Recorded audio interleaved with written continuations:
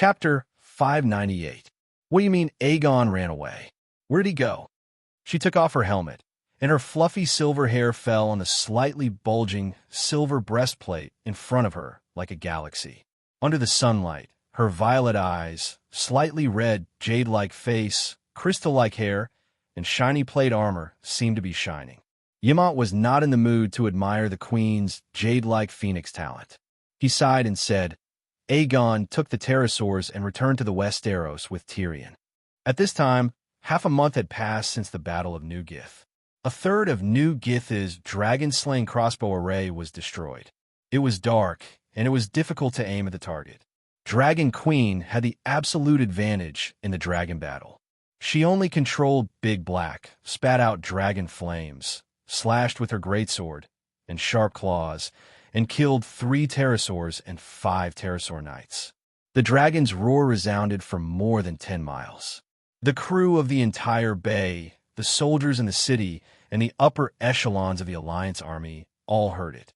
They heard the wounded howls of their pterosaurs and the sorrowful cries before death. The 38 dragons were like 38 trains at the highest speed colliding together, and the chaotic battle that followed was like a gang fight on the street with machetes. That night, the crew of the bay and the people of New Gith saw the dragon flames split open the dark starry sky like the sharp blades of gods, leaving behind an indelible bloody scar. That night, the direct collision between dragons was like the drumsticks of gods. The surface of New Gith Bay was like the skin of a drum, shaking violently, and the sound was like thunder. That night, scales fell like snow in the sky above New Gith City, and blood sprinkled like rain. In the night battle, both sides were unorganized, and the battle was abnormally fierce. However, Dragon Queen's 3 fire-breathing magic megalosaurus had too much of an advantage, especially Dragon Queen's ferocious flames. Every time she waved the long sword in her hand, a 40-meter-long flame blade would cut through the sky. The pterosaurs were grazed, and their skin and flesh were split open. When the dragon knights were hit, they would not be injured by the blade, but they would be roasted into bamboo, crispy meat wrapped in iron armor. After the incident, the little demon only gave one comment. The queen's fighting style made mortals despair. In the end, Dragon Queen won Dragon John that night with a score of 120. Well, Dany also lost a pterosaur. Even 2 dragon knights had died. One of the pterosaur died in battle, and the dragon knight fell to his death in the city square, creating a large pool of blood. The other dragon knight was crushed to death by the pterosaur's bite, like a mosquito that had its fill of blood being swatted to death on the thigh. The enemy had lost 14 dragons, while Dragon Queen had only captured 6. It was truly tragic. Long John obtained a complete victory, and Dany obtained complete control of the air.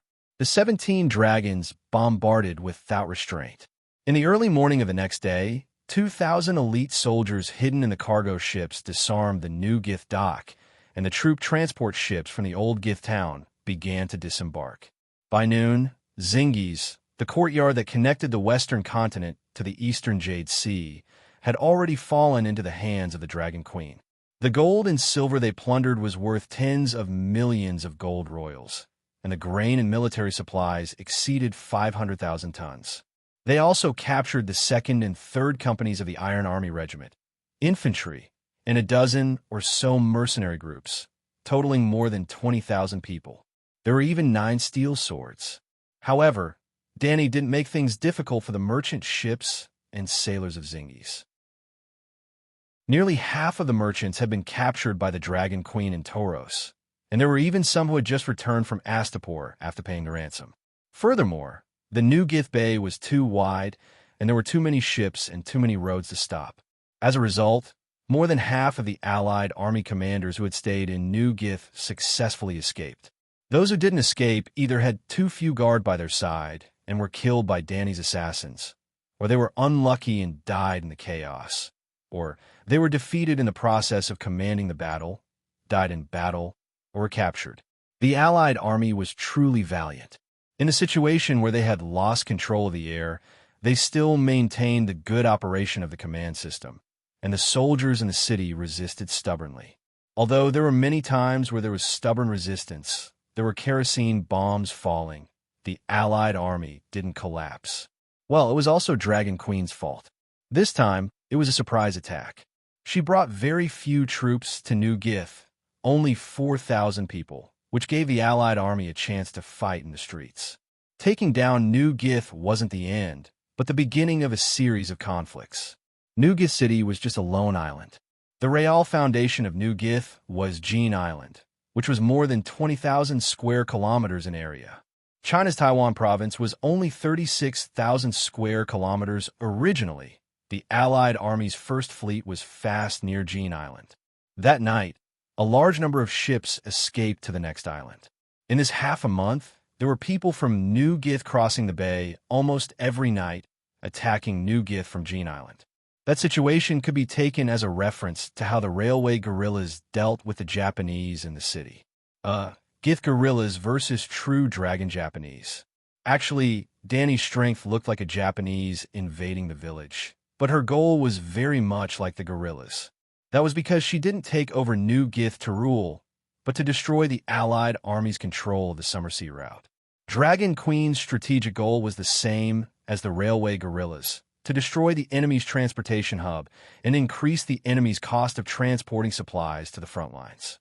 This scene was like the railway guerrillas taking down a crossroad in the 9 provinces. Not only did they want to blow up the railway, but they also wanted to defend that road. The railway guerrillas definitely wanted to defend a certain section of the railway and completely cut off the Japanese's transportation line. But they didn't have the strength. But Danny did.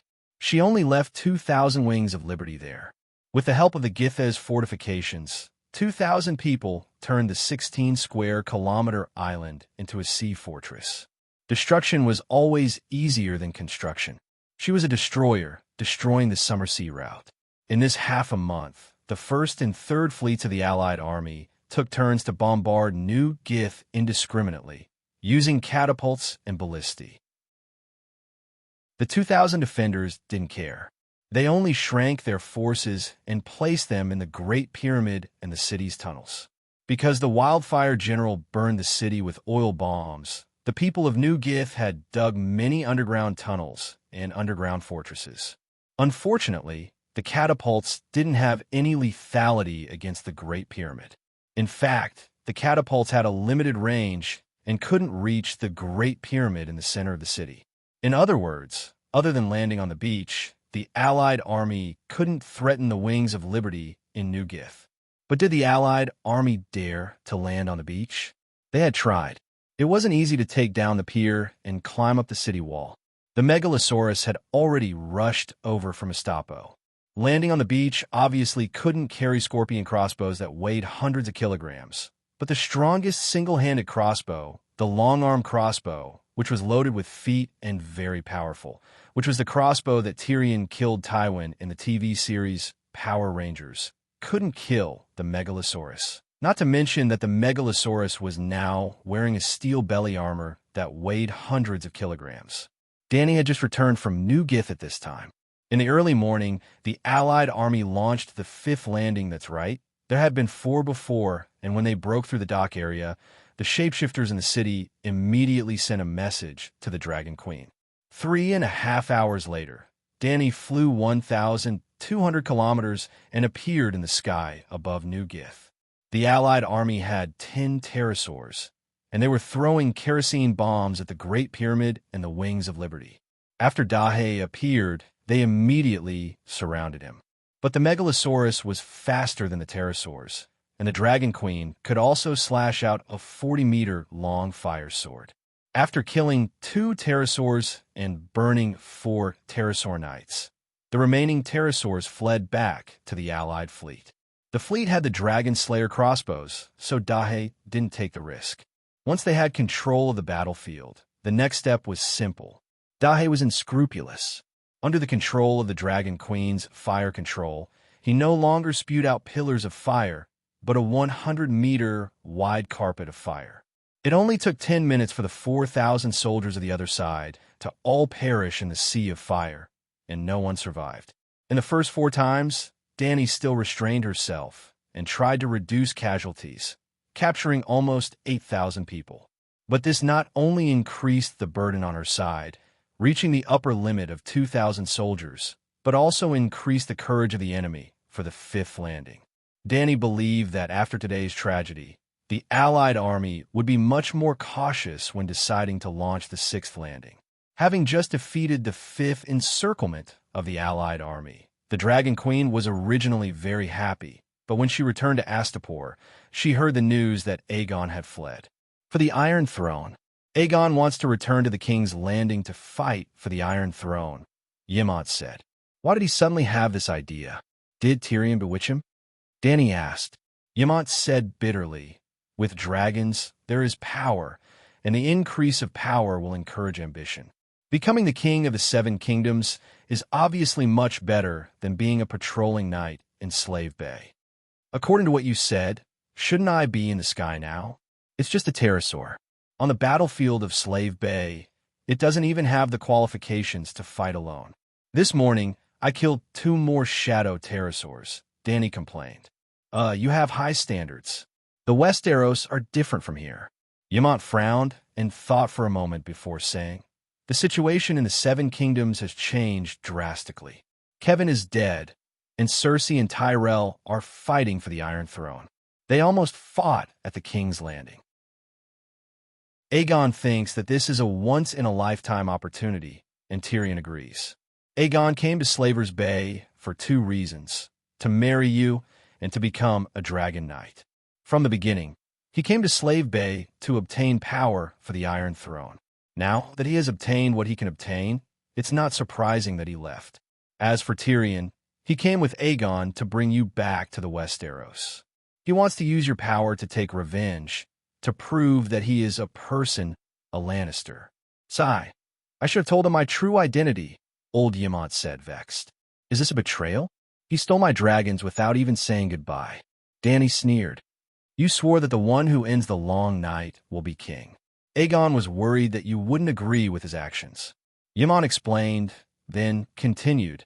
Aegon didn't betray you. He never swore loyalty to you, but Tyrion, the old man, smiled bitterly and sighed.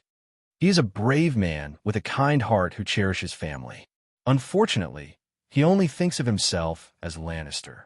You will probably never get his kindness and family.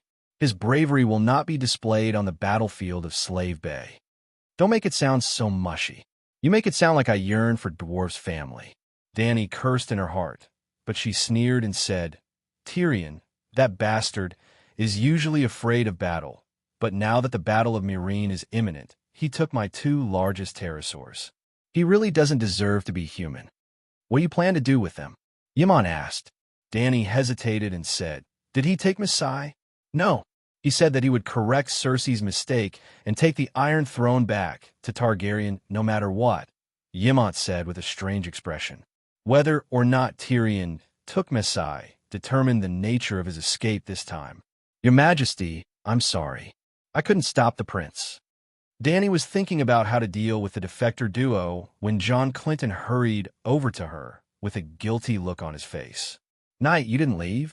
Dany asked in surprise. I'm your military advisor. How can I leave on the eve of the battle? The old man said seriously. Chapter 599. Your Majesty, even if you want to leave, you have to wait until you defeat the Alliance army and win the Battle of Meereen, Old Awkward said in a low voice. Look, this is a knight, a true knight. Only this kind of person is worthy of trust. What is Aegon thinking? You didn't go with him. So how can he obtain the loyalty of the nobles of the Seven Kingdoms? Dany asked doubtfully. The fight for the Iron Throne was not over just by taking down the King's Landing. You could ignore the wishes of the people, but you had to obtain the approval of the nobles, because the foundation of the king's rule was the nobles.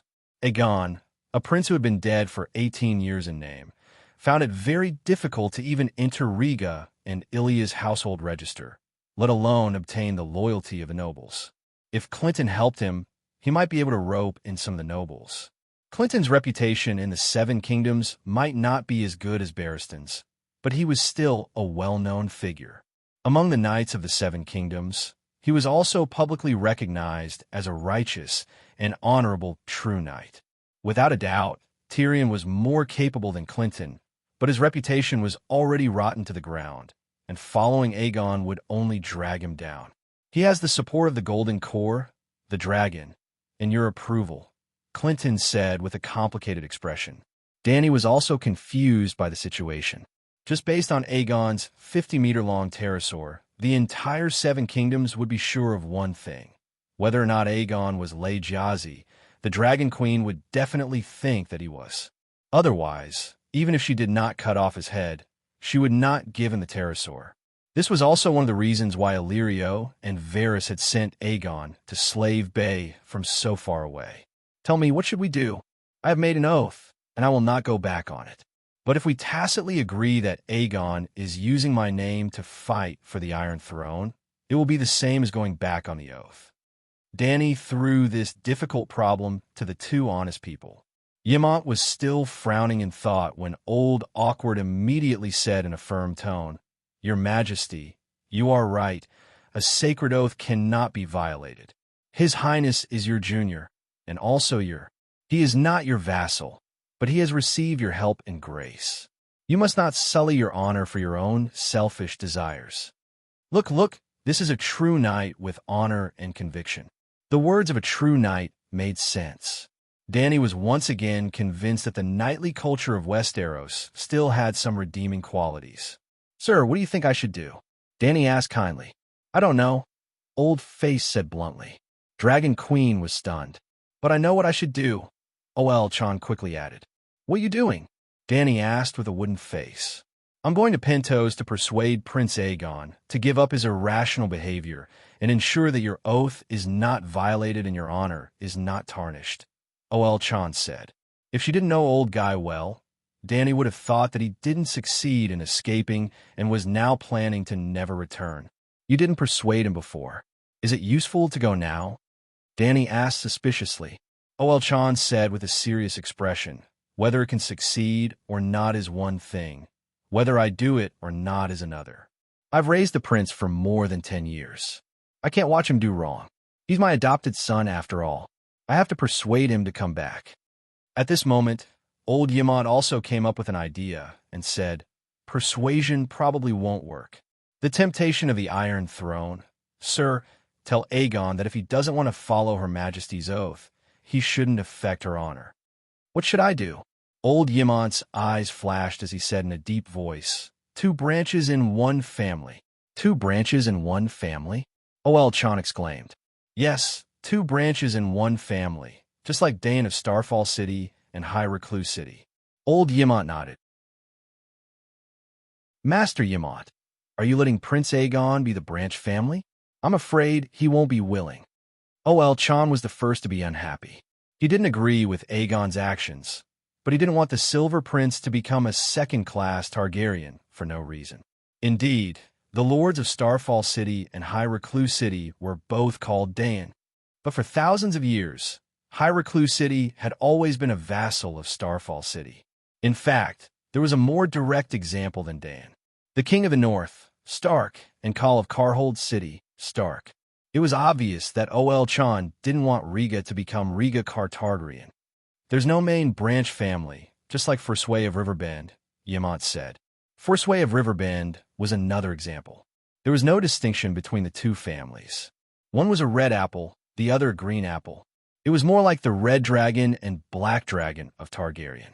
Well, after Aegon ran away, Ymont completely treated him as a black dragon. Whether Aegon was a descendant of Blackfyre or not, Ymont decided to treat him as a black dragon from now on.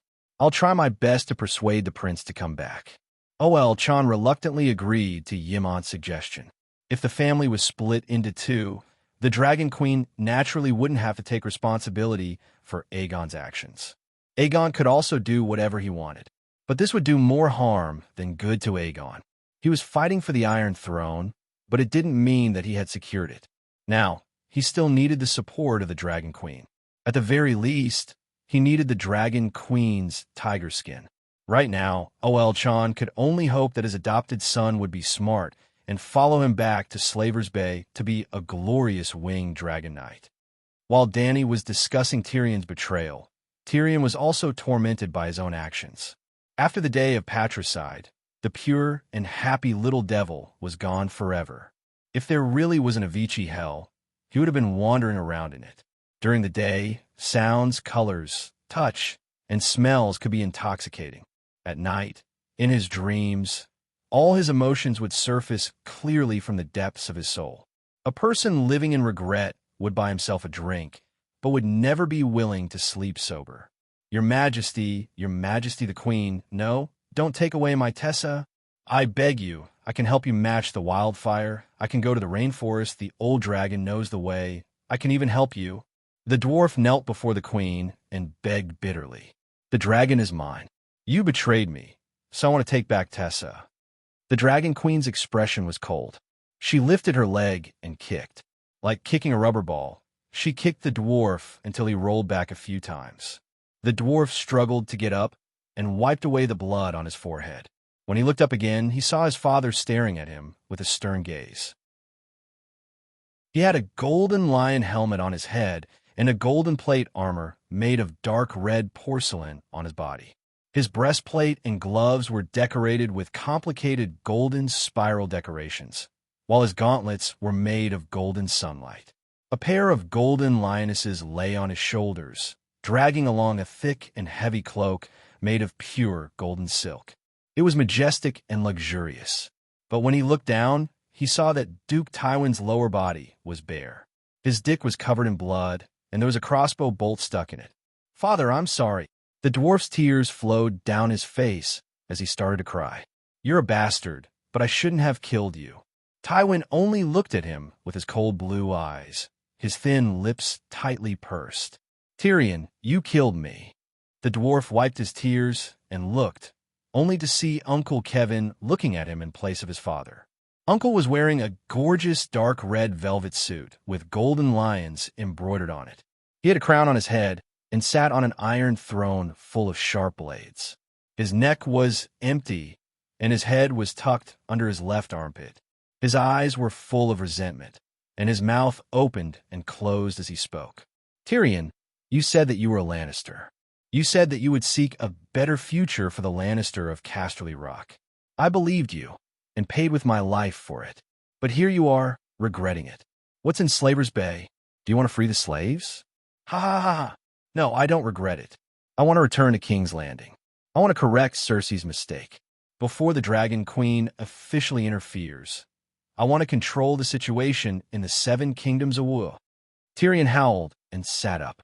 Before he could wake up, a furry head lifted from his crotch and said in a muffled voice, "Lord Dragon Knight, you're crazy." Tyrion looked around. He was in a luxurious palace-like room. The sea breeze blew in from the balcony, bringing him the sound of seagulls, the warmth of the sun, and the saltiness of the sea. And he was lying naked on a velvet bed. The mattress was so soft that he felt like he was wrapped in clouds. Perhaps it wasn't just the mattress, but also the dwarf looked at the golden-haired female slave who was working hard early in the morning and asked, "How am I crazy? Did I say something? You hugged me and did that thing. You called out Dragon Queen, Cersei and Jaime, and even Tywin and Kevin. Not only did you call her the queen, you even... Tywin is your father, right? Get lost," the dwarf said angrily. The female slave was very obedient. She got up and left. "Wait." The dwarf frowned. He looked at his hard as iron penis and shouted, "Come back." After he was done, Tyrion took a bath and staggered out of the bedroom. In the fountain garden in the backyard of the palace, he saw Aegon and Illyrio. The fat viceroy was sitting under a cherry tree, enjoying a jujube and glutinous rice cake. When he saw the dwarf, he immediately extended his hand, which was as thick as a carrot, and shouted, "Old friend, come and sit. I prepared a cherry pigeon pie for you. I wanted to discuss what to do with you personally, but I heard at the door... Sigh, it's good to be young. You've been busy until noon." The dwarf's ugly face was slightly red. He pointed at Aegon, who was shouting for the craftsman to paint the pterosaur by the pool, and asked, "What is the prince doing?" Tyrion shook his buttocks left and right to stabilize his body. The chair was too big for the dwarf. It was originally used to seat the fat viceroy's fat buttocks. The chair was wide and deep. The dwarf felt uncomfortable, as if he had come to a kingdom of giants. Didn't you see? Paint it black. The fat viceroy stroked the tip of his oiled yellow beard. I saw it. But why paint it? The dwarf moved his buttocks to the side of the armrest and sat on the chair like a soft couch. The fat viceroy frowned and then relaxed. He sighed and said, "The pterosaurs sound a few grades lower than the megalosaurus. Fortunately, Prince Aegon's Balerion is big enough and intimidating, but its scales are like the seaweed in a smelly lake. Think about it. Don't the Westeros commoners and nobles have more feelings for the black dragon?" The fat viceroy chuckled. So, even the name was changed? The dwarf lifted the tightly sealed bronze pot lid, picked up the pigeon pie inside, and chewed. The fat viceroy narrowed his eyes and inadvertently glanced at the stone sculpture in the middle of the pool. He said, "Obviously, Elia is far less fated than Balerion." There was a naked young swordsman sculpture in the middle of the marble pool. His body was lithe and his movements were agile. It was the fat viceroy when he was young. Yes, the current Roshan had a youthful period where he could rely on his looks to make a living. The dwarf chewed on the meat pie and muttered, "But Elia is obviously more favored by Uncle Dwayne. You called the prince back in advance and did not even inform the Dragon Queen in person. You have already greatly offended her. If you lose Dwayne's support." Chapter 600. That's right, Illyrio and Varys changed their plans again. The first time, their plan was simple. They wanted Robert to work hard until he became fat and weak and lost his ability to fight. They wanted the Seven Kingdoms to empty their treasuries and lose their strength. In the end, Littlefinger came in and killed the best foster father of the Seven Kingdoms, Jon Arryn. He exposed the secret that Robert's 3 children were not his own and started a war between lions and wolves. The second time, they planned to sell Dany and Rise in exchange for 20,000 roaring warriors from the Horse King and let Second Brotherway lead the way for the true dragon. In the end, Second Brotherway killed himself and Dany and Rise killed the Horse King. The third time, they planned to let the true dragon, Aegon, go to Slaver's Bay to find the Dragon Queen, marry her, tame the dragon, and return home together. In the end, the Dragon Queen did not care about them at all. The fourth time, they realized that the chess piece had become the player. Their plan was to follow the Dragon Queen's plan. Aegon tamed Blackie and survived the long winter while the Dragon Queen led thousands of troops to help her nephew seize the Iron Throne. In the end, Aegon tamed a pterosaur. Illyrio cursed in his heart, "Fuck, 10,000 times, and child, why are you so impatient 100,000 times?" If that was all, Illyrio and Varys would have just accepted it and continued to wait. However, 2 pieces of news came from Slaver's Bay and King's Landing, forcing them to change their plans. The first piece of news: Kevin and Pycelle were dead. Lannister and Tyrell, who were allies, turned against each other for the Iron Throne. King's Landing fell into chaos. The second piece of news: Aegon participated in the Battle of the New Gith Dragons. The death rate of the Pterosaur Knights in that battle was 215. It was terrifying. After the Battle of the Dragons, Prince Aegon also took on the task of patrolling the 3 cities of Slaver's Bay. Because the other side wanted revenge, there were even aerial battles in Meereen and Cayuan. Although Slave Bay's side won every time, there was no such thing as a complete victory in this world. Aegon's Ilya had a huge body and had been surrounded by several pterosaurs many times, but it had never succeeded. The Dragon Queen would not allow her side to be outnumbered. These 2 pieces of news could be summed up in 2 words: opportunity and crisis. In the Westeros, there was a once-in-a-lifetime opportunity to ascend to the Iron Throne. In Slaver's Bay, Aegon was in grave danger. The Battle of New Guise was just the beginning. One could imagine that the battle would only become more and more intense in the future. How could he let the true dragon, Aegon, die for the Dragon Queen? Illyrio did not hesitate to change his plans for the 4th time. We got everything we can get from Danny Rise. If we continue to stay in Slaves Bay, there will be assassins inside and enemies outside. The disadvantages outweigh the advantages. Varys also dragged his stump to express his agreement. Oh, Kevin's death was sudden and inexplicable. Varys had snuck into the secret passageway of the Red Keep to investigate how Cersei had assassinated Kevin. In the end, he had stepped on a trap that Tyrion had suggested, and Kevin had arranged for people to set up, breaking his left leg. In short, Varys and Illyrio both believed that Aegon should not continue to stay in Slavers Bay. Aegon received Illyrio's letter and agreed with his plan. To be honest, even without Illyrio's letter, he had planned to return to the Westeros after the Battle of Meereen to fight for the Iron Throne. Yes, Aegon was not completely heartless. During his time in Slavers Bay, he had repeatedly fought at the forefront for Aunt Dany's great cause. Knowing the significance of the Battle of Meereen, Aegon had wanted to delay his departure, but Tyrion changed his mind. The dwarf told him, when the Battle of Meereen ends, the chaos in the King's Landing will have subsided. Either my sister will suppress Tyrell, or Tyrell will control the King's Landing. Either way, you will face the pressure of half of the Westeros. Either you immediately return to the Westeros and seize this once-in-a-lifetime opportunity, or you stay in Slavers Bay until summer comes. Moreover, the Queen has 20 pterosaurs now. Without you and me, she will only lose 1/10 of her aerial strength. But Dragon Queen has 5 megalosaurus, so 20 pterosaurs is only 1/10 of her aerial strength. Thus, if we leave now, it will have little impact on her. For you, Prince, this opportunity will change your life. If there is a long night and you hide in Slavers Bay, you will definitely not be able to become a savior and have no fate with the Iron Throne. If there is no long night, when summer comes and the Dragon Queen helps you obtain the Iron Throne, you will only be Aegon chosen by my aunt to be king. Do you want to be Aegon the Conqueror or Aegon chosen by my aunt to be king? Of course, Aegon wanted to be Aegon the Conqueror. Even if my sister is useless and a pushover, the nobles of the Seven Kingdoms will definitely not stand by and do nothing when foreign enemies invade.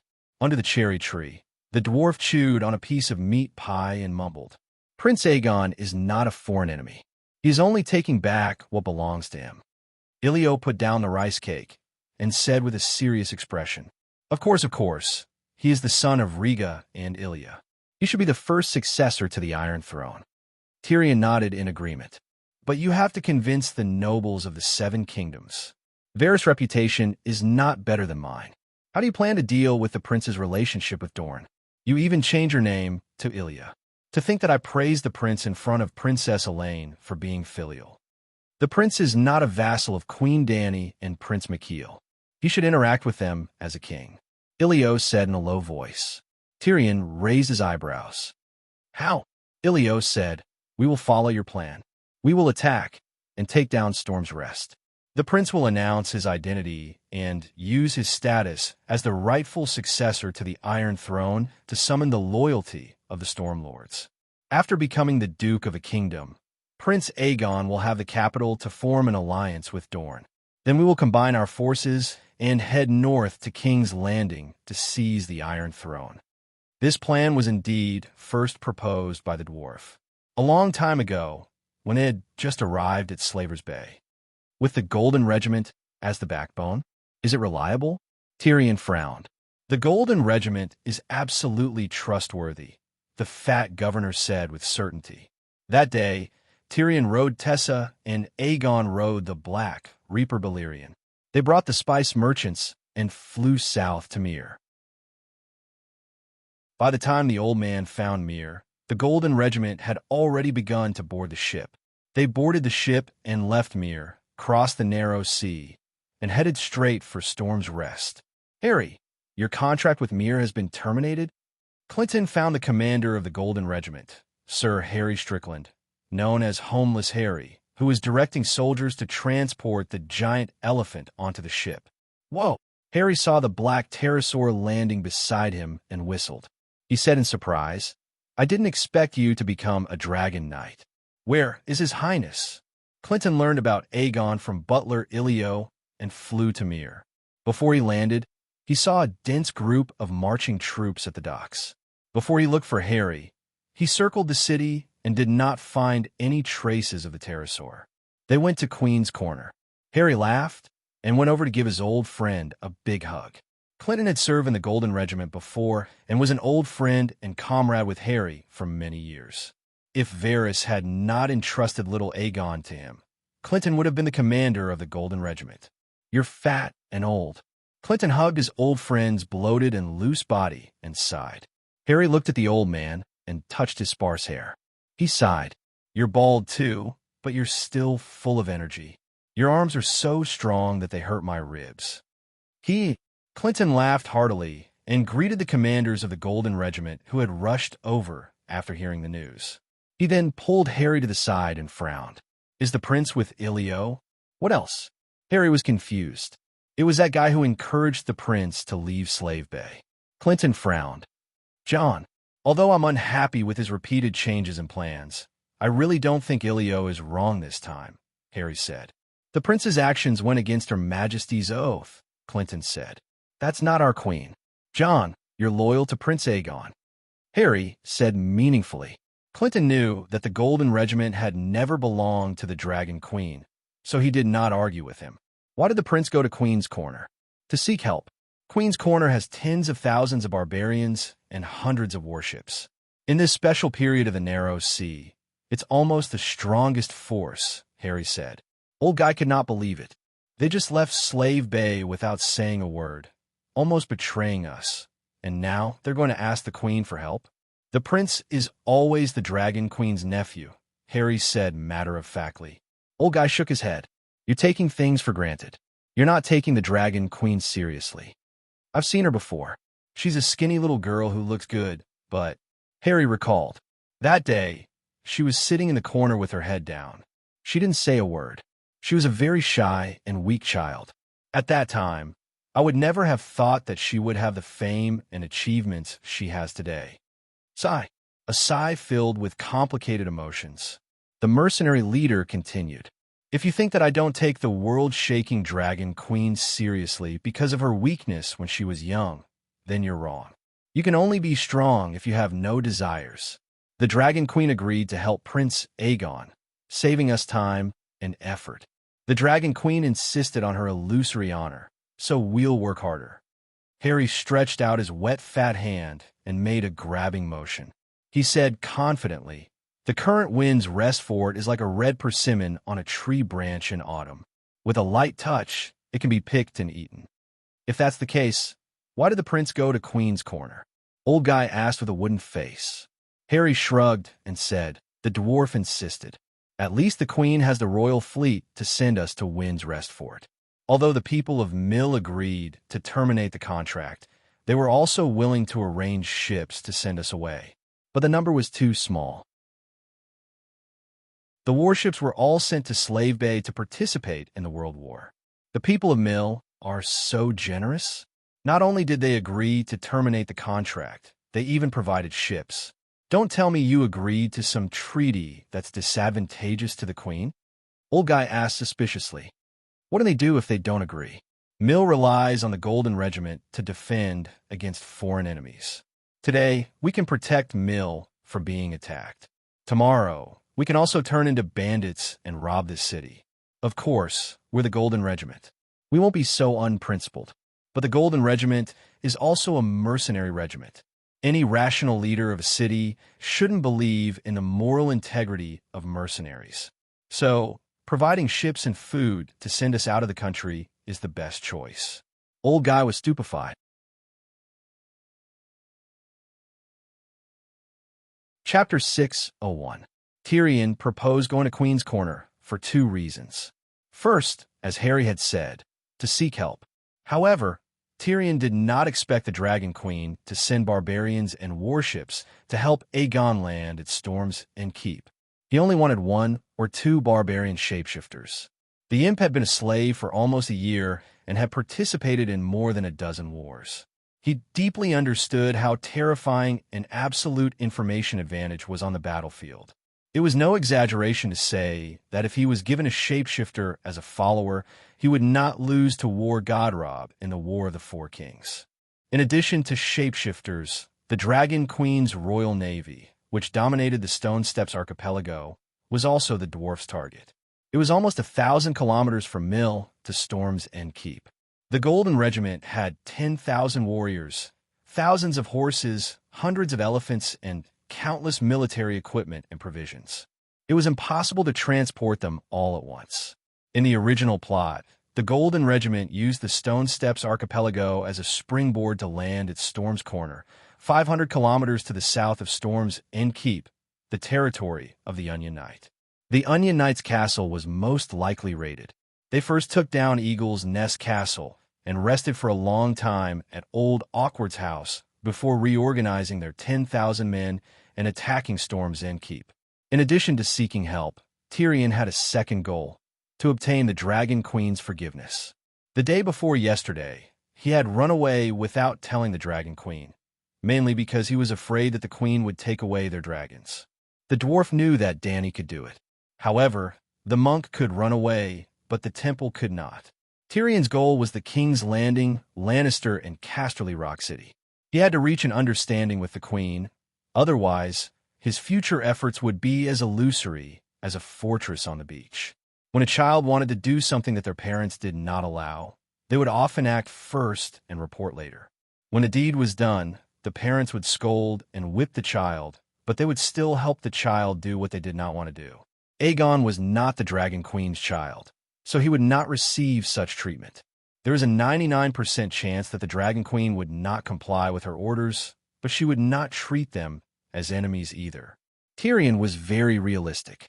He had never asked for the Dragon Queen's protection. As long as she did not treat him as an enemy, he would be satisfied. At the end of the day, Tyrion's goal had always been clear. He had committed an unforgivable crime, but he had to protect Casterly Rock from the coming storm. He didn't care about personal honor or loss at all. How should I put it? Tyrion had achieved half of his goal. Old Boar did not hesitate to reject Aegon's request to rent the shapeshifter and the ship, but he did not announce that he would deprive them of their dragons. Tyrion had watched the Magic Mirror livestream a few times and knew that Dragon Queen could definitely communicate with Barristan remotely. There was no doubt that the old knight's attitude basically expressed the Dragon Queen's will. Tyrion was a little disappointed that he did not receive help. He did not hear the Dragon Queen's scolding. While he breathed a sigh of relief, he also felt an inexplicable sense of loss. It seemed that his relationship with the Queen would never return to how it used to be. Their relationship could not be said to be good, but when he faced her, he was open and had no desires. He was neither servile nor overbearing. But now, sigh. When he met John Clinton at Mears Docks, Tyrion was still a little distracted. "Ah, Sarah, you're here too. Very good. We have the hand of the king." Illyrio's exaggerated laughter woke the dwarf up. "The hand of the king? Let the other ghosts bite off this fat merchant's mouth." When he and Aegon had just flown from Slave Bay to Pintos the day before yesterday, the fat viceroy had promised that he, Tyrion, would be the greatest hand of the king. But before Tyrion could mock him, he heard Clinton say solemnly, "I'm here to bring Prince Aegon back." "Back where?" Tyrion slid down from Tessa's fleshy wings and asked in confusion. "Back to Astapor." The old man looked straight into Aegon's drifting eyes and said word by word, "Prince, do you know how much criticism your actions will bring to the queen? She made an oath, and now you are using her name to break her oath. No righteous king would do such a thing." Illyrio used his hands full of sparkling rings to straighten his robes that were wrinkled from riding the dragon as he shouted, "This is a rare opportunity. The queen is the queen of Slave Bay, and the prince is the king of the Seven Kingdoms. It's the best of both worlds, so why not? Besides, when she made the oath, she did not know that Prince Aegon was still alive. That was then, and this is now. An oath is an oath. A knight will stake his life to protect his oath. The queen is a true knight, the Night King." The old man shook his head. "I'm also a knight." Aegon pursed his lips, no longer avoiding his gaze. He looked at his foster father and said, I will take responsibility for my own actions. I will not use her name to do things. She cannot represent me. My actions have nothing to do with her, and her oath has nothing to do with me. Once I take down Wind Rest Castle, I will announce this to the nobles of the Seven Kingdoms. One family, two branches? Tyrion raised his eyebrows. One family, two branches. Aegon frowned and thought for a moment, then nodded. Yes, one family, two branches. She is my aunt, and this will never change. But who said that my aunt and nephew will never be separated? The wrinkles between the old man's brows deepened, and a deep sense of fatigue assaulted him. But Aegon was the Silver Prince's son and also his foster son. No matter how tired he was, he had to force himself to stay alert. He looked at his foster son with sincerity and tried to persuade him. Your Highness, isn't it better to stay in Slave Bay and wait for winter pass? The Seven Kingdoms have just experienced the chaos of the Four Princes. The summer rations have yet to be harvested, and winter is already here. If we experience another great battle, how many people will die? What are the crimes of the common people? The reason why the Queen made such an oath was because she considered this point. One family, two branches, is very simple to protect her honor, but it would betray her selfless love for the people of the Seven Kingdoms. Old man, you're overthinking it. The Dragon Queen had this idea, but it was more of a troublesome excuse to avoid falling into the Westeros dung pit. But when Aegon heard this, he began to frown and think hard. His expression conflicted. He also felt that he should not let down his aunt's benevolence, but now that the arrow was knocked, it was too difficult to retreat. He looked at the dwarf with a pleading gaze. Tyrion touched his black nostrils and said with a gloomy expression, Sir Clinton, I do not deny that the Queen's decision is a great mercy to the people of the Seven Kingdoms. I also do not deny that the Seven Kingdoms will have an upheaval that will not lose to the War of the Four Princes. But the current situation is like two hooligans fighting, and the innocent passersby have already been killed. Then if a third or fourth hooligan joins in the fight, the dead passersby will not come back to life and die again. This analogy, Clinton was stupefied. Aegon said angrily, I'm not a hooligan. Ilio glared at the dwarf and said unhappily, His Highness is not a third hooligan. He will end the upheaval as an enforcer and bring eternal peace and true prosperity to the Westeros. Yes, my war to revive the Westeros will be the last war. After that, I will reduce taxes, recuperate, and help the refugees, Aegon hurriedly said. Your Highness, do not make promises beyond your ability. That will make the nobles of the Seven Kingdoms think you are frivolous and unreliable. The dwarf could not help but perform his duty as the hand of the king admonishing the emperor. I'm not boasting, Aegon said with a red face. How will you help the people? Didn't my aunt use 50 million gold royals and 10 million gold royals worth of jewelry to buy 10 million tons of food? Since Slave Bay does not lack food, why not use it to help the refugees of the Seven Kingdoms? Aegon said, Your Highness is so benevolent. Ilio immediately praised with a smile. The dwarf's cheek muscles twitched a few times and asked, Do you know the Queen's true purpose in buying food for 60 million gold royals? It's definitely to save people. I'm not eating it for myself. Anne is so kind and treats me so well. She won't refuse a request that does not go against her principles. Aegon vowed solemnly, his eyes full of confidence. Sigh, with her attitude towards gold, 60 million gold royals should be to save people. But her method of saving people is different from what you think. Right now, the Ursos continent is growing food, right? The last sentence was asked while looking at Ilio. The fat merchant frowned and said, I also received some orders from the Bravosi. Tyrion nodded and said with more certainty, The Queen only needs the world to produce more food. She doesn't have to gather all the food in her hands. What do you mean? Aegon asked blankly. In other words, if the night comes, the Queen will not be able to harvest a single grain of wheat. So, Your Highness, please do not promise anything related to food to the people of the Seven Kingdoms. The dwarf spread out his hands. Then we should take care of ourselves first. I can bear the food of the Golden Regiment, Ilio said. Seeing that there was no turning back, Clinton sighed and said, if that's the case, I'll be leaving. Hey, knight, you are the king's hand of the prince. Where are you going? Ilio hurriedly pulled the old man back. When the Battle of Serene is over, I'll come back to help the prince. After the old man left, the dwarf said with a wooden face, Clinton is the king's hand. What about me? Knight is my foster father. Aegon said hesitantly. My friend. Ilio placed his fat right hand on Tyrion's shoulder and advised softly, you should know that a righteous and noble hand of the king is easier to attract people's hearts. Tyrion's ugly face contorted. For the first time, he had a trace of doubt about his decision to take this risk. While Aegon was leading the Golden Regiment west across the narrow sea, Dragon Queen was busy dealing with the increasing number of armed conflicts. The old man had only been back in Astapor for a day before he volunteered to go to the rainforest to find the way. Prince Aegon is my foster son. His actions of taking 2 dragons increased the difficulty of air defense at Slaves Bay. I cannot correct his mistakes, but I must compensate him for the losses caused by his mistakes. That was what the old man said to the Dragon Queen. Dany saw his determined expression, and she did need more pterodactyls, so she agreed to his request. On the second day after the old man left, the Dragon Queen began to consider feigning an attack on the Dothraki Khalasar. She ambushed New Gith, sealed off the Strait of the Maiden of Liberty, and burned the slavers and mercenaries from Biasabad along the Raza River. Yes, the kingdom of the descendants of Hair Cologne, established 8,000 years ago, was destroyed by the Zebra people.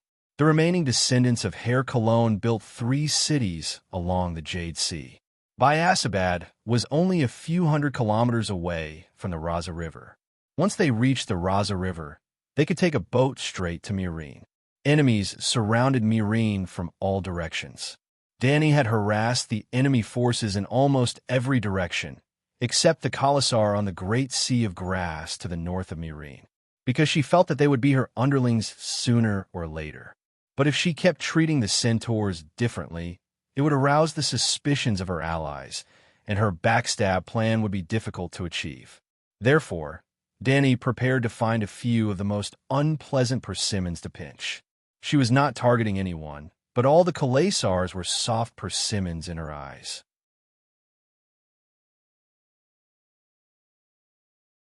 Chapter 602. Just as Dany was preparing to take action against the centaurs in the northern plains, Jon came looking for her. Yep, little Jon. In the study, Dany looked at the young man in the mirror with a complicated expression. She lamented, looks like you've gained more than I expected. In just a few days, your magic power has increased by several folds. You didn't need anyone's help and connected to my magic network with your own strength. Yep, Jon didn't use Aunt May's help to contact her this time. Jon held a glass candle in his hand, like an experienced wizard, using the magic crystal tower on Dragonstone Island as a signal relay station to connect to Dany's magic mirror across thousands of miles. It's all thanks to Her Majesty's help.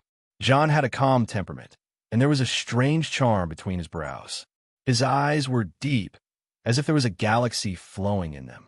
Facing the powerful Dragon Queen, he didn't have his previous cautiousness and cautiousness. His expression was calm and at ease, but he didn't lose his manners. Dany wanted to ask him what he had gained, but she knew without guessing that the other party wouldn't answer such a personal question or give her a nonsensical answer. Where did you get your glass candle? She asked a simple question. I took a section of the dragon crystal weapon you sent to the Great Wall and cast it into a glass candle. Oh, where did you learn how to make glass candles? The main material of glass candles was the dragon crystal, but it wasn't enough to elongate the dragon crystal into the shape of a candle. It involved high-level magical knowledge that ordinary mages wouldn't be able to come into contact with. For example, Dany didn't know how to make glass candles before she went to the cellar of the City of Knowledge to read Magic Network. Melisandre taught me. She's basically my magic mentor now. She believes that I'm the child of prophecy and taught me everything she knows. Jon said with a complicated tone, Damn, it's really the treatment of the child of prophecy. The people in this world were much luckier than the guy in Game of Thrones. If she didn't know about Aunt May's ability, Dany would have suspected that Bran had cast the Green Prophet's whisper on the red-robed woman. "Why are you looking for me today?" Dany asked. "I've met the people from the Iron Treasury. They've agreed to provide me with a loan service. With the northern region's taxes and minerals as collateral, the loan amount is almost unlimited. Therefore, I want to get some of the provisions from the Great Wall in advance," Jon said. "So fast." The Iron Treasury just happened to send His Excellency Taichu Nestos to Eastwatch. I met him there. Taichu. Dany was even more surprised. "Is it that long-legged, long-faced, long-bearded man, Tai Chu, who wears a long hat? Your Majesty has seen him before," Jon asked in surprise. "That guy really has long legs. He was still in Astapor a month ago. What is he doing in the East Sea?" This. Jon hesitated. He did not know if he should reveal the secret of the Iron Treasury. "Why, does it have something to do with me?" "Duke Stark, you have something to ask of me." Dany raised her eyebrows. Jon shook his head and smiled bitterly. "It does have something to do with you, but mainly—" "Forget it. You can find out if you want to. I won't hide it for Stannis. The Iron Treasury plans to provide him with financial support, but when he takes the Iron Throne, he has to pay back all the debts owed by the Iron Throne." Dany was stunned for a moment before she said in a strange tone, "Stannis is already so weak, yet he can still make a comeback. P.S. Did he agree?" "Of course." Jon nodded. "For the sake of the Iron Throne, he can even agree to such humiliating terms." "I overestimated him." Dany sneered. "Your Majesty, it's not an unfair agreement." Jon knew the inside story and decided to speak up for Erlu. The Iron Throne's debt to the Iron Treasury was all borrowed by King Robert. As his brother's successor, Stannis has no reason not to pay back the debt. That's true. Dany was surprised. During the Mad King's reign, the Iron Throne was profitable with Tywin's help. After the War of the Usurpers, the Treasury accumulated millions of gold royals. Not only did they not owe the Iron Treasury money, but they also had a large amount of savings. After Robert's death, Cersei was on the Iron Treasury's list of losers because she was unwilling to pay back the interest. Not to mention borrowing money, the Iron Treasury was even funding Erlu to mess with her. So, the Iron Throne's debt was Robert's fault. If Erlu wanted to inherit his brother's throne, he had to fill the hole he left behind. But, in the end, the wool came from the sheep. The king only knew how to cut the wool of others. If Erlu really took the Iron Throne in the future, the people of the Seven Kingdoms would be the ones to pay back the debt. Has the new Commander-in-Chief been chosen? I said at the wall that as long as the Commander-in-Chief agrees, I will have no objections, Dany said. The Commander-in-Chief is Sir Alliser Thorne. At this moment, Jon's pale face twisted slightly. His tone had a strange mixture of disgust and frustration. He said that he will listen to everything you say. If you say he will lend it, he will lend it. If you don't, the Night Watchman will never lend it to you. Dany's mouth began to twitch. I said that the Commander-in-Chief of the Night Watchman is a very important position. You don't have to care about my face. The position of Commander-in-Chief of the Night Watchman was very important, but it was difficult to get anything out of it. Even if a trusted member of the Dragon family was chosen as the Commander-in-Chief, it would only make it easier for the Dragon Queen to ask for money and food. Jon's pale face twisted even more. He was chosen based on his qualifications. It has nothing to do with you. Isn't he very foul-mouthed and disliked by the Night Watchman? Dany was puzzled. Sigh, he joined the Suicide Squad, hunted down the Deviants, and even stopped the Weeper's attack on Eastwatch. He helped tens of thousands of savages leave the Great Wall. Jon's expression was helpless. When the Dragon Queen was at the wall, in order to show that she was fair and just, every time there was an adventure mission, she would definitely choose a trusted member of the Dragon faction. After escaping death several times, Sir Alliser suddenly realized, holy shit, I've done so much. Last time, when Jon killed Janoslant, he even sent Alliser to Eastwatch, nominally because he was more suitable to manage the savages of the Great Wall. Indeed, Alliser was a trusted member of the Dragon Queen. Mans Red and the other captains of the savages were very cooperative with him. When he arrived at Eastwatch, Alistair was like a dragon in the sea. Everything went according to his wishes, and he performed miraculous deeds. First, as the hub of communication between the savages and the Dragon Queen, he gained the support of some of the night watchmen, who were originally savages.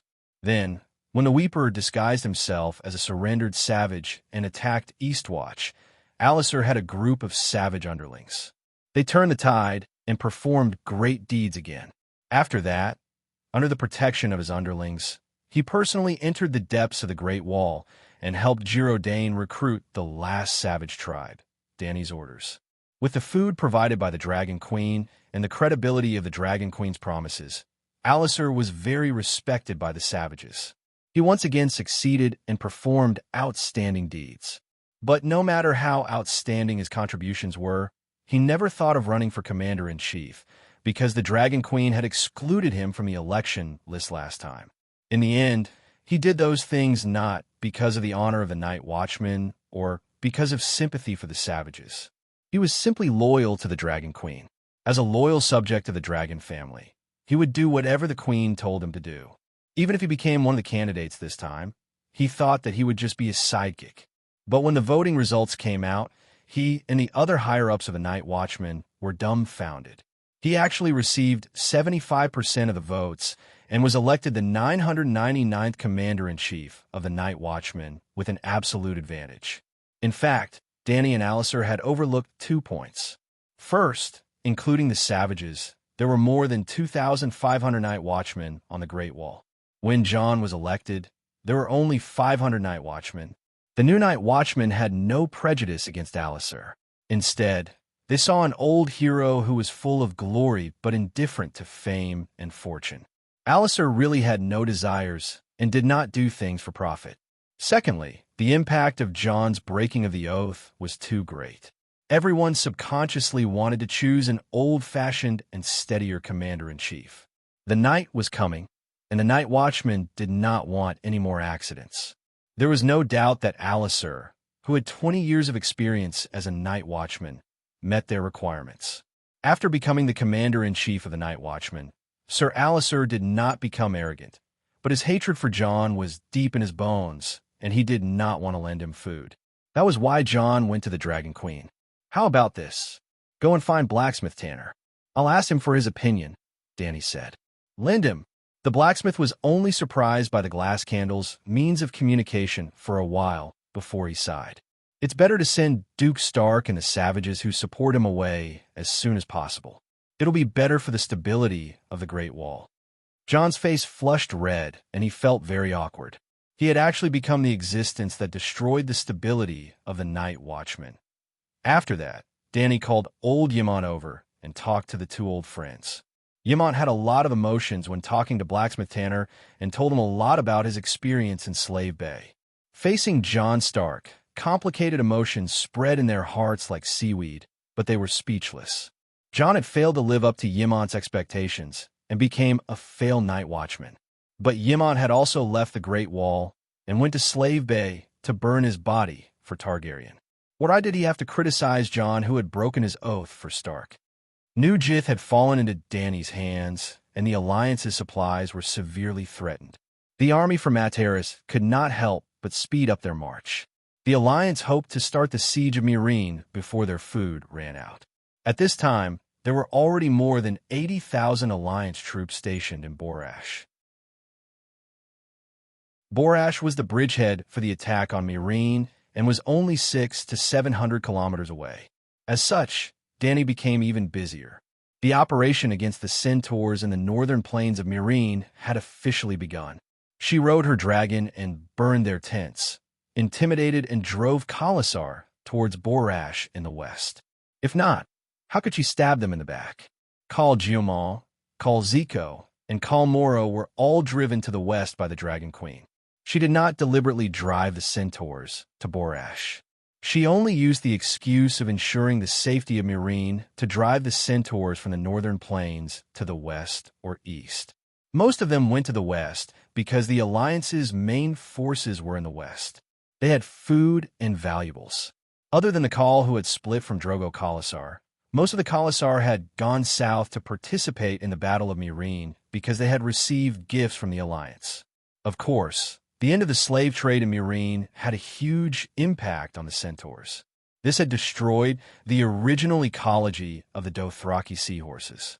The Centaurs could no longer exchange the defeated captives for supplies. While increasing the cost of war and survival, it also made the captives worthless and could only be killed. But the Centaurs were stupid and could not think of this at this time. They were purely doing it for profit or revenge. Just as the Dragon Queen was attacking the enemies coming from all directions with Meereen as the center, the shapeshifters reported to her two pieces of mixed news. First, there was a blood plague in Borash. Dany was overjoyed.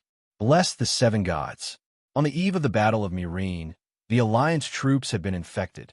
Second, Khal Jocko, whom the Dragon Queen had been looking for, had finally been found. His Khalasar was stationed in the plains 20 kilometers northeast of Borash. In theory, this was good news. Dany could finally bring her cheap son back. But when the two pieces of news were put together, it was a trap.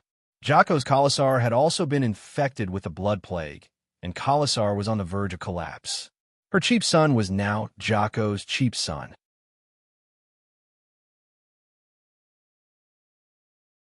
Chapter 603. The blood plague was a highly contagious plague. The infected would have high fever, intestinal bleeding, diarrhea, and other symptoms. The way of transmission and symptoms were similar to the flu, which didn't sound serious. However, in this era where medical standards were still stuck at leeches sucking blood, the blood plague surpassed the Gray Plague and became the most notorious infectious disease. There was no cure for the blood plague and the Gray Plague. The mortality rate of the Gray Plague was almost 100%, while the blood plague only had a quarter. However, the blood plague was more contagious. It could spread silently through the air and was more likely to appear at the source of the plague. For example, the King's Landing's Stinky Bay slums often had the blood plague. It was sad to say that.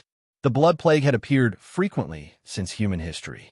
Before the first long night, the blood plague had already appeared before the ancestors had crossed the Dornarm and entered Westeros. However, after more than 10,000 years, humans still hadn't invented an effective treatment. They could only prevent the disease from occurring. Or, if they did, the patients would endure the disease. The blood plague wasn't as rare as the Gray Plague.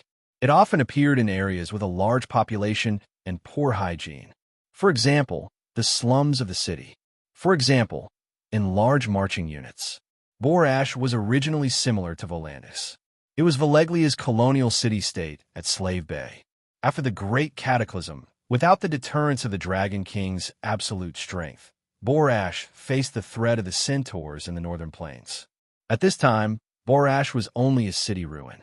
There was no sewer system or street garbage collection system.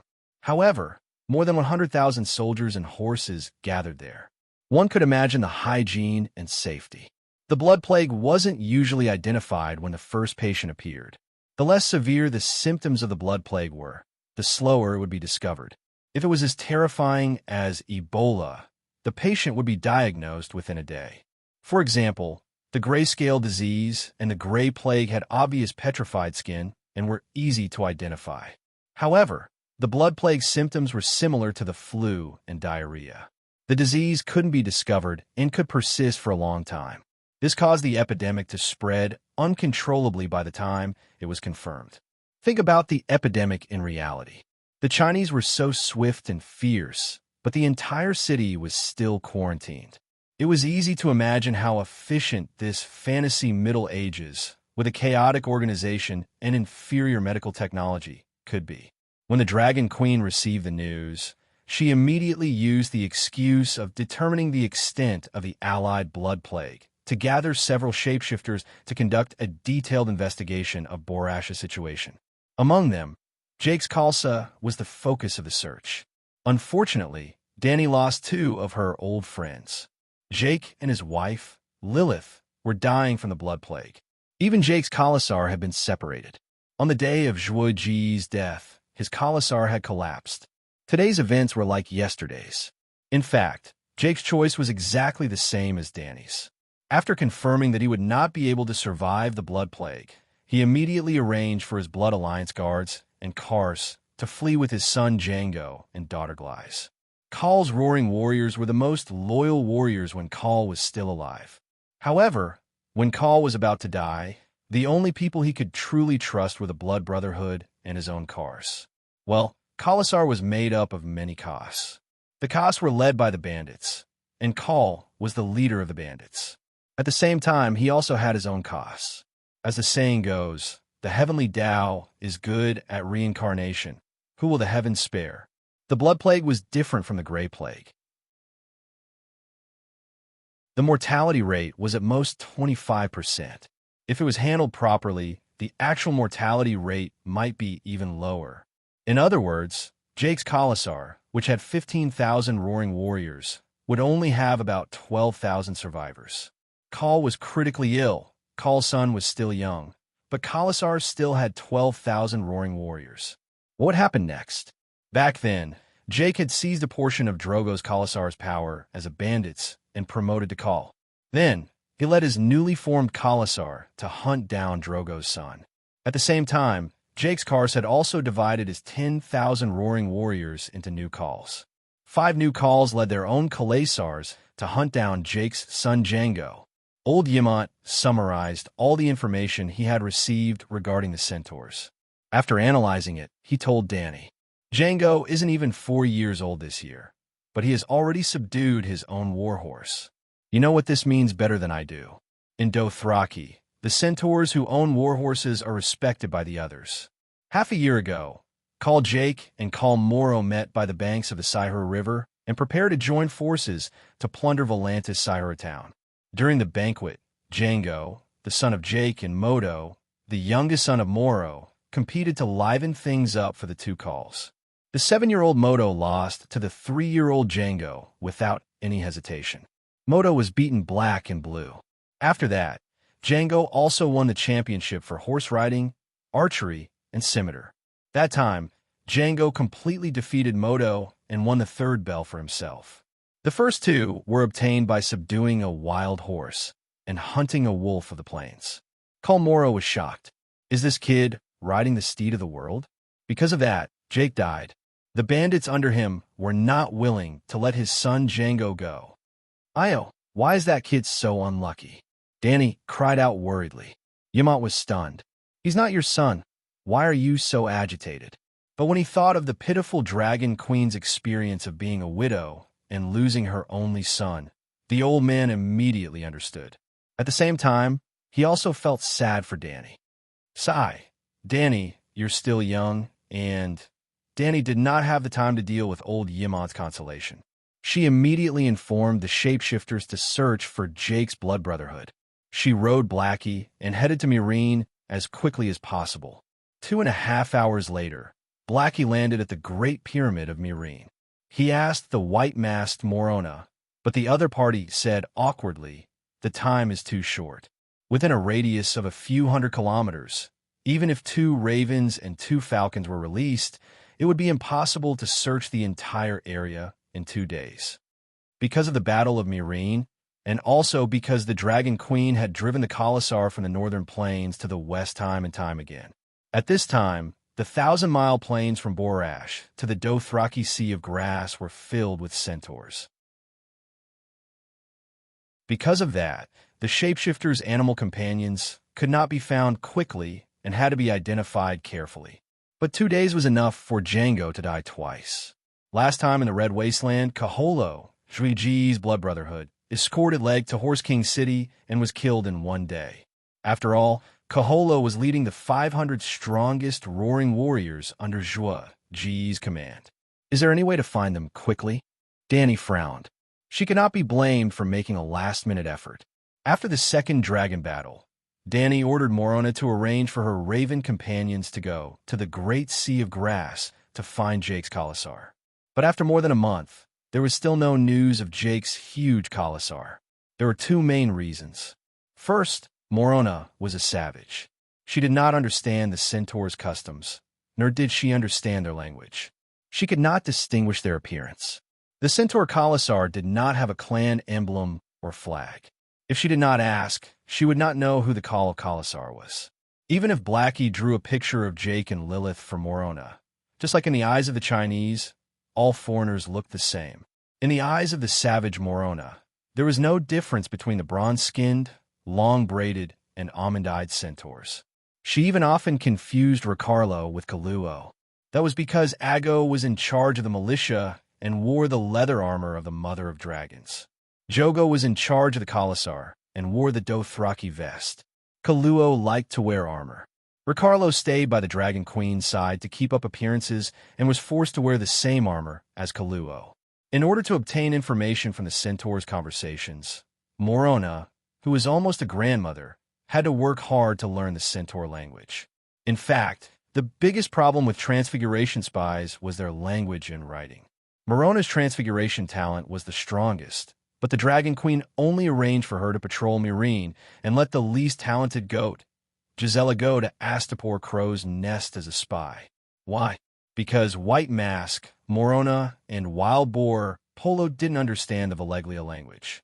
Morona could speak the ancient language, while Polo could only speak the common language of Westeros. On the other hand, Goat, Gisela often used goats to haul goods and trade with Braavosi merchants. She learned arithmetic, writing, and Braavosi language, the local Valeglia language, just like Mandarin with a Sichuan accent. In order to make the Transfiguration spies more effective, Dany even arranged for scholars to organize a literacy training class. That was off topic. Other than language and face blindness, which slowed down Morona's search, it was also because Jake had been avoiding the Dragon Queen. Others didn't know, but how could Jake not know how deep his blood feud with the Dragon Queen was? He had personally beheaded the Dragon Queen's son, strung his head on a stalk, and brought it in front of her to provoke her. Of course, Jake had to participate in the Battle of Meereen and use the power of the Alliance to eliminate the Dragon Queen. But before the battle, he had to avoid the Dragon Queen. Your Majesty, why are you looking for Jake's Blood Oath Guard? Jake is already dead. Even if the Blood Oath Guard managed to escape this time, he would still commit suicide. Since Khal is dead, the Blood Oath Guard won't live alone. Morona was confused. I swore to kill Mago with my own hands to avenge my maid Aloy. Dany said, Mago, who is that? Morona was confused. Centaurs like to call this hag Jorgo Jango leg Drogo Mago. The barbarian spearwoman's head was about to explode. Sigh, it's a bit complicated. You can ask Sir Mormont or my Blood Oath Guard. Dany was anxious and didn't want to waste any more time. She waved her hand and prepared to leave. At this moment, she didn't expect Morona to provide any help or advice. Unexpectedly, the barbarian spearwoman was still thinking about the Queen's previous question. Actually, prophecies are the fastest, Morona said. Dany stopped and turned back in surprise. You can prophesy? I can, but this isn't the territory of the old gods. It's useless. Slave Bay believes in the 7 gods. Your Majesty, you can pray to the 7 gods. Morona said, bring some people and continue to search. Dany climbed on a Blackie's back with a dark face. But just as she faced the midday sun and rose into the sky, a distant memory came to her mind in a flash. The house of memories that had been eroded by time opened its door to Dany again. It was in Queers, in the undying temple that froze the river of time. She met many doors. When she opened them, she saw many things that happened in the past, present, and future. She saw the Mad King ordering the burning of the King's Landing. She saw Rob's sad eyes and the bloody wedding. She saw 4 rats surrounding a beautiful woman called Westeros and violently violating her. She once opened a strange door. It wasn't a door, but a simple old cowhide curtain. Chapter 54. She opened the curtain and saw a vast grassland, the Dothraki Sea. A silver ribbon-like river meandered past. A tall horse carried 2 children along the river bank. Bless the 7 gods, that's Leg, and Lilith's daughter, Glyze. Dany suddenly realized.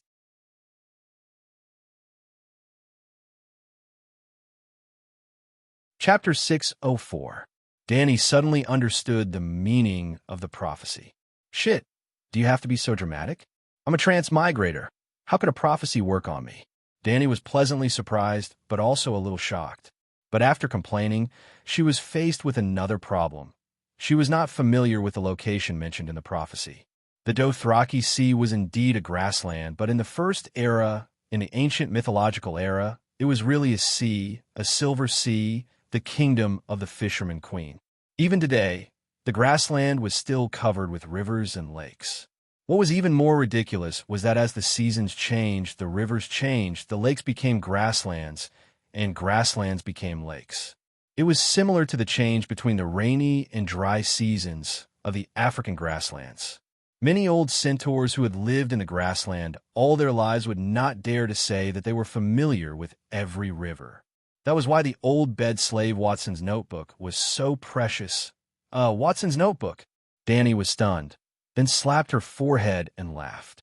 You're really riding a donkey looking for a donkey. When Danny had just transmigrated, when she led her little cash tribe through the red wastelands, she had sent an old Volantis man to the horse god's night kingdom, according to the centaur custom. He was originally a bed slave, but later on, he had a mixed blood centaur with a centaur woman, Blue Eyes Hag. Blue Eyes Hag's experience was legendary. Not only did he become a call, but he also had the ambition to unify the Dothraki Sea. For his son's ambition, Watson began to draw the terrain of the Dothraki Sea once a year. Even though Blue Eyes Hag died before his ambition was realized, and Watson himself became Drogo's slave, he could not give up on his dream. It took Watson 60 years to figure out the pattern of the Dothraki Sea's rivers and pastures. Even the cities that the centaurs of the Ursos continent passed by, such as the 3 cities of Slaver's Bay, the towns along the Lone River, Pintos, Mere, and other coastal cities, their customs, history, culture, city defense, and ruling families were all recorded. The cover was as big as an A4 paper and as thick as a chinois dictionary. Other than the 12 types of spring cry that belonged to his old profession, everything else was to help the centaurs conquer the world. When a notebook fell into the hands of Danny, who had changed her core, it helped her understand this world better. Now, her cheap son might have to rely on that notebook to save his life. While sending a message to Xiao Gu, the Blood Alliance guard, Danny took out a large piece of dragon paper and shared her memory with Dahe, with the black dragon spirit. Dahe drew on the paper with its claws that were thicker than Danny's waist. Well, a dragon meat printer was also Dahe's first profession. Of Danny's 3 blood riders, Agu was mature and steady, holding the position of commander of the militia. He had been a Marine managing nearly 100,000 guys prisoners. Ricarlo's talent was mediocre, but his appearance was dignified, and he was skilled in both swords and arrows. He stayed by Danny's side to keep up appearances. Jogo was adept at leading the centaur tribe. He had once led the centaurs to roam between Meereen and Borash. Now that he had returned to Meereen, the centaurs under his command attacked the spies infiltrating Meereen in the form of roaming cavalry. Summoned by Khaleesi, Xiao Gu quickly rushed to the top garden of the Great Pyramid. At this time, Dahe's sketch was not completed yet. Khaleesi, you were looking for me? Seeing that he was wearing a brown Dothraki vest, Danny could not help but frown, saying, Why aren't you wearing chainmail? Khaleesi, I don't need to go out of the city to patrol today. I'll stay in Meereen, Jogo said. John Bolton and the Wildfire General did not leave the city either. Weren't they also assassinated? From now on, you can't take off your armor when you eat or sleep, Danny said sternly. Knowing that Jogo did not like to wear plate armor, she had specially asked the blacksmith Tobu to forge a set of tile steel chainmail for him. Because it was made of tile steel, the steel wires used to weave the chainmail were very thin and sparse. It was only 25 kilograms in total, very light. Perhaps it could not withstand crushing damage, but it was almost immune to ordinary arrows and sword slashes. Okay, Jogo nodded in agreement. At this time, Dahe had drawn most of the river. There were no characters, only the river, grassland, hills, and other landscapes under the wide-angle lens. Look, do you know where it is? Danny pointed to the ground with her mouth. The part of the map of the Dothraki Sea in Watson's diary was mainly studied by Jogo, because he needed to lead thousands of roaring warriors to roam outside. With just a glance, Jogo immediately nodded, saying, "I've never been there, but I've seen this place on the map. It's about 800 kilometers northwest of Meereen." 3 hours later, Dany saw the river in the prophecy. Jogo's eyesight and memory were very good. That place was exactly the same as the scene Dany saw in the Immortal Palace 3 years ago. The sun set in the west, and the open grassland was bathed in a layer of golden-red mist. The river water tinkled, and the brocade-like surface of the river undulated with a layer of slight ripples, like the bright eyes of a naughty child. Slap! Jogo slapped the nth bug that landed on his face, and asked for the nth time, "Calixi, what are we doing?" Dahe walked through the golden-red sunset, and Dany sat cross-legged on the grass beside the river, her eyes slightly narrowed and her expression calm. "Wait, it's not dark yet. It's not time yet." Dany looked as calm as an old dog, but her heart was beating like a drum. She did not see anyone, and for a moment she suspected that she had overthought and misunderstood the prophecy. But inexplicably, she felt that she could wait for the person she wanted to see here. This feeling had also appeared in the Immortal Palace. At that time, she had an impulse to lift the cowhide curtain. She decided to trust her intuition. Of course, Dany was not someone who would resign herself to fate. She meditated in the clear river green, but Dahe was flying in the sky, searching for traces of centaurs in the direction of Borash. The last rays of the sun fell below the western horizon, and a waning moon cast a faint silver glow on the river. Dany, who had her eyes closed, finally opened her eyes and smiled. Magoo was a typical centaur, cruel, brave, bloodthirsty, unafraid of death, loyal and fearless. He was about the same age as Jogo and Ricarlo, and had similar life experiences at least the first half of their lives. They had all been subordinates of other Khalasar, and King Drogo had defeated their Khalasar. He had chosen brave youths and healthy girls from the captives to supplement his Khalasar, and the rest of the centaurs had either been reduced to slaves or bought into slave bay. Jogo, Ricarlo, Jiki, Eerie, and the other youths had easily accepted their fates. They did not hold a grudge against Drogo for destroying their Khalasar, or the current Khalasar. This was a centaur custom, and everyone knew it. It was a rule of the Dothraki Sea, as natural as the seasons. But Jogo, Quero, and the others had followed Khaleesi, becoming her Kars. Magoo had been assigned to Jocko's Kars. Their fates had diverged in that moment. After taking down the town of the shepherds, Magoo had captured a beautiful young shepherdess, and he had ridden her happily. Then Khaleesi had come. She had taken the spoils from him. This was a great insult to the centaurs. Everyone knew that even the Khal could not take a centaur's spoils of war. After the Khal's death, Magoo finally had a chance for revenge. He had fought bravely, following Jocko's call to intercept and take away Kaholo, who was riding the world's steed. He had dealt the final blow to Bloodguard Kaholo. Because of his bravery, Jocko had promoted him to Bloodguard, and he had reached the pinnacle of his life. He had made a bet with his call that the cowardly women of the Sunset Kingdom would cry at the sight of a child's head on a stalk. He had lost the bet, but he had taken back his spoils from the woman. Now, he could not even remember what the young shepherdess looked like, but he would not forget the pleasure of riding her again until the moment of his death. He still wanted to see the woman's enraged expression and call for her companions to ride with her. Unfortunately, the woman did not get angry. She only swore softly that she would take his head one day. Magoo found it rather boring.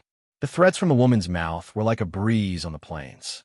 Many years had passed, and Magoo heard more and more news about the woman. He was anxious, but not afraid. He swore that even if her demonic dragon used its mouth to bite his skull, he would not tremble or beg for mercy.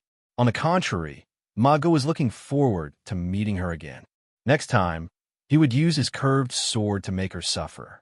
Only her tears and blood could wash away the humiliation of his spoils of war. Even the Khal could not take his things, so what right did Calixi have?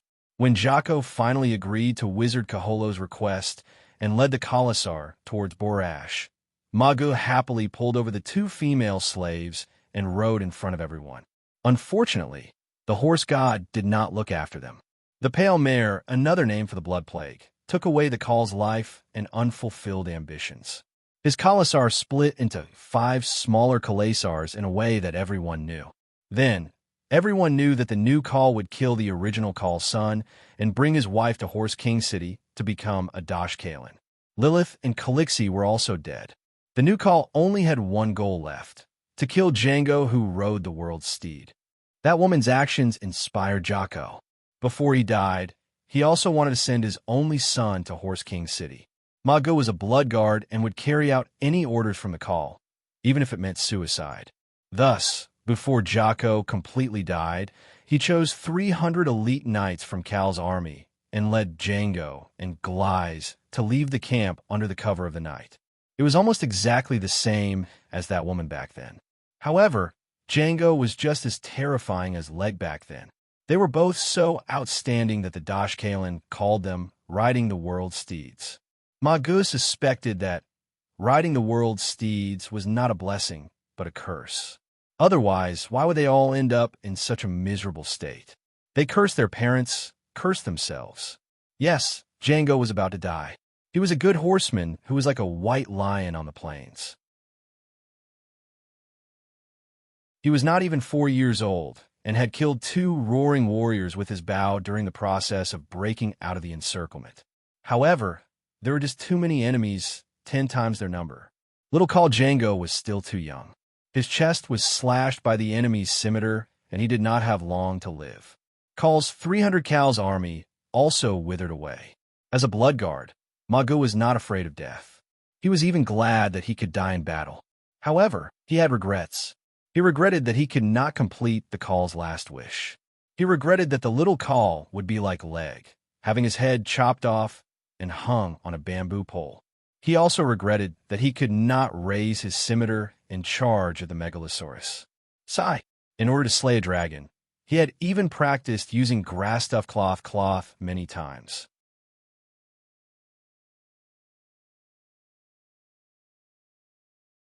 Chapter 605. The night sky of the grassland was as clear as water. The river of stars could be seen clearly, moving slowly and silently without stopping. The earth was empty and desolate. The brilliant stars were like the lights on the dome. They extended from one end of the horizon to the other end of the horizon, illuminating the ancient and boundless grassland with dim silver light. Rub, rub, rub. In the quiet night, there was only the sound of insects and flowing water. Suddenly, there was the sound of limbs rubbing against the grass. There was also a hint of blood in the faint smell of grass. "Who is it?" Xiaogu suddenly stood up, his hand on the hilt of the scimitar at his waist, and looked towards the south cautiously. A tall and strong white horse walked out from the grass beside the river. Under the moonlight, he could vaguely see 2 children sitting on it. The one in front was lying on the horse's neck, motionless. The 3 or 4-year-old girl behind, with long silver hair and a Dothraki-painted vest, heard Xiao Ji shout. She immediately cried softly. Her cries were weak and filled with helplessness and fear. "Calixi, I don't know which tribe these centaur children are from. One of them seems to be injured." Xiaogu turned back and said to Danny, who was still sitting cross-legged on the grass, "Bring them here." Danny opened her eyes. Her voice was filled with complex emotions. "Where are you from?" Xiaogu took the horse bit and carefully looked at the children on the saddle. The one lying on the horse's neck was a silver-haired boy who looked to be 7 or 8 years old. The wound seemed to be on his chest, and the blood that flowed out dyed the horse's stomach red. Hearing the sound, the girl could only cry. The boy slowly raised his head, revealing a pale face and dim purple eyes. Xiaogu noticed that the boy was still holding a small scimitar in his hand, and his right hand was holding the scimitar tightly. "Who are you?" The boy's eyes were as alert as an injured lone wolf. "Good boy." Xiao Ji's eyes lit up and praised with a smile. "Calixi, this little wolf cub is a good centaur." Danny stood up and looked at the boy strangely. Different from her oval face, the boy had a chubby round face and 2 dimples on the side of his face. Silver hair and purple eyes belonged to a foreign race, but he also had the bronze skin of a centaur and almond-shaped eyes. "Boy, who are you?" Danny withdrew her distracting thoughts and asked knowingly. The boy stared at Danny with his eyes wide open. There was a moment of confusion. "I'm Django, the son of Khal Jocko." "Who are you?" It is indeed a centaur." Danny face-palmed. Only centaurs would have such a hard head. Even a slightly smarter child would give a fake name when being chased for thousands of miles. "Jake?" The admiration in Xiao Ji's eyes quickly turned into cold, killing intent. He pulled out his scimitar and was about to strike. "Don't move." Danny took a step forward and pressed on Blood Alliance Guard's shoulder, stopping him from moving. "Calixi, he's Jake's son. We can kill him to avenge Prince Leg." Xiaogo whispered. "I know what to do," Danny said, and went forward to take the scimitar from the boy's hand. The boy held it tightly and still wanted to struggle. After that, she personally carried him down from the horse's back and went to the river to clean his wounds. Ding, ding, dang, dang. When she moved his body, the 5 or 6 bronze bells on his braid shook lightly. The girl on the horse also stopped crying. She was like a wooden stake with lifeless eyes and a helpless expression, sitting on the saddle in a daze. "You were stabbed in the chest and lost too much blood. You can't live," Danny said to the boy. The boy's chest injury was indeed very serious. He was stabbed from the right shoulder all the way to the left side of his abdomen. Under the skin of his chest, the cracked ribs and the internal organs in his lower abdomen could be faintly seen. Because of the excessive blood loss, his body was soft and had no strength at all. "Oh," the boy replied. There was no fear on his face. "I killed 2. There is no blood on your scimitar," Danny said. "I used a bow and arrow and pierced their throats." The boy said, "You're going to die. Aren't you afraid?" Danny took off the painted vest and silk pants on his body and asked curiously, "What is death?" The boy asked blankly. "You've killed people before. Don't you know what death is?" Danny's tone became more and more strange. "I don't know, but I'm not afraid. My mother said that I'm riding the steed of the world. There's nothing that can scare me." The boy's face was pale. The pulled wound was so painful that his gums clenched and his body trembled. A pair of large almond-shaped eyes unconsciously flowed with tears. "You're crying, and you're still saying that you're not afraid?" Danny laughed. I'm so cold. I don't know. I'm cold." The boy's voice gradually weakened, and the light in his eyes disappeared bit by bit. Danny sighed and began to extract the thin spiritual essence in the world. She chose a type B active spiritual essence and merged it with the Holy Mother's divine power to create the holy healing art. Boom! A ball of milky white flames appeared out of thin air and enveloped the boy who had been washed clean of blood. The white ball of light had a holy and majestic aura, but it also had a kind and holy aura. The Dragon Queen held the boy with both hands as if she was holding up a bundle of firewood that was burning with white flames. The wound on the boy's chest was healing at a speed visible to the naked eye. The temperature and power that he had lost gradually returned to his body. However, he had lost too much blood and was still unconscious. "Calixir." Xiaogo was dumbfounded. "This is the holy healing art," Danny explained.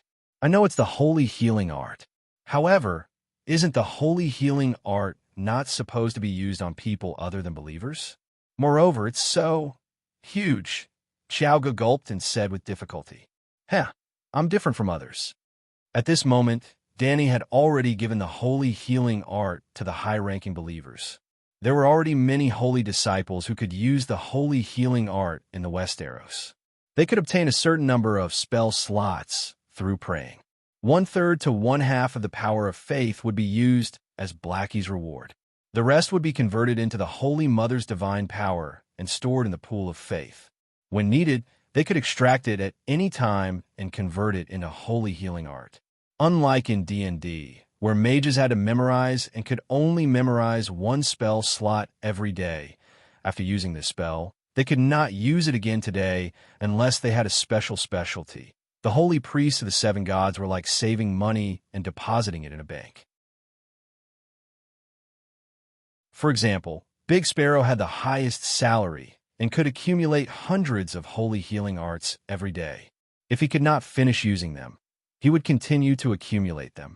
Although the interest was zero, after 3 to 5 years of accumulation, he could almost support a small war. The only thing was that they could only heal devout believers of the seven gods. This was a restriction that Danny had added to save costs. Apart from the Holy Mother's divine power, the holy healing art also required spiritual bestowment. Type B spiritual substance would not distort one's will and was safe and harmless. Only when it combined with the Holy Mother's divine power could it produce the miraculous holy healing art. Devout believers were connected to the seven gods through the channel of faith. They could bestow spiritual substance to the other party through the channel of faith. It was similar to pouring water directly into a bottle through a pipe. The spiritual substance could be used up 100%, and there was almost no additional loss. If there was no channel of faith, for example, Danny was healing leg in her arms now. She could only use the crude, outside-in spiritual bestowment method. It was similar to putting a bowl outside the house to catch the rain on a rainy day. When the bowl was full, who knew how much spiritual substance would be wasted? That was why the scene of Danny healing leg was so exaggerated. It was like a downpour. "He's Jake's son," Jogo reminded with a frown. "It's the custom of the Dothraki Sea to take in the children of the defeated Khalasar. From today onwards, these 2 children will join our Khalasar. Oh, someone's coming." Danny placed the boy on the grass beside the river and looked into the distance. Thud, thud, thud. Rumble. The silence of the grassland was broken. The sound of horse hooves rumbled. It was as if an army of thousands of men and horses was approaching from afar. The earth began to shake. The surface of the river rippled. The stalks of grass that poked out of the river swayed gently. They were getting closer and closer. The galloping of thousands of horses was like thunder, echoing through the vast and desolate starry sky. The neighing of horses, the shouting of battle, the clashing of swords, the wailing of anguish, the maniacal laughter. After crossing a line of low hills, large numbers of torches suddenly appeared in Danny and Jogo's vision. It was as if a wildfire on the grassland was spreading from afar. With the help of the moonlight, Danny could see that in front of the cavalrymen holding torches, there was a small group of knights that was being nibbled away. Swoosh, swoosh, swoosh. The pursuing cavalrymen stood on their saddles, let go of the reins, and drew their bows to shoot arrows. The fleeing cavalrymen in front were not just taking the hits without retaliating. They lay on the backs of their horses and loaded their crossbows. Then they turned around and shot down a few cavalrymen holding torches. There were about 2,500 cavalrymen chasing after more than 50 fleeing centaurs. Django Glies, the white horse that the little girl was riding, was very eye-catching under the moonlight. She was quickly noticed by the cavalrymen in front. "Horse God, it's you."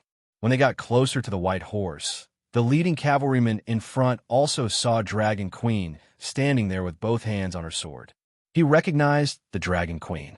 "Ah, Calixi, Danny Glies of the Sea of the Setting Sun. Dragon Queen." Most of the chase cavalrymen in front recognized her and shouted out in shock. There were all kinds of names, but most of them were Calixi. She was indeed their Calixi. For years ago, these people were still the roaring warriors of Drogo Khalasar. "Haha, horse God bless me. For me to meet you at this time, kill, kill, kill." When the leading centaur saw the queen's smiling face under the moonlight, he was so shocked that he stopped his galloping warhorse. But in an instant, he whipped his horse's butt, pulled out his scimitar, and charged over. Dragon Queen stuck her sword in front of her, one hand on the hilt and the other pulling down her visor. She did not dodge. Jogo carried the crying little girl down from the horse and placed her beside the boy. He held up a large oak shield and squatted in front of the 2 children. "Kill, kill, kill." The cavalryman was getting closer and closer.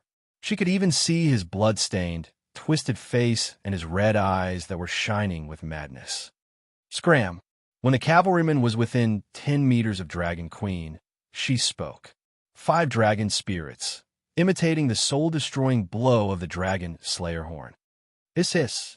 Bearing the brunt of the attack, the cavalryman's eyes rolled back. His warhorse's hooves trembled and fell to the ground. It slid 7 to 8 meters and stopped right beside Danny. And this was just one of them. The 50 or so cavalrymen who were running away were all thrown off their saddles and fell to the ground, groaning in pain. Their warhorses lost their strength and fell to the ground. The few hundred cavalrymen who were the most anxious at the back were too close to Dragon Queen. As if they had stepped into a horse trap, their horses lost their footing and the cavalrymen fell. The remaining cavalrymen quickly pulled on the reins and tried to calm the war horses that were out of control.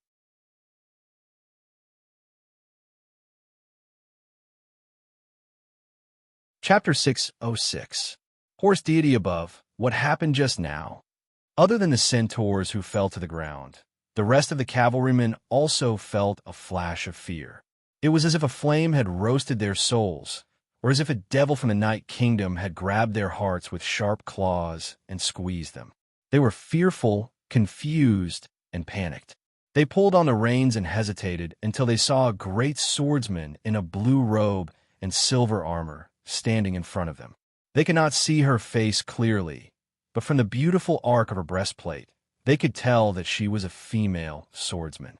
However, the centaurs who had always treated the woman like a horse did not dare to show any disrespect to her, because they felt a real pressure from her body. At this moment, only Big Black had left the dragon spirit. Danny still had the 4th dragon spirit in her body. Their hearts were heavy, as if there was a piece of lead on top of them, or a weight on top of them. Even the air seemed to be as heavy as a wet cotton jacket. The centaurs' throats were dry, and they wanted to pull on their collars, but their Dothraki vests did not have collars. They also noticed that all the centaurs and war horses who fell to the ground could form a fan-shaped area, and the tall female knight who was holding onto her greatsword was in the center of the fan-shaped area. The centaurs had a hard head, but they were not stupid. They also had a wealth of common sense that everyone knew. They did not know what she did, but they were very sure that she was the one who did it, which some of the centaurs screamed. Release the arrows. Kill the witch. Call, who was 100 meters away, waved his scimitar and ordered loudly. Bang, bang, bang, buzz, buzz, buzz. In an instant, the sky was covered by a rain of arrows. Like raindrops hitting banana leaves, they landed on Danny's body. Ding, ding, dang, dang. The armor that was personally forged by the 7 gods of blacksmiths fit perfectly on Dragon Queen's body, not even leaving a gap for the arrows to hit. The armor was made of steel, so it would not be pierced by bone, bronze, or black iron arrows. Moreover, many of the centaur's arrows were only sharpened with wood and bamboo sticks. You are courting death. This kind of behavior did not harm the Dragon Queen in the slightest, but it angered her. She planned to show off in front of her cheap son to subdue him. Wung Pung, behind the silver armor, a pair of huge pigeon-like wings suddenly popped out. They were made of white, holy flames, and every feather was clearly distinguishable. There was a kind of heavy feeling of reality and scorching majesty. This time, she did not restrain the flame power of the fire wings. His angelic wings flapped gently, and the lush grass stalks around him were quickly roasted to a golden brown, withered, and curled up. Then, with a bang, they burst into flames. At this moment, the laws of physics were broken. Newton covered his face and walked away, while the Dragon Queen escaped from most of the gravity. Clang! She leaped forward and jumped 4 or 5 meters away. She also took out the sword in her hand and left the scabbard in place. The snow-white blade, for feet long and half a foot wide, reflected a cold light onto the scorching flames. The light-winged birdman ran faster and faster. She, who had lost 80 to 90% of the gravity, was really like a galloping horse, graceful and graceful. The Qin Gong of the celestial dynasty Wuxia blended with nature and left no traces when he stepped on grass. The Dragon Queen's magical Qin Gong was vigorous and vigorous. Along the way, heat waves rolled, and the grass and trees were set ablaze, creating a path of flames on the ground. Wong, wong, wong. The snow-white sword that she dragged on the ground also started to spread bright red magic runes from the sword guard to the tip of the sword. In an instant, the iron sword became a burning and twisted flame. It took a long time to describe, but from the moment the Dragon Queen pulled out her sword and charged, to the time when she approached the 2,000 horse cavalry who were still shooting arrows, only 4 or 5 seconds had passed. After 4 or 5 seconds, she crossed a distance of 100 meters. The Dragon Queen also accelerated to the maximum. Magic power exploded, and the remaining 10% of the gravity was also turned into an upward force in an instant. Then, she leaped up like a real bird, flying 10 meters high and spreading her wings of light to glide 30 to 40 meters. Under the shocked cries of the 2,000 horse cavalry, she landed in the middle of the cavalry. Kill! With the addition of the 5 dragon spirits, the soul-extinguishing strike rippled in all directions like water waves. Boom! The blacksmith's flame god power caused the king's sword to explode with heat, and the air was also distorted. Chi! With a wave of the Dragon Queen's hand, a few horse cavalry within a 3-meter radius were sliced in half. Not a single drop of blood flowed out from their broken bodies, and a ball of orange flame even rose up, igniting their clothes and hair. Hiss, hiss, hiss. Ah! With the Dragon Queen as the center, the people and horses within a 100-meter radius were thrown off their feet. The horses fell over in fear, crying out in grief. The horse cavalry fell to the ground, howling wildly. Danny raised the blazing Red King's sword and stood in the middle of the chaos in a daze. This pretentious act, the dragon spirit's soul-extinguishing strike, was already enough to clean up the small fries, and the flame sword had instead become a useless dragon-slaying skill. SSSS, this group of horse cavalry was too weak, making her lose interest in acting pretentious. Danny directly called Blackie down. Ah, demon mother of dragons. Ah, Calixie. It's Calixie from the Sunset Sea. Immediately, the clear-headed horse cavalry recognized the identity of the person who was unparalleled just now. Many people called her Calixie. Jake's Blood Alliance guards and Kars came from Drogo's Khalasar. Many of the horse cavalry who were chasing after them were also Drogo's original subordinates. Back then, these horse cavalry followed Jake and betrayed Drogo. Now, these horse cavalry are still following the new call, chasing after Jake's orphan. You can't blame the horse cavalry for not being loyal. The weak are prey to the strong, and only the fittest survive. Following the strong is the social law of the Dothraki Sea. Who is the call? After Blackie burned a few hundred horse cavalry who were trying to escape, the remaining 2,000-plus horse cavalry all surrendered obediently. Dragon Queen raised a dragon flame fireball and looked around. Using the Dothraki language, she shouted, "After Jake's death, there are 5 new calls. Stand out." The horse cavalry closest to her was 20 meters away. They all widened their almond-shaped eyes and looked in horror at the fireball that was wantonly releasing light and heat in the air. They looked at the inhuman Calixie under the fireball and the megalosaurus that flitted across their heads like a demonic shadow above the fireball. "Dragon Queen, I am Terpukal. I admit defeat to you." A tall horse cavalry in his 40s had the word door painted blue on his face. His braids were half a meter long, and every step he took caused a string of bells to ring. When he was 10 meters away from the Dragon Queen, Terpukal knelt on one knee and pulled out the Iraq scimitar at his waist. Sticking to the back of his head, he cut off the greasy black braid and threw it at the Dragon Queen's feet. "You're the only one?" Danny asked. "I'm the strongest call after Jake's Khalasar. I have 3,000 roaring warriors. With me chasing after called Jake's Blood Alliance guards and son, they will be at ease," Terpukal said. "Where are your Blood Alliance guards?" "Tell them to come out," Danny said. Terpukal was puzzled, but he still waved to the crowd. A young and 2 middle-aged strong horse cavalry walked out.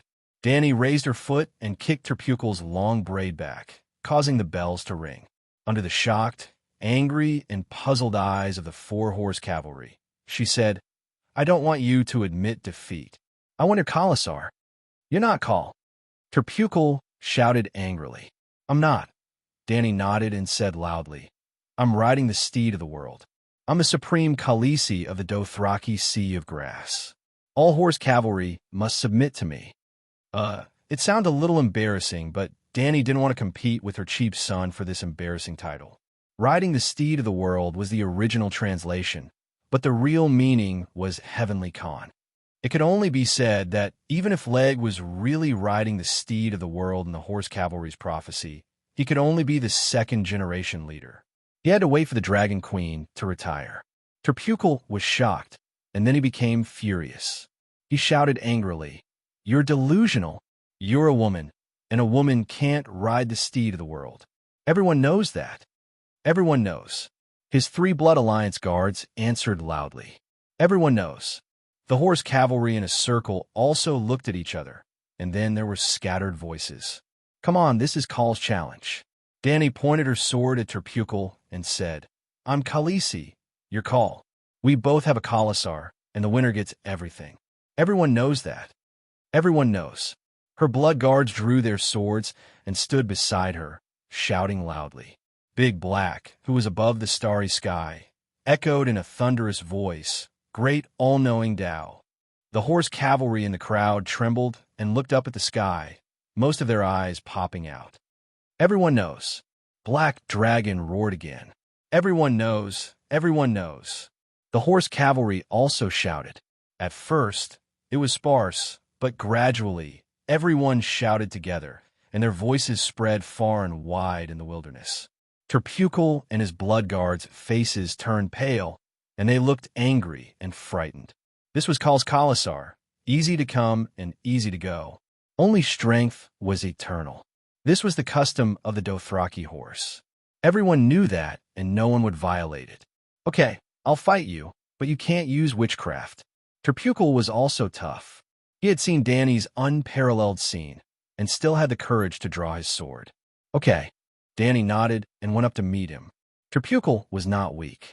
The curved sword in his hand seemed to come alive, and his body was light and agile. A series of sparks flew in front of Danny's chest, shoulders, and back belt. These attacks were almost useless, except for making a few bean-sized cuts on his curved sword. They did not even forcibly reduce Danny's HP. The Dragon Queen's swordsmanship was grand and imposing. She had strength and speed, and after a stalemate of 7 or 8 seconds, she slashed the horse cavalry's shoulder with her sword. Like a worker chopping a tree with an axe, the horse cavalry was cut in half from the left shoulder to the right chest. He did not even wear leather armor, only a Dothraki vest made of sheepskin. Danny's steps were also very light. She calmly took 2 steps back to avoid the spurting blood. The whole place was silent. The roaring warriors were silent. Xiao Gu was calm, and the 3 blood guards' eyes were red. After that, Danny killed another blood guard, and Xiao Gu, who was wearing steel mail armor, killed the remaining 2. Khaleesi, ride the steed of the world. More than 2,200 roaring warriors uniformly knelt on one knee, bowed their heads, and offered their horsewhips to Danny. This meant that they acknowledged the result of the Khal tournament and officially submitted to Danny. Danny smiled. She walked past the newly recruited horse cavalry and found Ma Gu, who was paralyzed on the ground and dizzy. This blood guard named Jake also noticed the Dragon Queen. He stared with his almond-shaped eyes, tilted his head, and shouted, "Call your dragon over, eat me, and burn me to death with dragon flames." "Do you still remember the name of that girl?" Danny asked. This question came out of nowhere, but Ma Gu, who had always remembered the grudge between him and the Dragon Queen, immediately understood who the girl was. "I never knew her name. I even forgot what she looked like. I only remember that she was a very old goat woman. Ha ha."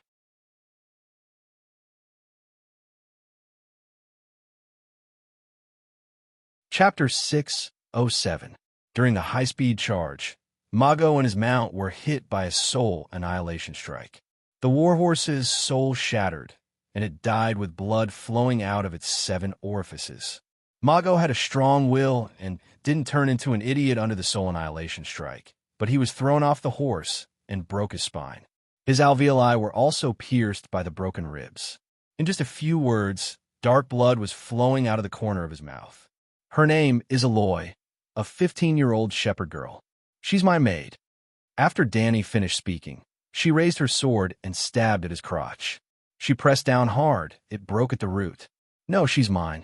You stole my spoils of war. Algamego's body shook a few times like a sieve. He howled and spat out large chunks of black blood. His neck tilted, and he died.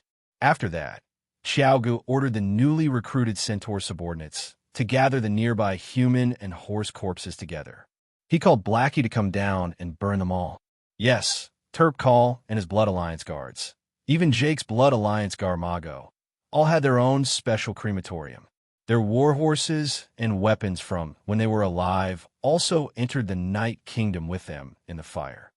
You saw it all? Danny walked to the river and asked Leg, who was staring at the fire-breathing dragon with wide eyes.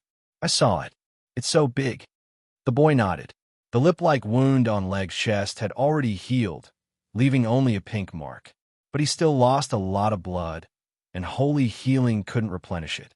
At this moment, his head was dizzy, and his face was pale. Danny laughed and shook her head. I defeated Terpkal's 2,500 roaring warriors and killed him and his Blood Alliance guards in the call tournament. You saw it all? The boy's round face was dazed for a moment. The peerless chaotic dance from before was too unrealistic and left an indelible mark on his young heart. I didn't know witches were so strong. The boy sighed. Danny's face darkened. Do you understand what this means? What? The boy was confused. You and your sister will follow them and join my Colossa. Your sister will become my maid. You'll be a stable boy first. When you grow up, you will be my roaring warrior. You will fight for me everywhere. Oh. The boy was stunned for a moment, but he quickly nodded in agreement.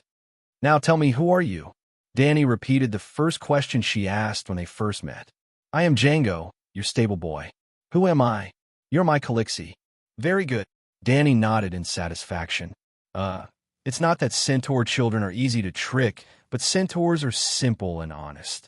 For example, Jiki, Eri, Ricarlo, Jogo, Ago, and Quiro, Danny's 6 most loyal centaurs, were all prisoners of war that Drogo had plundered from the other Khalasars.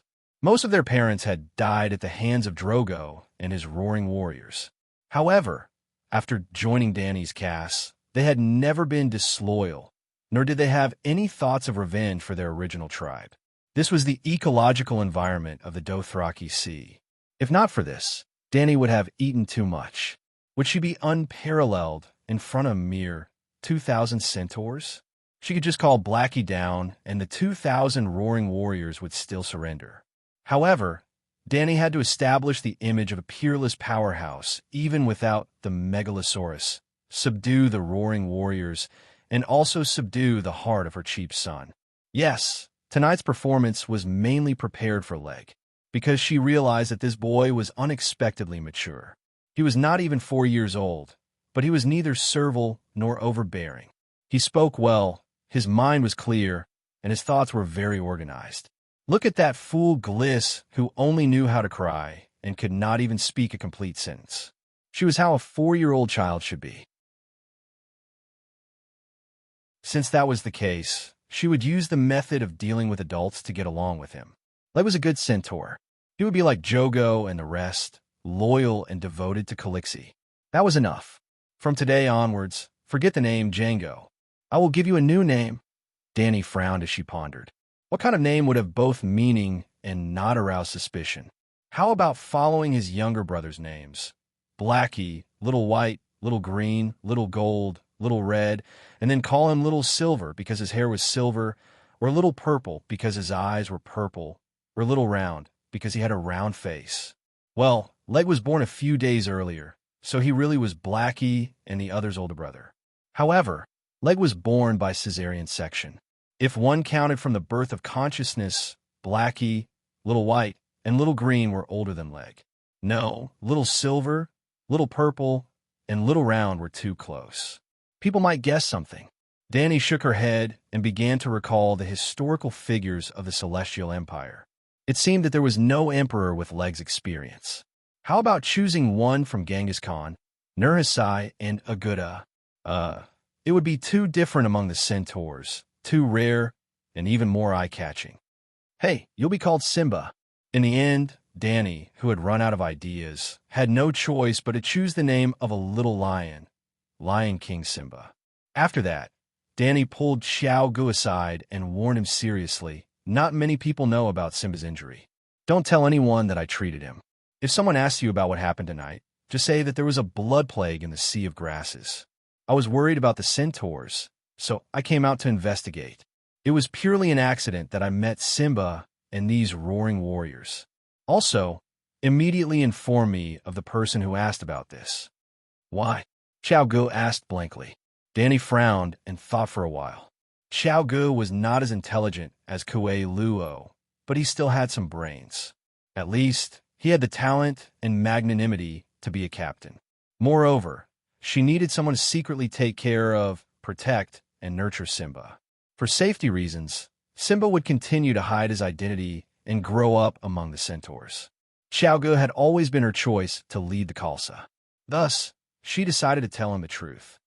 He is Leg. Ooh, Xiao Gu was confused. Django, the child of Zhuge, and me, Leg. Danny repeated. Xiao Gu widened his almond-shaped eyes and muttered, Calixi, you miss His Highness Leg too much. It's a little. That's not your child. Leg has black hair and a small head.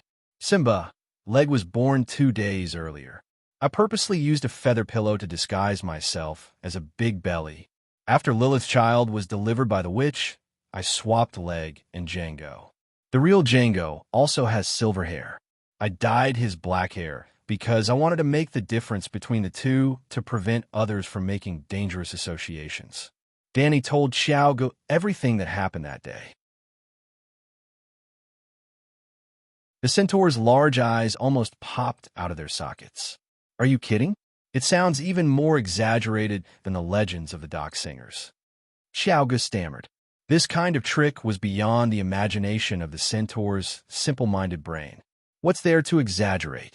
How did Aegon survive? Danny gave another example unhappily. Varys used the leathersmith's son to take the fall for Leg, and Calixi used Django to take Jake's knife for Leg. Calixi was even more vicious. Django is Jake's son. This, Xiao Gu was stunned. What kind of place are the Westeros? Why are they so? Xiao Gu immediately retracted his disrespectful thoughts towards Calixi and said thoughtfully, Calixi, do you think it's possible that Prince Aegon is also a fake? Varys used his relative child to take over Prince Aegon's identity and usurp the Iron Throne? Centaur Xiao Gu now felt that everyone was fake. It's good that you can think so deeply. Calixi praised her little brother sincerely and said, It doesn't matter if Aegon is real or fake. I don't care about the Iron Throne at all, but I am now the enemy of the whole world, and the world also views me as an enemy that must be killed. Look at General Wildfire and Aegon. Didn't they get assassinated the last time? I'm not afraid of those rascals, but Simba is too young and overprotected. It's like a flower in a greenhouse, which is not conducive to his growth. Let my enemies think that I only have Aegon as a relative. My enemies hate me, so they can only attack Aegon. Aegon is a target, but also a magnet that draws out my enemies, just like the regretful guest of Queer's last time. And Simba can be like an ordinary person, under the sun, in the rain, and without any worries. He can grow up without any psychological trauma. Calixi, you are so cunning. Xiao Gu also praised sincerely.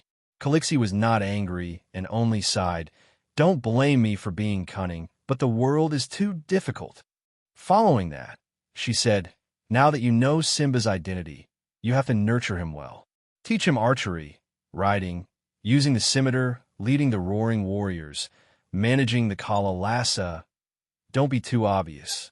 Choose a batch of outstanding centaur youths and let them grow together. They will be his future companions and also his cover. Don't worry, I will definitely teach His Highness Leg well and protect him well. Xiao Gu suddenly had a holy and great sense of mission. His fighting spirit was high, as he said excitedly. Centaurs are simple. When you were in the Kalalasa, you took special care of Simba, and the centaurs did not find it strange. But when facing others, sigh, the people in the city are cunning and have many tricks up their sleeves. You have to be careful. If you don't know how to lie, try to be taciturn. If you don't know how to hide your expression, just keep a straight face. Calixi instructed the Blood Alliance guard earnestly. The excitement on Xiao Ji's face immediately disappeared. He said woodenly, "Got it. Also, don't tell anyone about this. Don't tell Agu, Kue Luo, or Ricardo." Danny reminded again. Xiao Gu had just revealed a doubtful expression when he seemed to have thought of something. He immediately put on a straight face and asked woodenly, "Why?" "Sai, you're all my blood. You are worth entrusting your lives to." "Of course I trust you. But the three-eyed crow of the Westeros is too terrifying. He can silently steal secrets from people's minds. The night is coming. I will definitely go to the Westeros to deal with the deviant ghosts. The secrets you know will immediately be known by him. So, you will always stay in Slaver's Bay. In the future, only Agu and the others will follow me to the Westeros." Danny did not hide her truest thoughts from her Blood Alliance guard. She absolutely believed that the Centaurs would not betray her. They had never betrayed Call's Blood Alliance guard. As for the White Knight, Deshion, Barristan, and the others were also trustworthy in the matter of Leg. After all, Leg was the successor of the Dragon Queen. The White Knight had no reason to harm him, but just as she said, one day the night would come. She would not let Slaver's Bay fill up the huge cesspool of the Westeros. But she would definitely lead the White Knight and Blood Alliance guard to guard Dragonstone Island. "I understand," Xiao Gu said woodenly.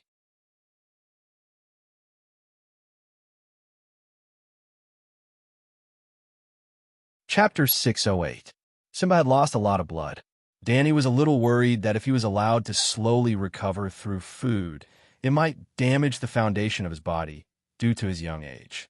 Even when Aegon was stabbed, she could think of secretly transfusing blood for him. Danny would not be stingy with her care for Simba. The dead centaurs were sent to the Night Kingdom. When it was almost 11 at night, the remaining centaurs did not return to their original campsite. Instead, they set up camp by the river and prepared to spend the night here. When they confirmed that Simba had lost a lot of blood, Danny and Meereen's little green dragon spirit had asked Little Green to secretly tell Yemont to pack up the witchcraft lens and blood transfusion equipment in her study. Only Yemont knew that the Dragon Queen had invented the blood transfusion technology, and only he knew where the equipment was hidden. When the simple animal skin tent was set up, Little Green also carried the things Danny needed and landed by the river. In the 10-square-meter tent, Idiot Glyze's face was red as she slept soundly. Joe Good guarded the tent door while Danny conducted a blood test in the candlelight. Oh, Simba really was her child.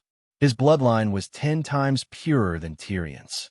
In other words, judging by bloodline, Liga, Aerys, and Danny belonged to a completely different race. Tyrion had Aerys's direct bloodline, and his true dragon bloodline was already very pure. But Simba was he had the feeling of a child of God. To be more direct, Simba was the most likely person to inherit the legacy of the great wizard Valeglia after Danny. Danny even speculated that he had the talent of a dragon spirit. But in this world, there was no blank Megalosaurus and his dragon spirit. Without a dragon spirit, no one knew if he could become a dragon spirit. When Danny hatched the dragons, every dragon had already had a dragon spirit with her before they were born. Unless she died, those 5 dragons would not have a dragon spirit with anyone else, and there would not be a second dragon knight who was willingly accepted by the Megalosaurus. Simba was not born at the right time. Of course, Mother Dragon's 5 dragons might give birth to dragon eggs in the future. At that time, the dragon mother talent would no longer be needed to hatch the dragon eggs. The live dragon eggs could naturally mature and hatch.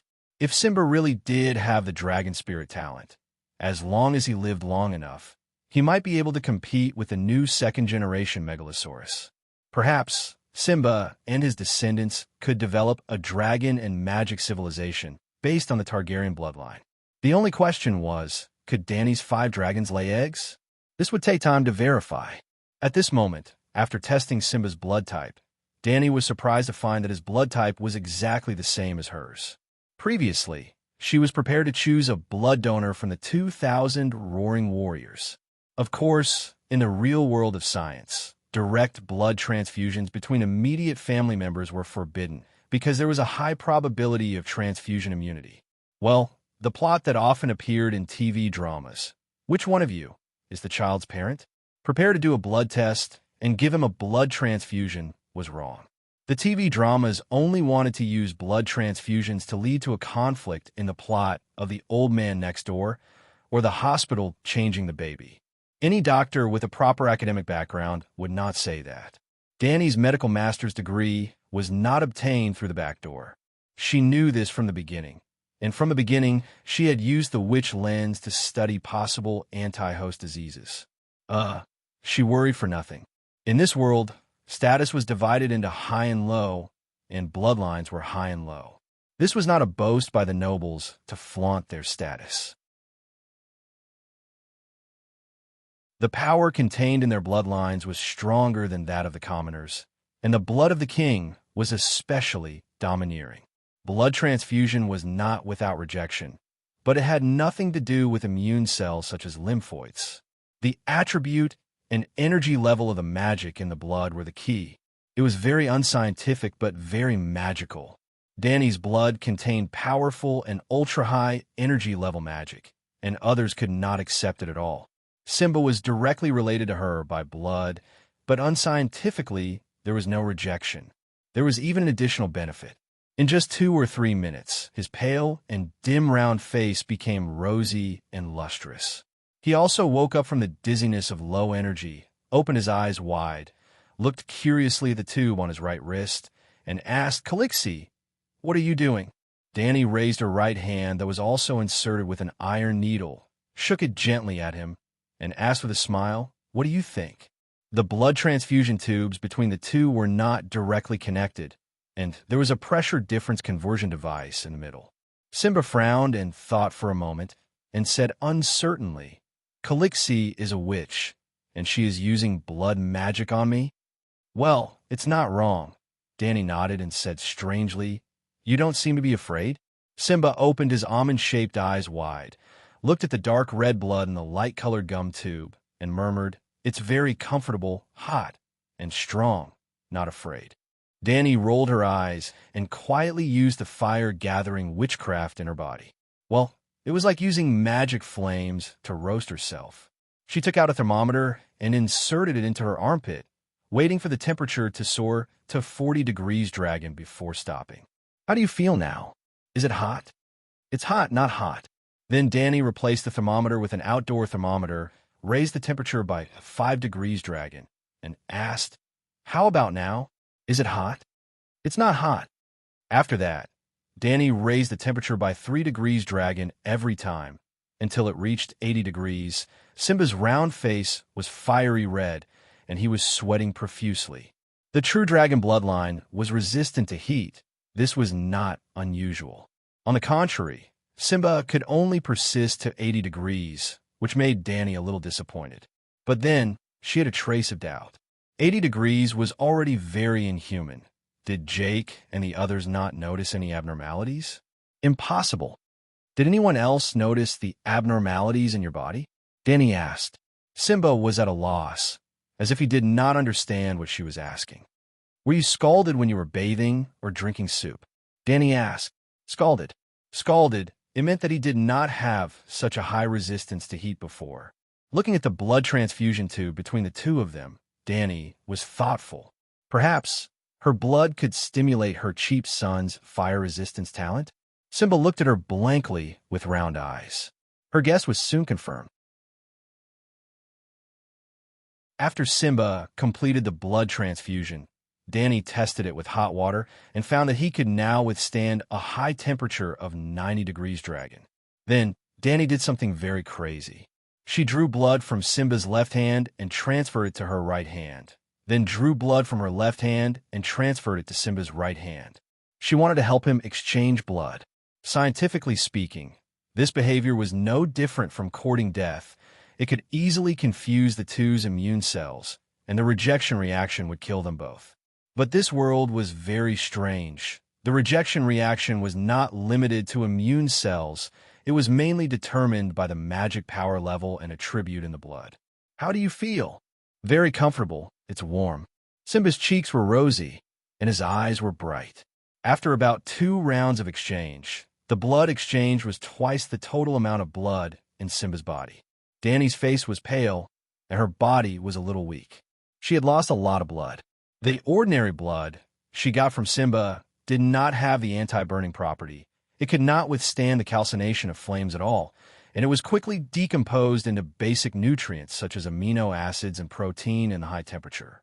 It was like she ate a big bowl of duck blood soup, but drew out the same amount of human blood as the duck blood. Obviously, the duck blood she ate could not make up for the same amount of human blood. She lost a lot.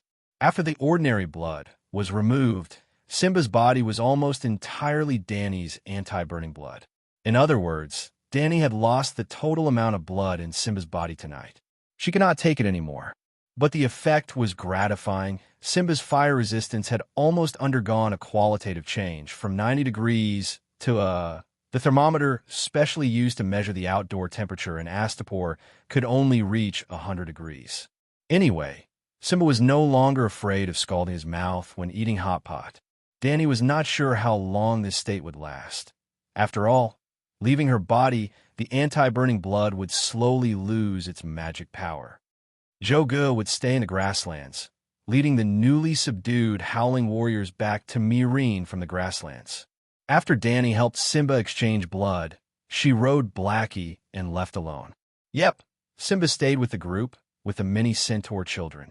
Danny did not want him to stand out too much, lest he arouse the suspicion of some quick-witted but evil people. Of course, the grasslands were in chaos and danger. There was the Borash blood plague, and the colossus who had joined the Alliance army all over the grasslands. Danny was not naive enough to think that nothing would happen to Jogu and the 2,000 people. When treating Simba's injuries, Danny left a soul mark on his chest.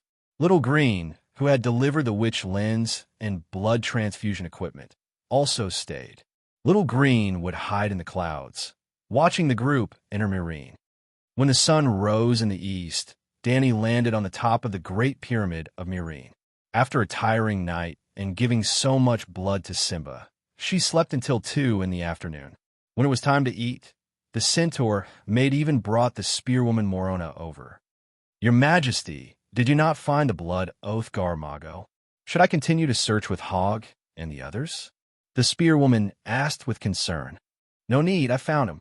"Then, what orders do you have for me?" Morona asked curiously. "Don't bother about the Jade Sea mercenaries at the Raza River in the east. Focus on investigating and monitoring Borash. I need to know how much damage the Blood Plague has done to the Alliance army and the Dothraki Colossus. We also need to prevent those people from secretly sending the plague patients to us." Danny originally only had Borash, Gisela, and Morona, 3 shapeshifters. Later, she borrowed 4 from the Horn of Queen, making a total of 7 shapeshifters. But the 3 cities of Slave Bay had a wide area of air defense, and they also had to monitor the Alliance army. Their military strength was very tight, so they did not discover Jake of Borash early. Now that the Blood Plague had appeared, Danny had to strengthen the quarantine of the epidemic before she could create an antidote for the Blood Plague. She also had to prevent the plague patients from falling from the sky. Danny was sure that the slave master with no moral integrity would do such a wicked thing. After arranging work, Danny waved to Morona and called her to her side. She whispered, "Don't tell anyone else about me asking you to find Mago." "Your Majesty, I don't know many people in Mireen. Who should I tell?" "It's best if you don't tell anyone," Danny said. Morona nodded and agreed. She then asked curiously, "Why can't I tell anyone?" "Sigh. Chasing a small fry thousands of miles away makes me seem too petty and narrow-minded." The spearwoman's face was distorted. "If you say that, don't you seem even more petty and narrow-minded?" Looking at her expression, Danny guessed her thoughts.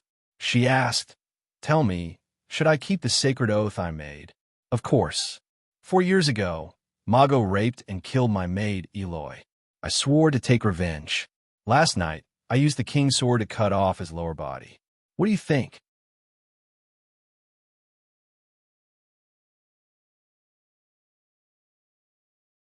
Chapter 609.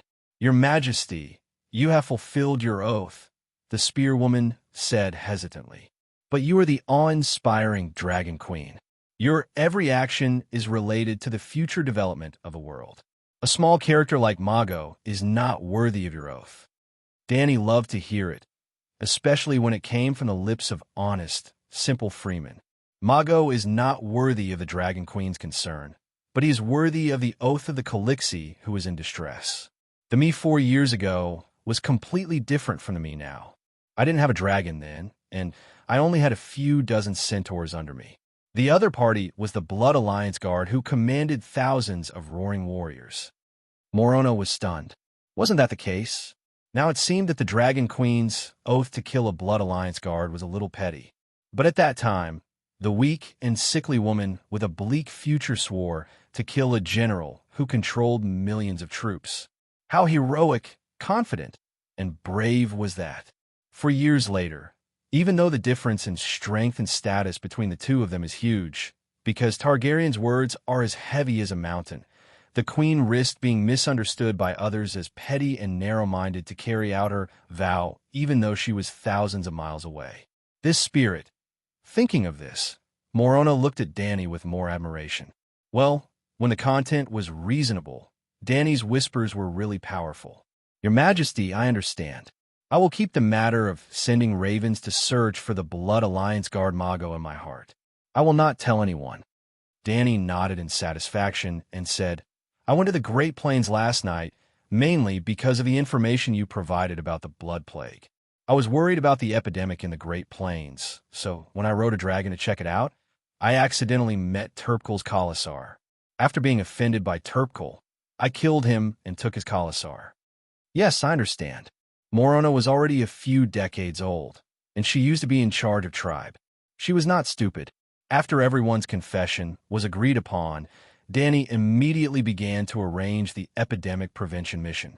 In fact, after the Grey Plague, Slavers Bay already had mature and standardized epidemic prevention measures. Meereen and Yuan-Kai completely shut down all maritime trade. Other than Slavers Bay's own warships and cargo ships, no foreign merchants were allowed to enter.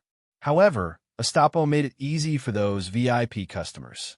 Danny built a fake barbican between the port and the main city. A real barbican should be inscribed, but Danny's commercial city was circumscribed. The small trading city allowed goods to enter and exit at will, but strictly regulated the interactions between merchants and city residents. At this time, it still maintained a flourishing trade. Now, Danny simply closed the small barbican. In addition to the epidemic protection, Danny also moved her palanquin from Astapor to Meereen. Old Yemont, the mages, and the Minister of State all flew over on the pterosaur. No one knew when the war would end, but in the next 2 months, Meereen was bound to be embroiled in battles, both big and small. The final battle of Meereen would also take place within 3 months. 5 days later, the shapeshifters gradually came to understand the situation of Borash's blood plague. They didn't know the source of the infection, but nearly 1/3 of the mercenary groups were infected. But the collapse of the alliance that Danny expected did not come. The mercenaries had experienced too many blood plagues. Some countries had experienced too many influenza epidemics, so they treated similar diseases as common colds. Even if people died every day, they still lived happily and freely. The people of the Celestial Empire found it inconceivable, but they were used to it. Those famous mercenary groups all had decades and centuries of history. Similar to the Second Sons Regiment, they even had thousands of years of history. Even if they were wiped out by the Dragon Queen, a large number of mercenaries immediately rushed to rebuild the Second Sons Regiment.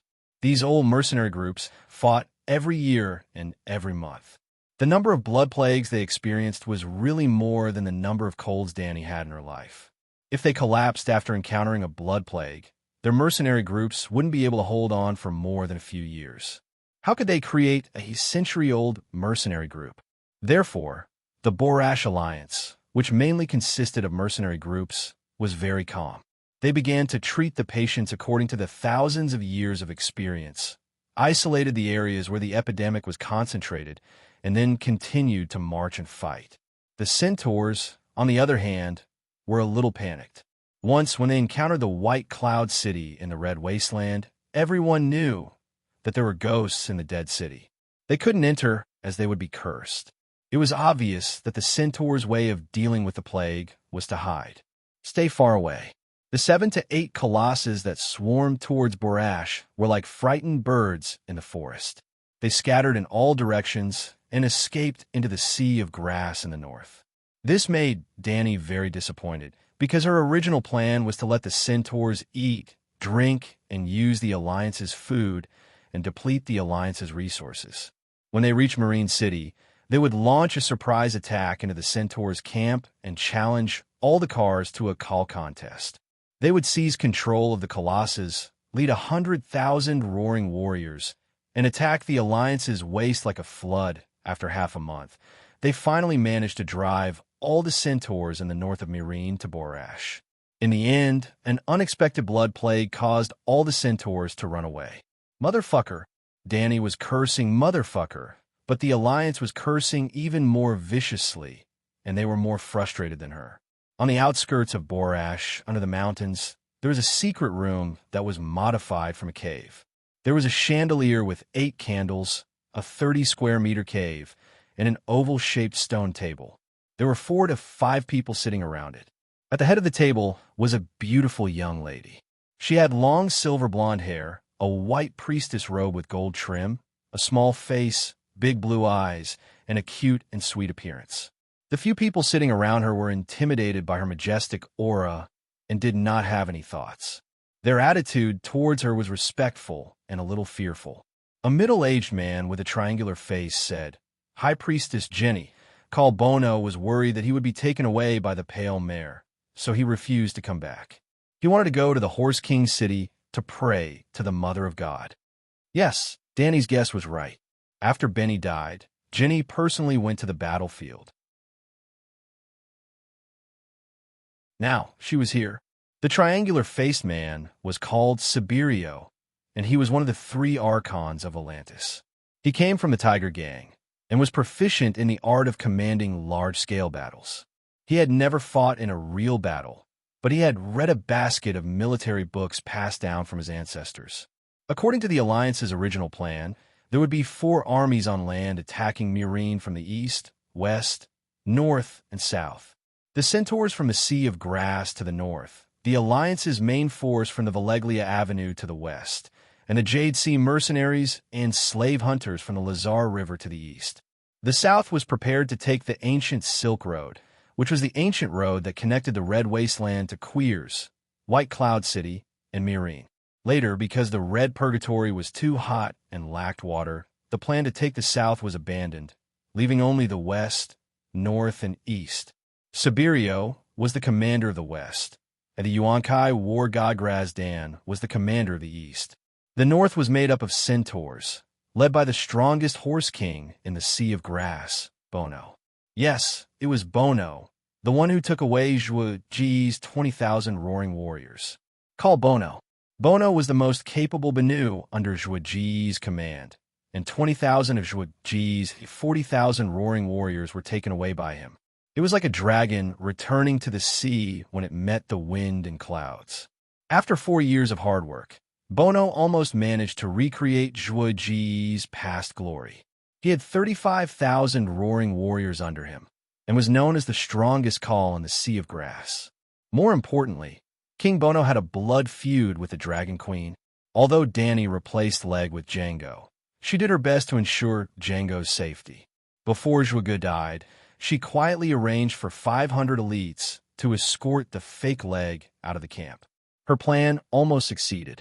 Jake and the others didn't think it would work and didn't notice her movements. But Bono was shrewd and ruthless. Long before Zhuge died, he had secretly taken over Colossus' troops. The other bandits didn't move, as they were all waiting for Zhuge to die. He had also been closely monitoring the new world riding horse. It was also him who blocked the path of Kaholo and Zhuge Ji's 500 guards. But he didn't kill the sons of Kaholo and Khal. He only crippled the 500 guards and let the other bandits kill the sons who were once loyal to Call. Bono was powerful, and Bono had a blood feud with the Dragon Queen. Bono was chosen as the commander of the North. Now, the leader of the North had run away. High Priestess Jenny, Bono betrayed us. Can we teach him a lesson? A bald and short fat man asked. The fat man had a pink sarcoma the size of a plum on the tip of his nose. He was known as the Long-Nosed King. He was a prince of Ko Chang Island, and also the commander of the Alliance's 5,000 elephant soldiers. There's no point. The ragged prince shook his head. Prince, you don't know that centaurs are stubborn. They don't fear death, so they won't be threatened. It's better to give Bono a gift to make him feel ashamed, and then persuade him to understand the meaning of this battle. Centaurs will feel ashamed? The Long-Nosed King said incredulously. Centaurs will usually complete what they promise. They are much more reliable than mercenaries. Accepting gifts, making promises, and completing missions, they will feel honored. They will add a bell to their braids and boast about it. The leader of the mercenaries, the ragged prince, said. The Long-Nosed King rubbed the sarcoma on his nose and smiled bitterly. But we don't have time to wait for the centaurs to change their minds. We must fight as soon as possible. Not to mention the 100,000 cows and horses. Just my 5,000 elephants are enough to make people despair. Fortunately, the whole world is providing us with food. It's hard be fast. Tauros has been robbed. New JIS has been lost. The Dragon Queen is attacking everywhere, and the Alliance is having a hard time. Now we have a blood plague. Sibirio's triangular face was almost drooping. What about Mireen? Did we throw in the plague corpses? The Long-Nosed King asked. We arranged 4 waves, but all of them failed. Before we even got close to Slaver's Bay, we were intercepted by the Megalosaurus. 5 pterosaurs died, and 3 were captured. Sibirio said dejectedly. Not even once. Isn't that too strange? The Long-Nosed King was shocked. There must be a traitor. Maybe we should form a disciplinary team to catch the traitor. Sibirio's triangular face showed a hint of hesitation. The ragged prince frowned and said coldly, when Tauros fell last time, we already caught a traitor in Materis. Jack Harley, the young leader of the Spear Corps, was fed to the dragons. All the large mercenary groups were terrified and felt insecure. When New JIS fell, there were rumors of a traitor. The upper echelons of the Alliance gathered to catch the traitor. Prince Reese and Kazero argued with each other, causing chaos and panic. Now, we still have to catch the traitor in Borash. How can there be so many traitors? If they don't hate the Dragon Queen, who would come all the way to Slaver's Bay to suffer? If there are no traitors, why we failed so many times? This doesn't make sense. Sibirio said. The ragged prince thought for a moment and said, could it be a supernatural power? Princess Jenny said that Dragonstone Island should be rebuilt with magic power networks. Everyone turned their eyes to Jenny, who had only listened and not said a word at the head of the table. Jenny frowned, and her beautiful face showed some confusion. The magic power networks can transmit information, but they can't eavesdrop. Suddenly, the young priestess's expression changed. She turned to look at a stone puppet in the corner, her eyes sharp and cold.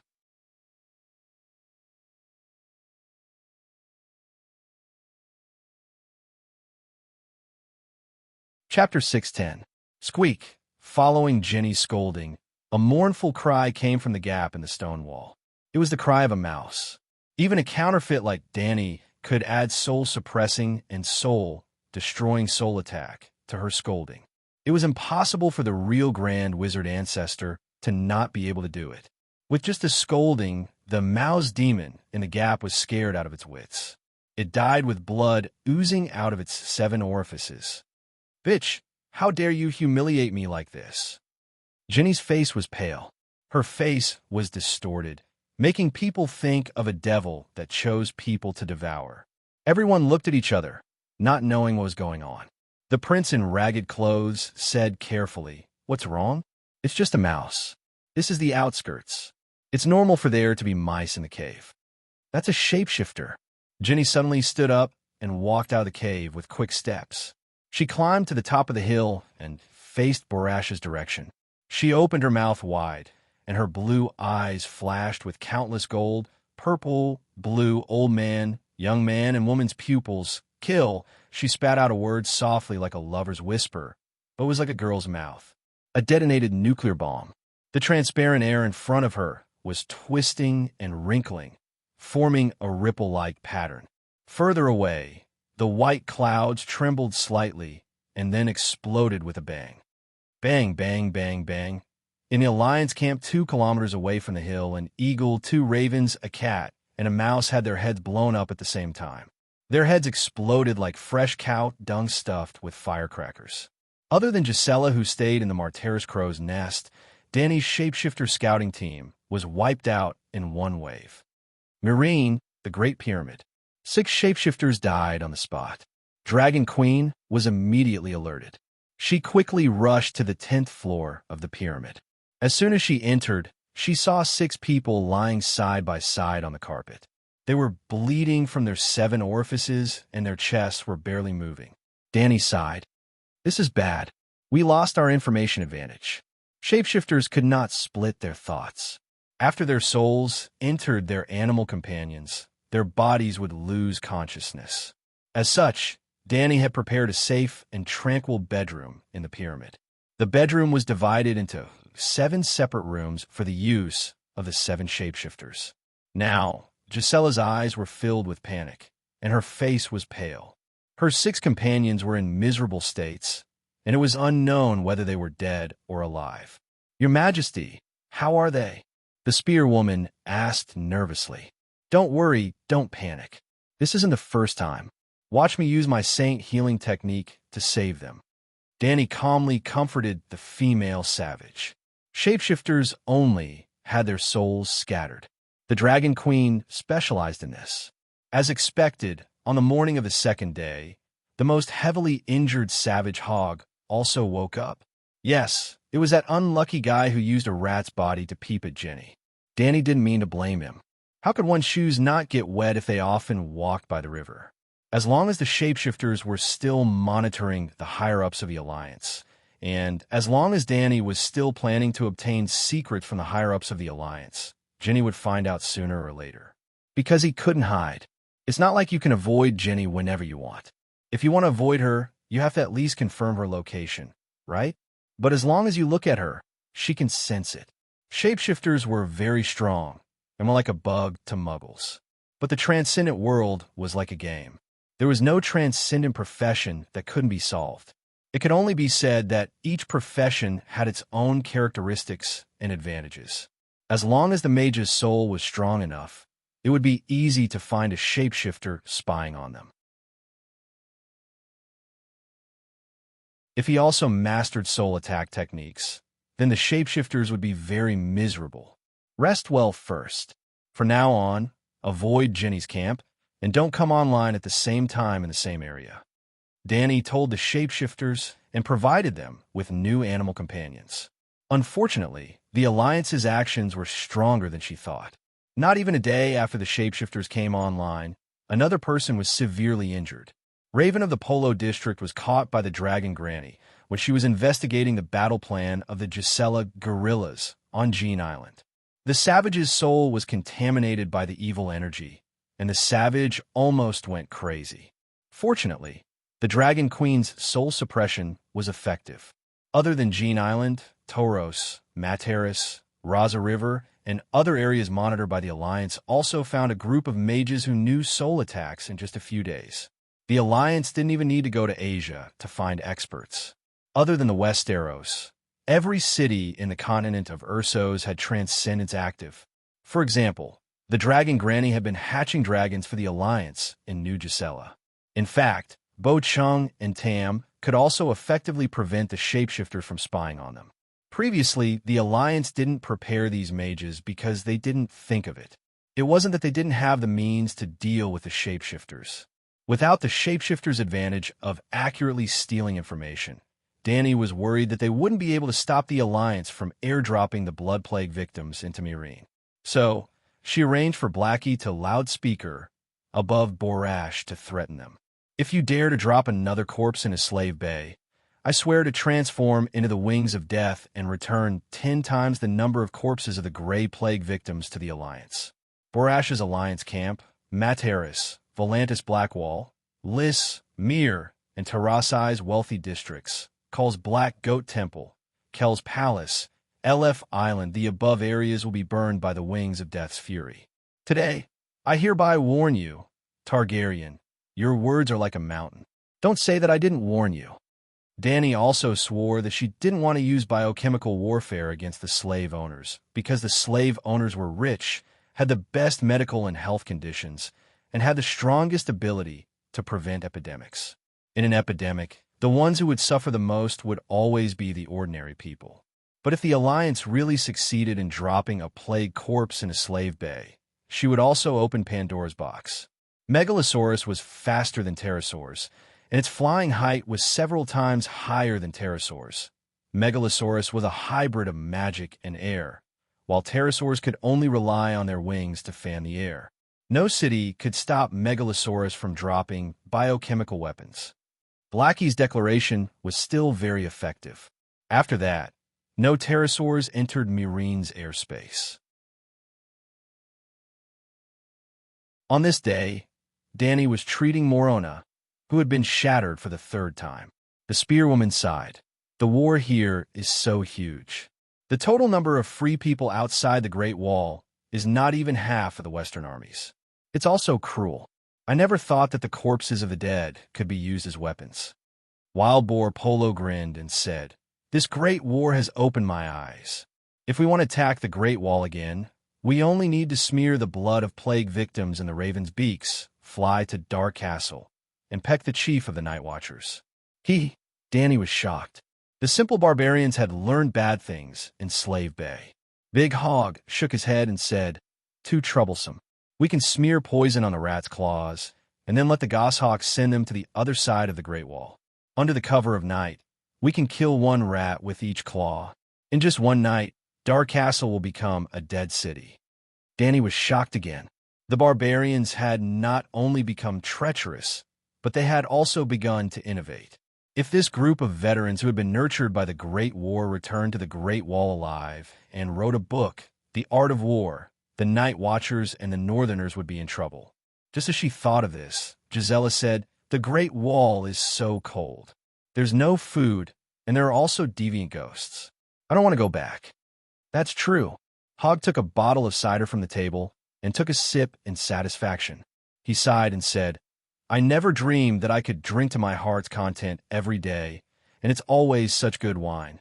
The environment in Queen's Corner is similar to Slave Bay. You can fill your stomach with any sweet potato. Even if you can conquer the Great Wall, the northern region is freezing cold. What's there to fight for?" Thorn, another female barbarian from Queen's Corner, said. Dany was stupefied. She had worried about the Night Watchers for nothing. Screech, woo. As they were talking, the loud howl of the Megalosaurus came from outside the house, followed by a long and sonorous horn. After many days, Little Green finally returned. The Colosseum behind the Great Pyramid of Meereen had also been transformed into a dragon cave.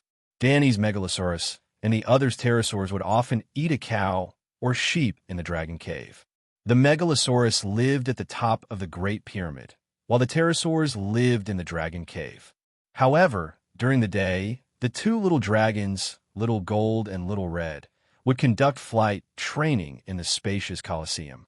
They would throw missiles vertically, throw missiles in the air, dodge arrows, and fly in armor. Even the three big brothers, Blackie, Little White, and Little Green, would often fly 2 laps in the Colosseum. They needed to get used to flying in heavy armor and how to fight with the pterosaurs while wearing underwear. Therefore, Quayo's Megalosaurus guards did not disband. Instead, they expanded from the initial 10 to 100. They were all centaurs. Other than the official members, there were also many auxiliary police. They were the teenagers in Dany's Khalasar. They were 8 or 9 years old, 11 or 12 years old. They were talented and had outstanding martial arts skills. However, because they were too young, they could not become roaring warriors, so they joined the Megalosaurus guards as trainees. Yes, the Megalosaurus guards were treated well. They had dragon essence to eat, which strengthened their bodies and made them Smart Quayo's nickname in Khalasar. Ignoring the dragon essence, the Megalosaurus Guard were also considered the Emperor's personal guards. Being in close contact with the Megalosaurus and the Dragon Queen was a very good job. At this moment, a round-faced centaur who looked 7 or 8 years old was holding a mop to bathe Little Gold, who was the size of a wild bull. Under the sunlight, the soap bubbles on Little Gold's body reflected colorful light. The centaur was tired and hot. His round face was red and he was sweating, but his expression was serious and he did not slack off. On the high wall walkway, Danny and Yamant held onto the railing and looked at the centaur working hard below. "You have been in contact with Simba for 2 days. How do you feel?" Danny asked with a smile. Dragon Queen was a woman of her word. If she said that she wanted Simba to be her stable boy, she would definitely do it. However, Dragon Queen's horse was the steed that rides the world Megalosaurus. "It's very complicated," Yamant said with a complicated expression. "What do you mean?" "Simba is a good child. He is hard-working, honest, smart, and is especially talented in riding and archery. His silver hair also makes me feel close to him. However, when I think of his identity..." "Sigh." Yamant shook his head and sighed. "Old man, I want you to open a bachelor's class. Choose the most knowledgeable people from the scholars under me. Literature, mathematics, history, politics, and economics." The first batch of students for the class were the most talented centaurs in Khalasar. Simba was one of them. The others were all cover, but not really cover. They were all Simba's future subordinates. Your main goal is to nurture Simba. You have to do it quietly and not arouse anyone's suspicion, Danny said with a smile. Yamant was not stupid. Danny had already made it so clear. If he did not understand, he would be letting down his 100 years of experience. "Who is Simba?" He widened his eyes and asked in surprise. Danny had a faint look of satisfaction on her face. She said faintly, Leg Targaryen." "Leg Targaryen?" Yamant frowned and thought for a while before he found the name Leg in the corner of his memory. Then he thought of Varys secretly swapping little Aegon. 7 gods above. Yamant's face turned red. He trembled and turned his head to look at Danny. He asked in disbelief and anticipation, "Your son, Leg?" Danny nodded slightly. "Holy Mother." The old man's eyelids rolled and he fell back. He was too excited and fainted.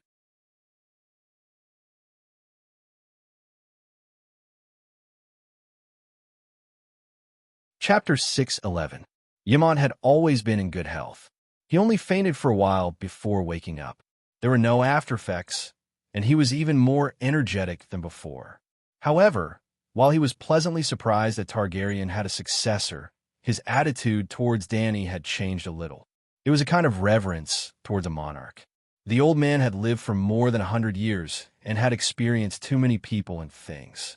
However, the act of the Dragon Queen swapping sons with the enemy still made him feel incredulous and shocked. After all, she was only 15 years old at that time. And under those conditions, the old man began to recall what the Targaryen ancestors were doing when they were 15 years old. They were either fooling around with women or playing with wildfire. If they were in Danny's position, what would they do? Perhaps only someone with such shrewdness and scheming could succeed. The Targaryens were truly fortunate. Previously, they were on the brink of extinction. In less than 20 years, they were thriving and were about to ascend the throne of the world's greatest royal family. Or, as the Westeros proverb went, every time a Targaryen was born, the gods would flip a coin to decide whether he was great or mad. How mad the Mad King was, how irrational Legger was. For the sake of balance, how great would Danny be?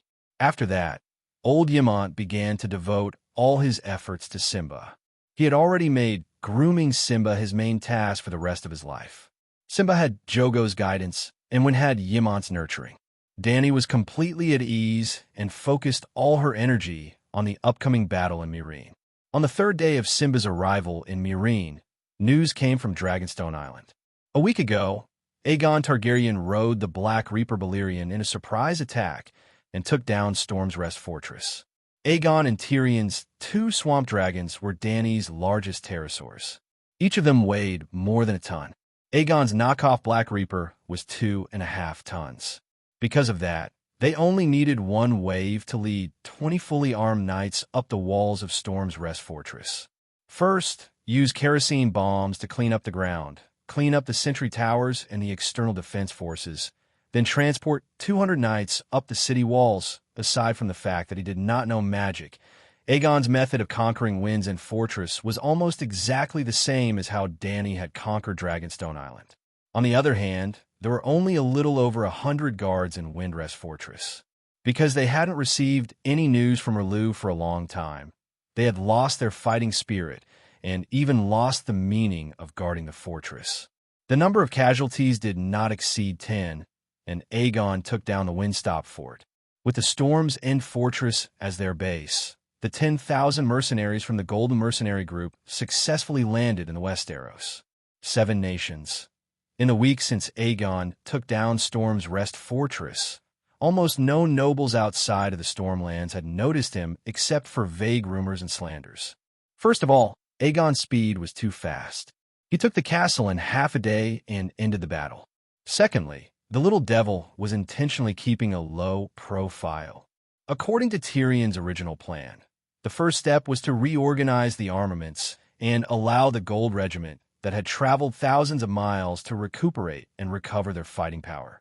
The second step was to use the identity of Ilya's son to contact Dorne Martell and reminisce about old times. The third step was to use the identity of the nephew of Prince Dowling and the nephew of the Dragon Queen to subdue the various vassals of the Stormlands and become the true ruler of the Stormlands of the 7 Nations.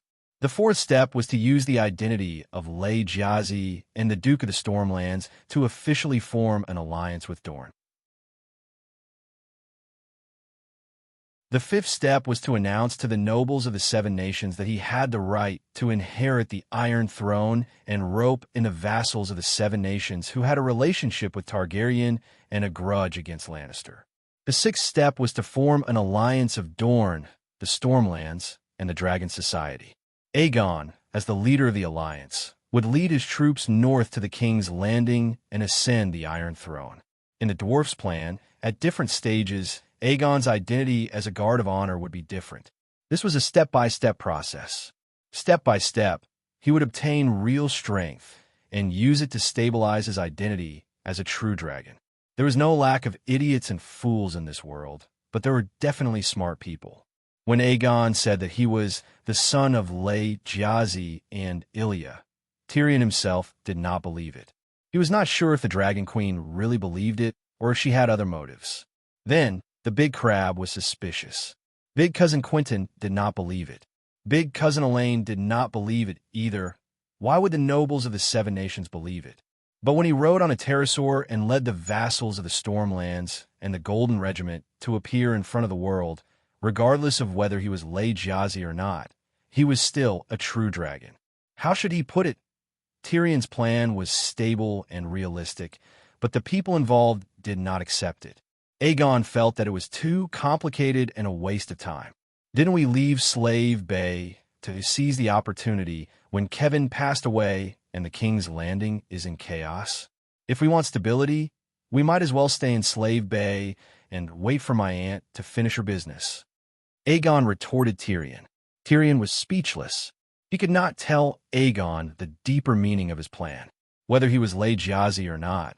He could use his powerful strength to make this a reality.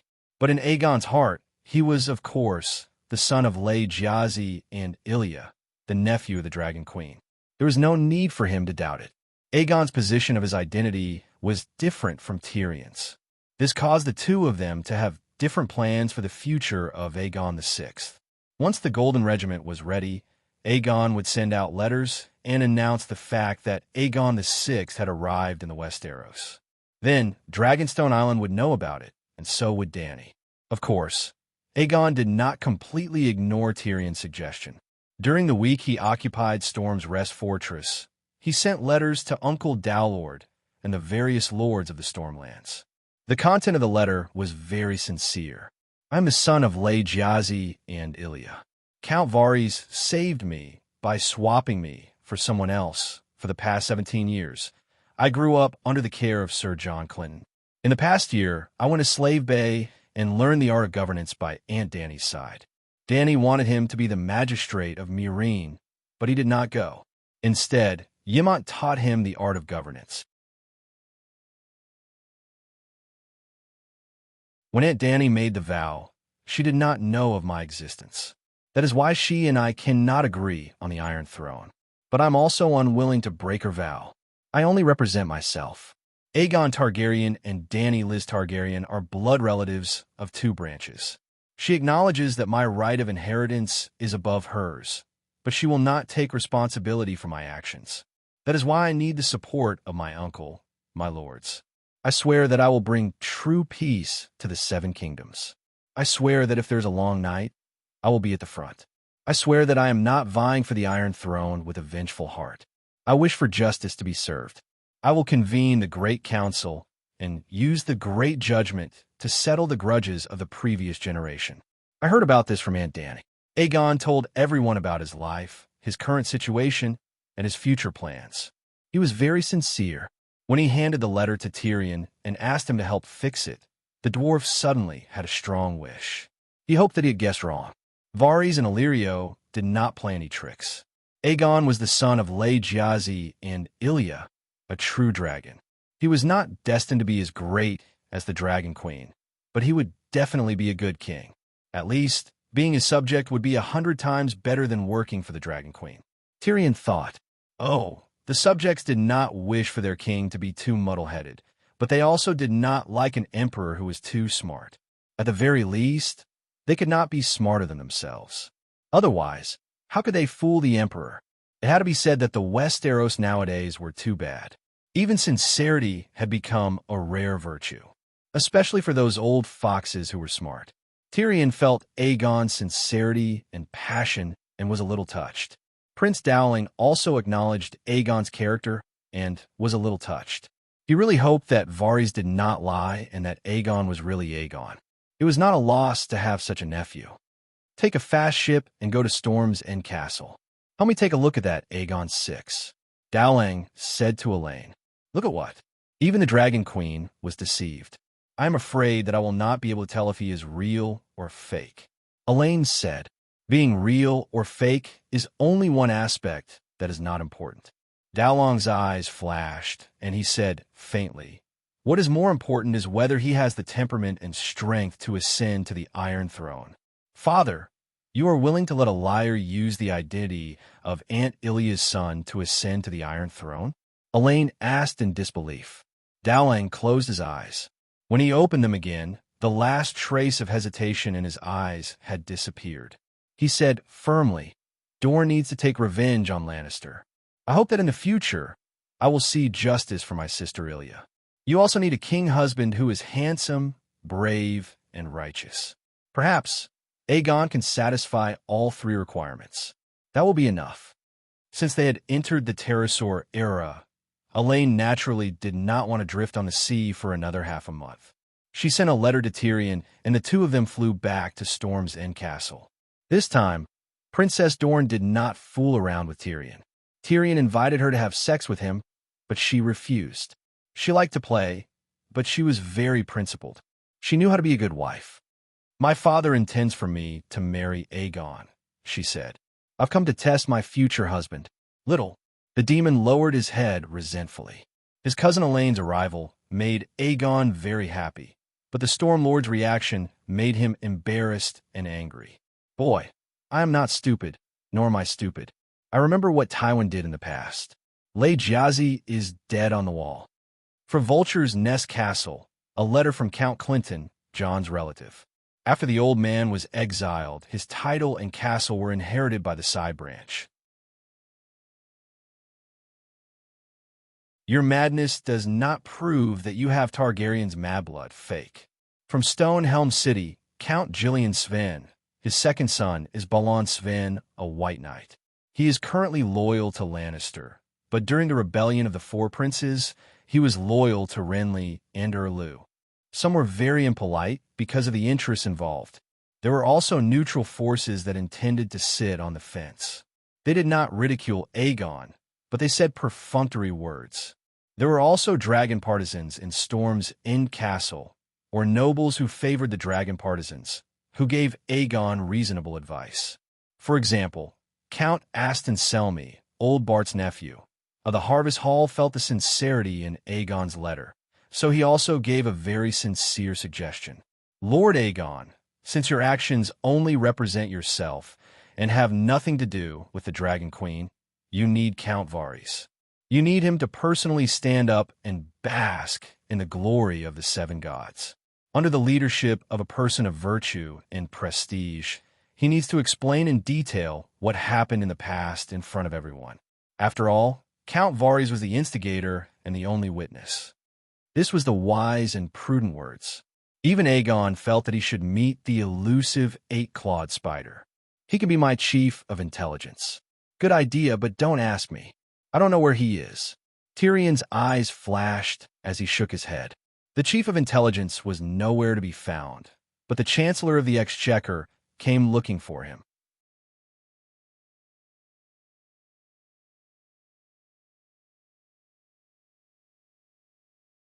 Chapter 612. Uncle Finger had been waiting for Aegon like a drought waiting for rain. He had been waiting for him for far too long. It was said that the eight-clawed spider controlled the largest intelligence network in the Westeros. Varysman had the support of the royal family, and Illyrio had invested a large sum of money into him. He also provided a large number of little birds that could read and write even though their tongues were cut off. However, Uncle Finger's intelligence network was not weak either. In some aspects, it was even better. Uncle Finger's intelligence network was made up of three parts: the brothels, the customs officials, and the spies planted in the various families. He was the largest procuress in the Seven Kingdoms. Most of the brothels in King's Landing were his property. The top bed slaves in the brothels had also been personally trained by him and were equipped with all kinds of skills. Uncle Finger started his career in the customs office of Seagull Town. When he became Robert's Minister of Finance, all the officials in the sea trade ports of the Seven Kingdoms were secretly replaced with his people. Uncle Finger also planted spies in the noble families that he had his eyes on. For example, the three brothers, Kate and Blake.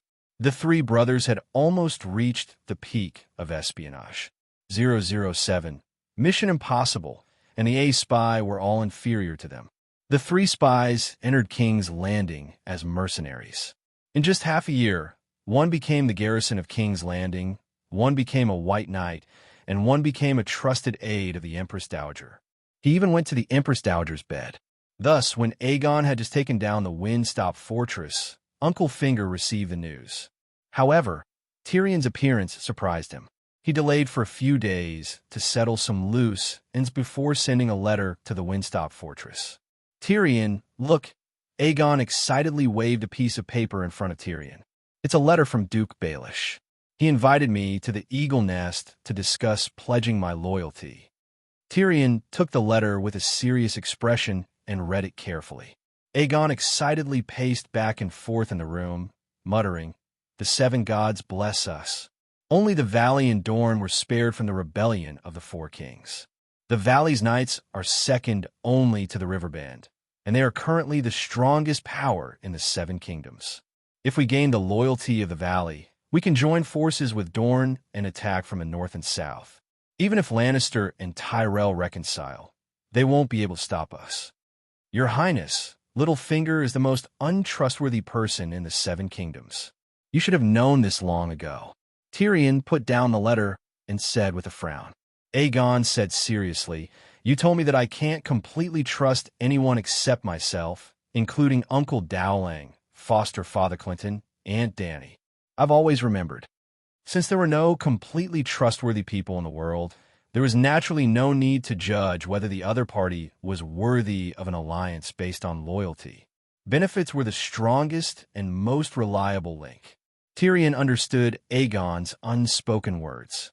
His smile was bitter, and his heart was both happy and sad. "I didn't expect you to remember it all this time, and even apply what you've learned." "Yes, I remember." The excitement in Aegon's eyes faded, and he said with a complicated expression, I remember much of what you said, for no one had ever taught me those things before. Foster father and sister Lamore only wanted to nurture an ideal king, but you taught me how to survive in the real world. If that's the case, wait a few days. Tyrion entered his strategist mode, thinking of ways to help Aegon. Let the scholar send a letter to Bronze Yohn, telling him that Littlefinger invited you to the Eagle Nest and earnestly asking him to be your guarantor. Bronze Yohn, who? Why do I need to earnestly ask? Aegon said with a frown. Tyrion explained slowly. Do you know the Roose family of the Valley? They're the old nobles of the Valley, and their status in the Valley is equivalent to the Bolton of the Northern Territory, Hyder of the River Bay, Starfall City of Dorne. Bronze Yohn is the leader of the Roose family, and is worthy of the respect of any prince. He once formed an alliance of justice with the vassals of the Valley, and almost chased Littlefinger's wifeless son-in-law out of the family. But in the end, sigh. Tyrion did not hide his disappointment as he shook his head and continued. Bronze Yohn is an old-fashioned knight who values honor. As long as he agrees to be your guarantor, Littlefinger will not be able to do it even if he wants to learn from Wade Fry. I see. Aegon rubbed his chin and thought for a while. He made a decision and said, a letter is not enough to express the prince's respect. I will personally go to Runestone City to meet Count Roose. Tyrion was shocked. He looked at the determined Aegon in disbelief. He did not expect him to be so bold. Aegon's boldness also shocked Bronze Yohn, Uncle Finger, and the vassals of the Valley. That day, he rode on a dragon and landed in Runestone City.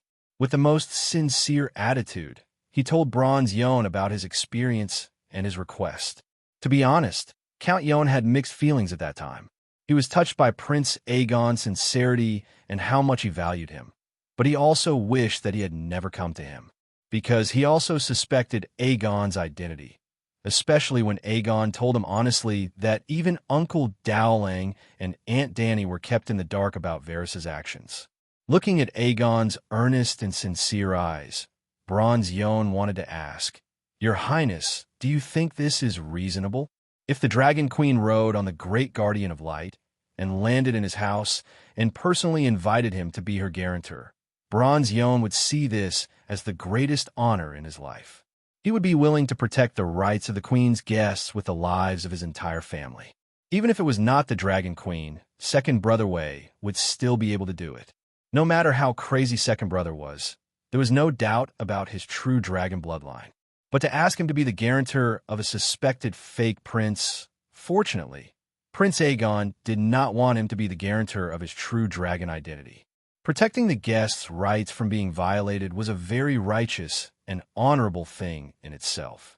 Hence, Bronze Yohn reluctantly agreed, even though he felt uncomfortable. When Littlefinger heard about this, he was shocked for a moment. Then, he nodded in agreement and handed the safety of the Eagle Nest's Moongate Hall to Bronze Yohn. My dear, your husband is a brave, smart, and magnanimous man. He is a knight. That night, when Littlefinger was working, Littlefinger commented on Sansa's fiancé. When he said this, he was very excited. Sansa was also very excited. She had loved listening to stories about legendary knights since she was young. She had always dreamed of marrying the handsome and glorious knight prince in the stories. She had once thought that her Prince Charming was Joffrey. Emperor Joffrey, who loved his people like his own children, had used a hammer to shatter Sansa's pink crystal maiden heart. Then, she met the tall and mighty Tyrion. Her already shattered maiden heart was almost crushed into mud. The series of misfortunes in her marriage had caused her to give up on herself. She learned how to seduce men and even became the secret lover of an old man who was neither legendary nor brave. If this had happened to Sansa when she was 13 years old in Winterfell, she would not have dared to imagine herself now. Perhaps, after going through so much misfortune, the Holy Mother finally took care of her. When half of her body sank into the mud, a tall, brave, and extraordinarily handsome prince appeared in front of her, riding on a rainbow-colored, the legendary Black Death god Balerion. Sansa was very satisfied with Aegon. Aegon's appearance was not to be doubted. His silver blonde hair shone under the sun. His eyes changed color according to the light, between dark blue, black, and purple. What moved Sansa even more was Aegon's temperament. His bright smile made him look like the sun god. It was as if he was about to enter her heart. However, his long eyelashes added a feminine aura to him, a maiden of the seven gods. The figure in her dreams, when she was young, had walked into reality from illusion. More importantly, he had a dragon. What a huge black dragon. Sansa had never seen such a huge and ferocious creature. Why does the Black Death God's mouth look like a bird's beak? Sansa was a little surprised. This was different from the megalosaurus that Master Luwin had taught her. However, Master Luwin had never seen a megalosaurus before. Perhaps he had remembered wrongly. After all, seeing is believing and hearing is false. Sansa followed her father, Duke Baelish, in the Aerys open-air garden under the identity of Elaine Stone. She received Prince Aegon and his 3 servants who had arrived on a dragon. Tyrion did not come. Black Death God Balerion alone took up half of the garden. He could only stay outside. Aegon, accompanied by his guards and Bronze John, entered the Moon Gate. It was located in the main castle of the Eyrie. It was a hall with a suspended door in the middle of the floor. Yes, it was also the place where Lisa fell to her death. Your Highness, I am relieved to see you. The 7 kingdoms are saved. The people of the 7 kingdoms are blessed. Uncle Finger's smile was gentle and his tone was sincere. Aegon had a good impression of him. My lord, I also have the ambition to change the current situation of the 7 kingdoms. However, I do not have the power to realize my dream. I hope you can help me return the 7 kingdoms to the right track. Aegon smiled humbly, and his eyes were confident. Of course, that is the main topic of our discussion today. Uncle Finger's eyes flashed. He had a higher opinion of the young man in front of him. This was Aegon VI, not the Mad King IV. In the hearts of Westeros, Joffrey was the Mad King II and Cersei III. Uncle Finger was such a smart man. Why was he not worried about Aegon's identity when everyone else was suspecting him? He had a spy. The spy on Dragonstone Island did not manage to find out the Dragon Queen's core secrets. But he confirmed one thing. The Dragon Queen completely recognized this nephew of hers. That was enough. Even his aunt did not suspect him. Who was an outsider to poke his nose into other people's business? This is my daughter, Aegon Stone. After some pleasantries, Uncle Finger introduced Sansa to Aegon. Sansa was beautiful to begin with. She had exquisite cheekbones, delicate facial features, smooth skin, big and charming blue eyes, and thick red hair that fell behind her head. Today, she dressed up for Aegon. She wore a dress made of ivory and silver thread. The edges were trimmed with silver satin. When she lowered her arms, her long sleeves almost touched the floor. She looked pure, elegant, and very girlish. However, the deep V-neck corset and her slim waist created a strong visual impact. It showed her mature and seductive womanly charm. Aegon was stunned. He had seen beauties before. He had seen Aunt Dany. However, among the women who had given him sexual hints, Aegon was the most beautiful, charming, noble, and elegant. She really looked like a princess. Aegon thought. However, Aegon still had his manners. Clinton and Ashera were both direct descendants of great nobles. Their earnest teachings made it so that Aegon did not lose his composure today. There was only admiration in his eyes. There was no lust. He kissed her hand like a gentleman and said, Lady Aegon, you are the moon in the sky above the Eyrie. Sansa was like a young girl meeting a man for the first time. She blushed and smiled sweetly. Uncle Finger also smiled in relief. There was a high chance of a marriage alliance. He did not feel uncomfortable at all about his woman marrying someone else. Instead, he was very happy. Look at how sincere his smile is.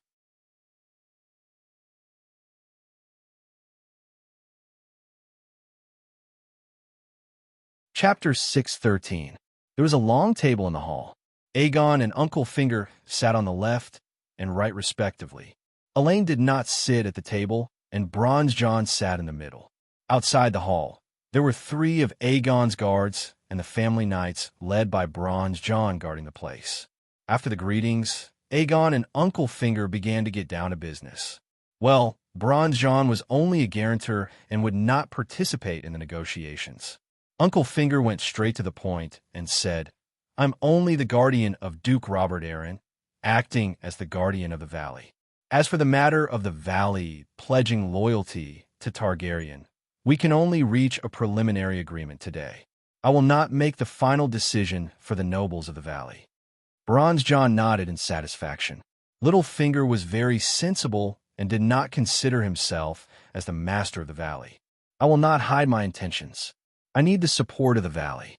With your cooperation, I am confident that I can take down the King's Landing within 2 months and completely quell the turmoil of the 7 countries," Aegon said confidently and sincerely. "To be frank, when the news of the Dragon Queen first reached the valley, I discussed the future of the valley with the various vassals. The Knights of the Valley are not afraid of battle, but meaningless war is not good for us. It will only make the Westeros worse. Winter has arrived and the night is unknown. So, the valley hopes for peace, a peace led by justice." Littlefinger looked at the youth opposite him and said meaningfully. Aegon frowned. At this moment, he suddenly missed Tyrion, who helped him manage the storms and fortress. Littlefinger obviously wanted to make a request and negotiate, but he suddenly realized that he could not guess the other party's bottom line and was not used to this kind of conversation. If only everyone were as frank and honest as Aunt Dany. How good it would be.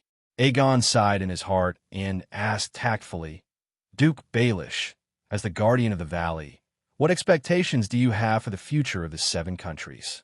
This was to let Uncle Finger make the first request. "I don't dare to have any extravagant hopes for the 7 kingdoms. That is a matter for the king to consider. You're the king of Loina, the Undulls, and the ancestors. As for me, I am Robert Arryn. Robin is his nickname, as adoptive father. My only hope is that he will be safe and sound, and that he will be able to preserve the legacy of his ancestors in the new dynasty." To put it simply, Uncle Finger's only request for Arryn Vale to join Aegon was for Targaryen to forgive Jon Arryn's crimes in the War of the Usurpers. Bronzion nodded slightly, satisfied with Uncle Finger's performance. On the other hand, Aegon was a little surprised. According to Aunt Dany and Tyrion, Littlefinger was sinister and cunning. He had no bottom line and only wanted to climb up the social ladder. He should not be so selfless and selfless. Aegon trusted Aunt Dany and Tyrion's judgment more. Therefore, he believed that Littlefinger was saying beautiful words. As for the grudges of the previous generation, I will not directly announce who to forgive or punish.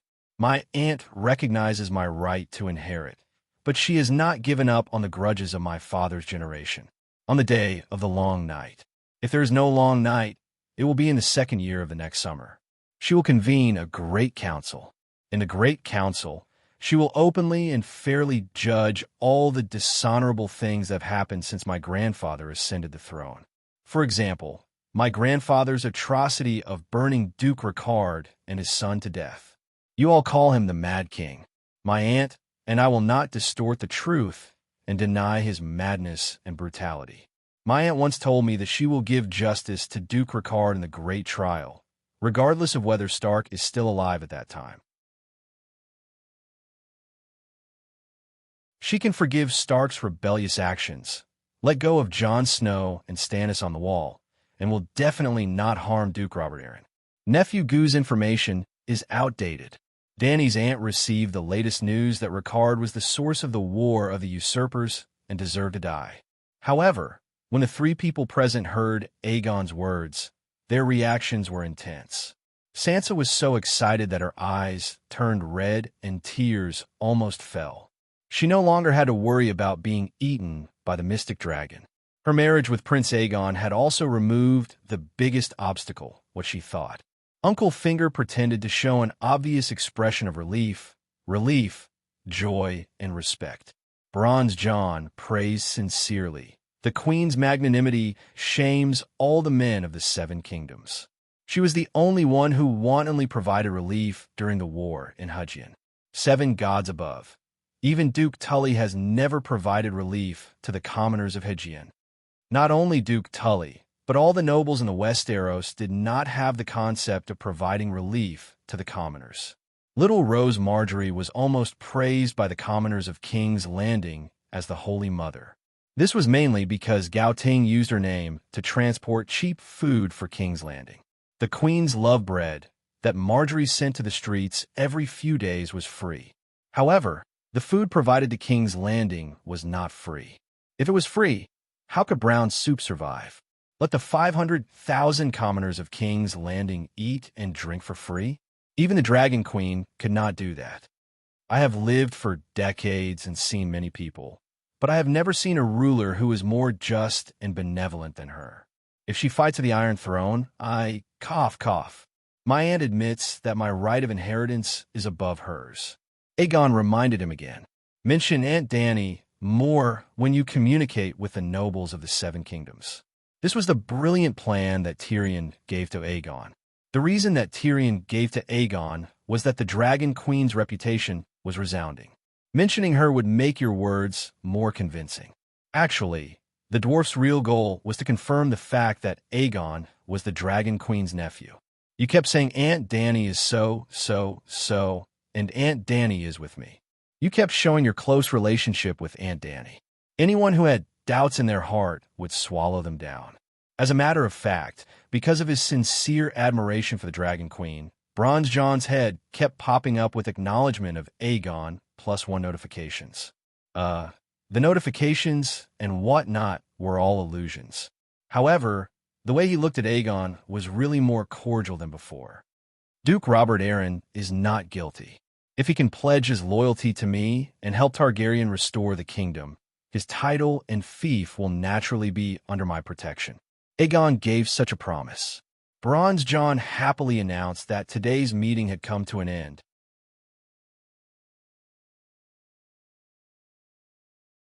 Both sides reached a consensus on the grudge between House Arryn and House Targaryen. It could be considered as clearing the first obstacle on the road to cooperation. However, whether the alliance would succeed in the end depended on the outcome of the meeting between the Arryn vassals. Aegon was very dissatisfied with this outcome. He felt that Littlefinger had played him. He clearly had no right to make a decision on the Arryn Valley's matters, but he invited him to the Eyrie to talk about an alliance. If he could make the vassals in the valley take the initiative to pledge their allegiance, then what was the point of talking to Littlefinger? As if guessing Aegon's thoughts, when Bronze John proposed to invite the prince to a banquet, Uncle Finger said, "Count, the matter between the valley and the prince is over. I still have some private matters to discuss with the prince alone. Can you go prepare the banquet?" "What is it?" Bronze John was a little dissatisfied. He suspected that Littlefinger was up to something. Littlefinger smiled and glanced between Aegon and Elaine. He said meaningfully, "It has nothing to do with the valley. It's about my daughter's marriage." Aegon was stunned. Elaine lowered her head shyly. Her pretty face was as beautiful as a flower. Bronze John's face turned red with anger. Regardless of whether his identity was real or fake, Aegon was now bearing the title of Targaryen. He was his protector. How could he tolerate Littlefinger's humiliation? Well, in Bronze John's opinion, the intention of marrying an illegitimate daughter to a reserved king was an insult to the king. The Baelish family's foundation was shallow to begin with, and an illegitimate daughter.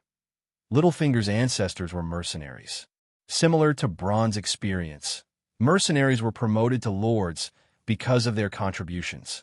If Aegon was really the son of Lay Jazi, then Littlefinger's daughter was only fit to be his lover. On the other hand, the daughter of the Royce family was barely qualified to be married to Aegon. "Duke, you are now the guardian of the valley. Please don't do anything too disrespectful." John suppressed his anger. Understanding John's thoughts, Uncle Finger was not angry. He smiled and said, "If your highness is willing, I can announce that Elaine is no longer an illegitimate child." What he meant was that if Aegon agreed, he would announce Elaine's original identity to the public. Sansa Stark was qualified to marry any man in the world, even if he was a god. John thought that Littlefinger wanted to turn Elaine Stone into Elaine Baelish. Just like how Skinner was originally Remus Snow, after becoming Remus Bolton, he had the right to inherit the Dreadfort. John looked down on the surname Baelish, but he would not say it out loud. He only looked at Littlefinger deeply and stood up to leave. Elaine also stood up and bowed shyly to Aegon, who had an awkward expression. She then trotted away with John. There were only two people left in the hall, the calm Littlefinger and the restless Aegon. Uncle Finger smiled at Aegon and said, "Your Highness, I will be honest with you.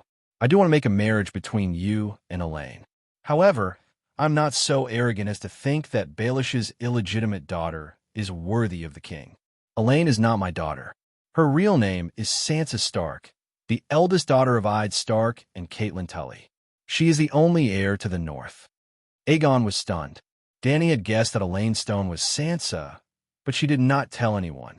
This matter had nothing to do with her, but the last time Marvin reported that Littlefinger had sent people to Dragonstone Island to pledge their loyalty to her, Old Kate and Blake, Dany asked about Elaine's situation and did not have the chance to think of this person after that. Therefore, Aegon was really shocked. "Duke Baelish, are you joking?" "I swear," Uncle Finger said seriously. Then, he began to paint a picture of Aegon. "Your Highness, I am not Sansa's biological father, but I am her adoptive father. Sansa is also Duke Robert's cousin, the rightful heir to the King of the North. The King of the North, Robb's territory is not only the North, but also Huggian. In other words, if you marry Sansa, you will gain the allegiance of the North, Huggian, and Valley kingdoms. A sacred betrothal is more secure than any oath." Aegon's expression was uncertain. "Losing the North and Huggian are just burdens to me." Littlefinger was delighted. He did not refuse immediately, which meant that he was tempted. Sansa looked pitiful. She had nothing and could not even go back to her home. However, the truth was that Tywin and Old Rose were very fond of her identity. "Your Highness, do you want to be the King of King's Landing or the King of the Seven Kingdoms?" Littlefinger asked. "What do you mean?" "The King of King's Landing only needs to take over King's Landing and only control King's Landing. The King of the Seven Kingdoms is like your ancestors, the King of the Undulls, Loinars, and the Ancients, the protector of the realm." "Of course, I am the King of the Seven Kingdoms," Aegon said. Littlefinger stopped smiling and said seriously, "Then you must solve the problem of the North and Huggian."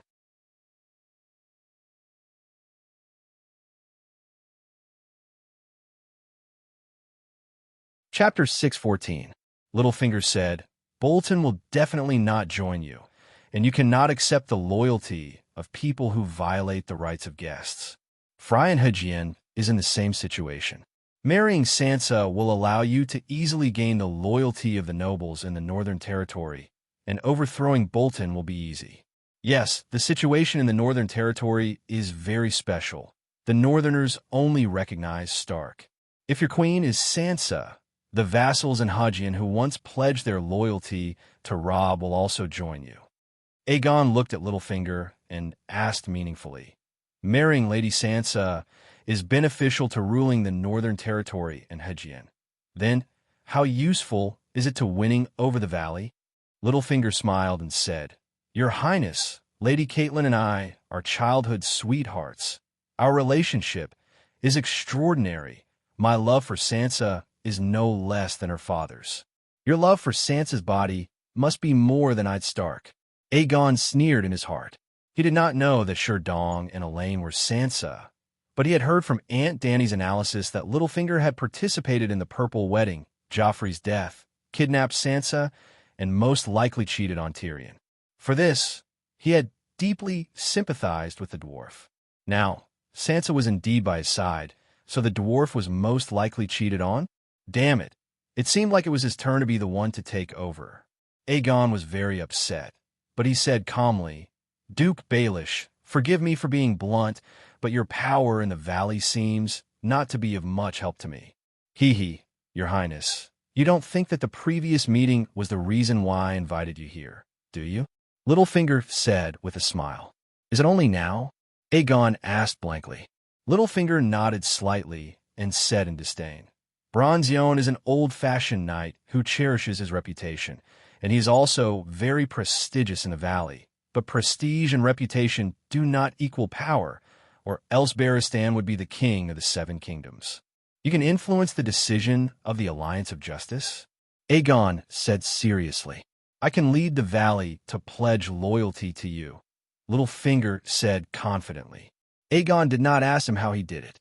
He only thought carefully for a moment and asked, if I compensate you in other ways, can I not marry Miss Sansa, and you will immediately take the valley and pledge your loyalty to me?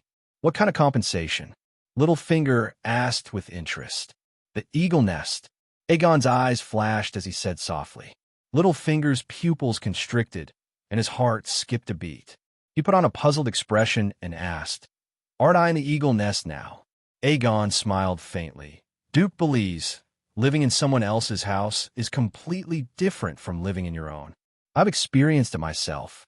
In Slaves Bay, my aunt treated me extremely well, but I still felt more comfortable in Storm's End Castle. I didn't deceive you and Earl Royce before. Robert Arryn had nothing to do with the War of the Usurpers, and Targaryen was not Lannister. He would not harm an innocent child. But Targaryen had no reason to protect House Arryn's lands and titles. I can leave the grudges of the previous generation until my aunt's great judgment. But I will not help Arryn, Stark, Theon Bella, and Tully protect their endangered and even lost positions without any benefits. For example, if I take over Storm's End Castle, Theon Bella will forever lose his clan's lands. For example, right now, no matter who it is, as long as he can lead the valley to pledge loyalty to me, even if he uses dishonorable means to take away Arryn's title, I will still recognize his identity.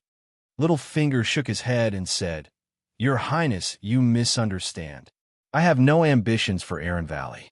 Duke believes there are only the two of us here. I've already been honest enough. Can you repay me with some sincerity? Aegon said unhappily. Sigh. Back then, after your grandfather killed Duke Ricard and his son, he still felt that it wasn't enough. He asked Jon Arryn to hand over Ide and Robert. What do you think Lord Jon should do?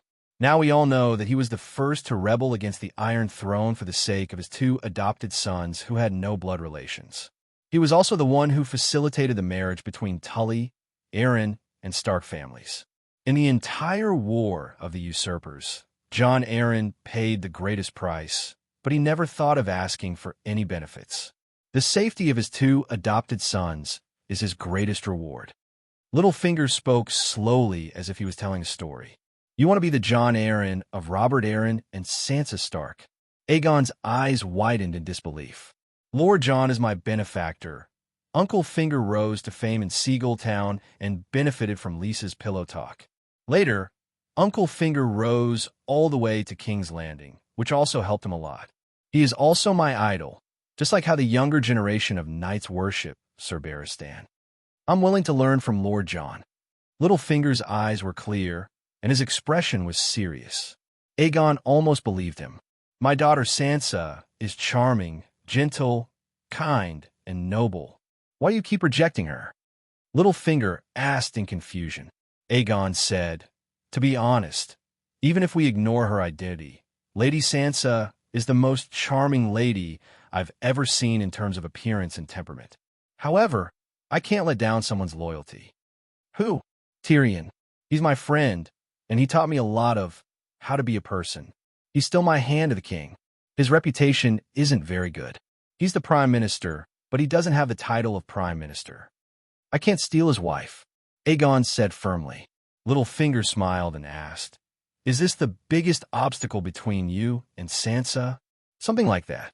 Aegon nodded and said hesitantly, Actually, my cousin Elaine also wants to marry me. Littlefinger stood up and took out a craft paper bag from the cupboard by the wall. He returned to the table. This time, he didn't return to his original seat. Instead, he sat intimately beside Aegon. Under Aegon's confused gaze, Uncle Finger opened the craft paper bag and took out a piece of parchment the size of a certificate.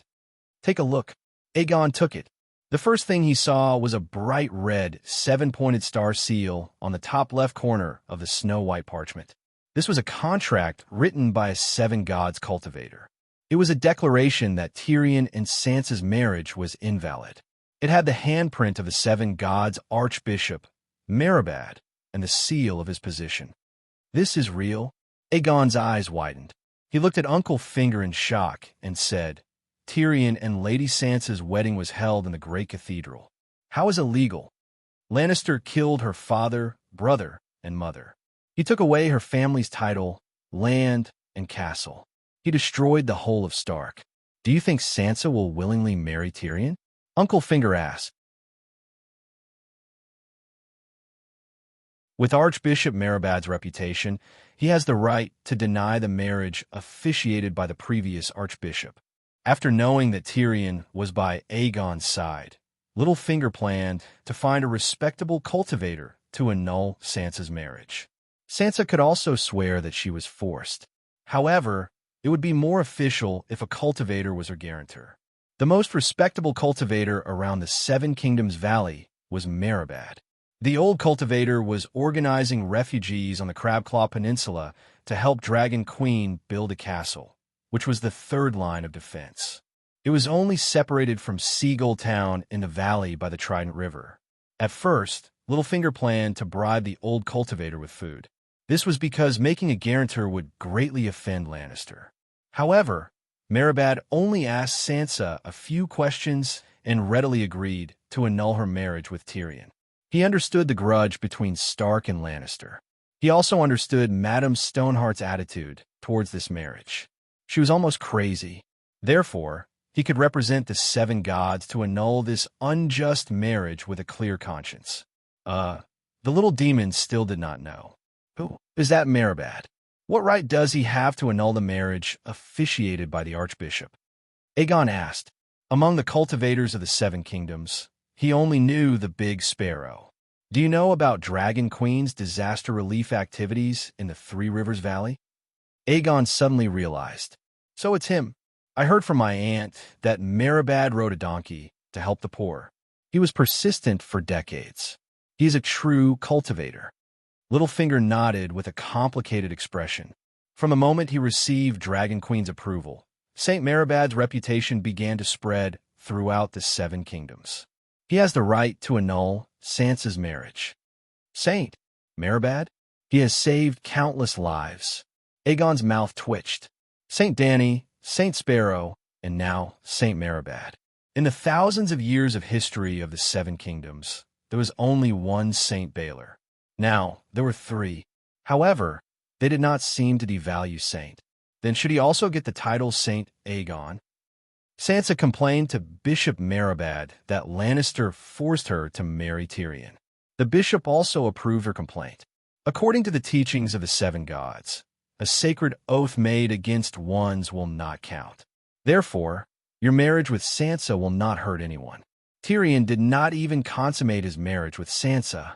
I swear to the Holy Father that Sansa is still a pure virgin. This can be witnessed by the roseless Garbrain. Well, after Brittany became famous, she would ask everyone she met in Hygien, have you ever seen a red-haired virgin? And the famous saying also spread. Everyone knew that she was looking for Sansa, so they all thought that Brain thought that Sansa was a virgin. Marriage is easy to annul, but Tyrion's feelings for Sansa are difficult to resolve. Aegon thought for a while, but still shook his head. Your Highness, let me ask you a rebellious question. Are you the monarch, or is he the monarch? How can a monarch's empire be controlled by his subjects? Littlefinger's face had a hint of mockery, but Aegon could clearly feel it. Tyrion is my prime minister. If you want to drive a wedge between us, you are wrong. Aegon sneered. Littlefinger waved his hand and said, you can trust the homeless Tyrion, and you can also support Sansa's marriage with him. The problem is, Sansa is not alone. She represents the power of the North, Hygien, and the Valley. In the future, will you still dare to sleep peacefully in the face of the king's hand that controls the West, North, Hygien, and Valley Alliance? The sneer on Aegon's face gradually froze. Tyrion will not betray me, he said in a low voice. Yes, with the Dragon Queen around, no one dares to betray Targaryen. But if you rely on her for everything, why return to the Westeros now? A king should control his power in his own hands, Littlefinger said faintly. Aegon hesitated. At least Littlefinger was right about one thing. Sansa represented power, and power should be controlled in one's own hands. Seeing his struggle, Littlefinger smiled and said, "You can choose another noble girl to marry Tyrion, and complete the friendship between monarch and subject. You are already so concerned about his feelings, and you should also think about your great cause." Aegon was somewhat convinced. But Dorne seems to have the idea of a marriage alliance with me.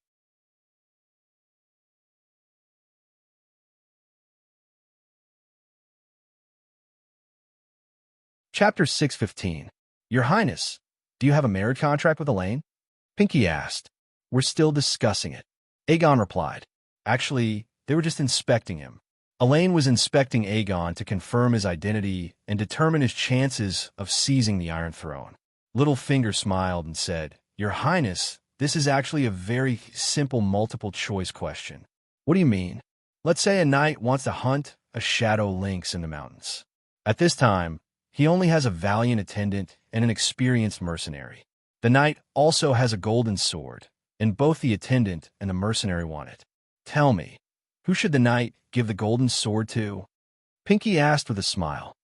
I'm not an item, Aegon said angrily. You're not. You're the king. Your marriage is the true sword. Pinky agreed with a smile. Aegon's internal struggle wasn't just limited to his heart. His expression was also very clear. Littlefinger saw this and felt proud in his heart. He said faintly, anyone would take out a golden sword to bribe a mercenary. Because regardless of whether an attendant is given a golden sword or not, he will still accompany his knight to hunt. This is the duty of an attendant. You're Prince Dowlong's nephew, so it's only natural for him to help you, just like how an attendant serves a knight. However, the Valley and the North are hesitating. The safest thing for the Valley is to wait and see.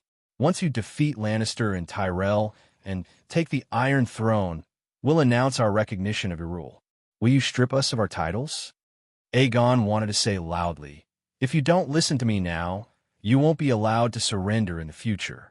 Even if you surrender, you'll be stripped of your titles. However, he couldn't do it. Not to mention the Valley was just watching. Even if the vassals joined Lannister's camp and surrendered after losing the battle, he would still have to accept them. Just like Duke Tywin's famous saying, when someone challenges you, you should resolutely respond with iron and blood. When they kneel and submit, you should personally help them up. Did Tywin not understand Prince Dowlong's enmity toward him? Don't you know about Dowlong's little tricks during the Battle of the Four Kings? Dowling was preparing to lead Dwayne to join Lon Lee's side and secretly sent people to contact Sonlu. Erlu then made a move on his younger brother. However, after the rebellion of the Four Princes was quelled, not only did Tywin not punish Dorne, he even approved of Tyrion's decision to marry Messai into Dorne. He even left a position for the Dornese in the Imperial Conference. One must know that Tristan was only Quentyn's younger brother. He could not even be considered as the second son. On the other hand, Messai was the eldest princess, the king's elder sister. Myrcella was marrying a man of low social status. You, who is half Dornish, ascending to the Iron Throne is equivalent to Dorne's success. It also represents the interests of the Martell family, so they will definitely help you. But what can you get from helping Valley? If there is no marriage, the benefits of helping you or not will be the same, but the price paid will be completely different. Let me think about it. Aegon sighed and said helplessly, Your Highness, you are a true dragon. No one can force you. No matter what choice you make, Aaron of Valley and Stark of the Northern Territory will not be your enemy. You can think about it for as long as you want. You can even reject me. There's only one thing. I swear, the day you marry Sansa, 10,000 knights and 30,000 infantrymen of Valley will pledge their loyalty to you. 40,000 elite infantrymen. It was enough to buy a few Dany's ants. Second Brother Way and Illyrio sold Dany for 10,000 roaring warriors. Aegon wanted to agree immediately.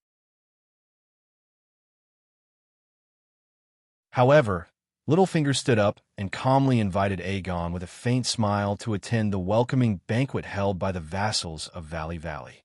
At the ball, Aegon and Sansa were like a couple that had walked out of painting. The man was tall and handsome. The woman was charming and charming. The harmonious atmosphere and noble aura between the two of them made it impossible for the surrounding men and women to get in between them. As their ears rubbed against each other, he smelled her virgin fragrance, touched her tender and smooth skin, and was intoxicated by her charming smile, which was either naive, innocent, or seductive. Aegon suddenly realized that his heart was thumping. Tyrion, I finally met my first love. Back at Wind's End Castle, Aegon looked out of the window with a disappointed expression and sighed. Now I finally understand what you told me that day about the feeling of being with Tessa. Just by looking at her, it seems like the whole world is brighter. The air around her seems to carry the sweet fragrance of roses. Other than her, everyone else's image is fading and blurring. That's a good thing. If a person doesn't meet a girl who moves his heart in this lifetime, it's like a quarter of his life has dimmed. Tyrion was very happy for his little brother. But Aegon's face was filled with guilt. But she's Sansa. You're right. Sansa is really charming. Tyrion's face contorted. After a while, he gritted his teeth and said, Where did you meet Sansa? Sigh, Aunt Dany guessed right. Littlefinger kidnapped Sansa and went to the Eagle Nest with him under the identity of Elaine Stone. Aegon did not hide anything. He told the dwarf everything that happened in the Hall of the Moongate yesterday. My betrothal has been annulled again. Tyrion muttered in a daze. Should I agree to Littlefinger's marriage proposal? Aegon asked carefully. His voice was very soft, afraid that he would agitate the dwarf. He knew that this question was very hurtful to the dwarf, but if he did it behind his back, it would only hurt their relationship even more. He might as well be frank with him. Sansa is my wife, Tyrion growled, but she doesn't love you. She even hates you. She hates every Lannister to the bone. She told me this herself. Even Saint Meribad thinks that your marriage is blasphemy against the seven gods, Aegon said. Tyrion's eyes were red. He shouted, She cannot love me. She can break off the marriage with me, but not because of you. Even if Littlefinger fucked her, you can't take her. Let's talk nicely. This is not the Garden of Desire, and Sansa is not the Red Saintess. She is a noble and pure virgin. The roseless iron guard that my aunt conferred can testify to that. Aegon frowned and said angrily, Virgin? Tyrion raised two middle fingers at Aegon and sneered. Have you asked me about these 3 sticks? Aegon suddenly stood up and shouted at the dwarf. If you talk like that again, I'm going to get angry. The dwarf was really angry. He ran to Aegon with his short legs and pushed him hard in the chest. He said loudly, I almost betrayed the queen and left Slave Bay. I followed you all the way back to the Westeros and helped you come up with plans. I didn't do it to see you fuck my wife. Aegon took a few steps back and looked away from Tyrion's red eyes. He sighed. I like her, and she loves me. There's no fuck, only true love. Maybe not now, but Sansa and I will definitely be a pair of immortals in the future. Our union is the gods' blessing for us, and also the fastest way to quell the chaos in the Seven Kingdoms. Immortals? He thought about how Sansa had refused to sleep with him on their wedding night. Actually, it was Tyrion who took pity on Sansa and gave up on smelting copper. Yep, Sansa was almost 13 years old at that time. Then, he imagined how she and Aegon were cuddling and cuddling uncontrollably. A wicked fire rushed into Tyrion's mouth from the steel door. He said with a mouth full of fragrance, You're just a weak stone. You can't even compare to Pinky's Pinky. Can you satisfy her? What a shitty pair of immortals. The reason why Pinky was called Pinky was not only because his home was on the Five-Finger Peninsula, but also because he was small and thin. Being small did not necessarily mean that the person was small. For example, Tyrion was a mischievous child, but Pinky was not as talented as the dwarf. Awoo! Aegon was filled with guilt and guilt. He turned into a raging wildfire. His eyes turned green. With a howl, He pounced at the dwarf. The dwarf was careless and fell to the ground. With a thud, his head hit the floor. Fortunately, the floor was covered with a thick layer of mire carpet. However, this also made Tyrion lose his rationality. He punched Aegon in the eye. Aegon howled. The little bit of rationality that had just returned to his heart turned into fuel again, making the wildfire in his chest burn even more fiercely. Bam, bam, bam, crackle. The two of them wrestled with each other like children in the mud. They dug out bird nests, pulled out ears, slapped their mouths, knocked their foreheads against each other's front teeth, punched their noses. One of them was the second brother of the Black River Pass, while the other was Zhao Yun, who competed based on looks. They met each other and exchanged blows. There was no clear winner. They fought wildly in the house. Soon, they were noticed by the guards and reported to the leader of the Golden Army, Harry. After a while, Harry brought people to separate the two of them. Seeing the prince beaten black and blue, Harry had already ordered the guards to lock up the dwarf. However, Aegon got up from the ground and stopped him, coldly looking at Tyrion, who was looking at him coldly. Aegon rode the Black Death God and left the Wind's End Fortress. That's it. Dragonstone Island, the magic net crystal tower. A dejected Aegon was complaining to Aunt Dany about the grievances in his heart. Dany was in a good mood after eating a big melon. She did not show any displeasure to her nephew and spoke in a calm tone. So, why did you come looking for me? Well, this was the first time the two of them had spoken since Aegon left. Aunt Dany, what do you think I should do? Aegon sighed. Kill Tyrion. In ancient times, when an emperor wanted to take his minister's wife, he would first arrange a suicide mission for his minister. Dany held back her laughter. Aegon shook his head and said, but he didn't do anything wrong. If it were me, I would also be very angry. Any man would be very angry. Then restrain your lust. It's not because of her beauty. A hint of awkwardness flashed across Aegon's bruised face. Marrying Sansa is equivalent to controlling the Northern Territory. I can also subdue the nobles in the Valley and Hudgian. This won't do, that won't do. Think of a way yourself. Dragon Queen turned off the magic mirror communication. Aegon was in a daze in front of the light blue magic crystal ball for a while. He only came back to his senses when the big crab, Bronn, and the others came over to greet him. Where's Tyrion? Why isn't he here? After exchanging some pleasantries, Bronn asked curiously. Aegon hesitated for a moment and said, he's helping me manage the Wind's End Fortress. He doesn't have time to come. Bronn saw the wounds on Aegon's face, but would never have thought that it was caused by Tyrion. So, he started chatting with the prince about the dwarf. When I first heard that he killed Tywin, I was as shocked as everyone else. But after thinking about what Tywin did to him, I could understand. Tyrion is a good person, but when he's pushed to the limit, he can do all sorts of crazy things, Bronn rambled on. Aegon was stunned for a moment. Then, he suddenly stood up and left.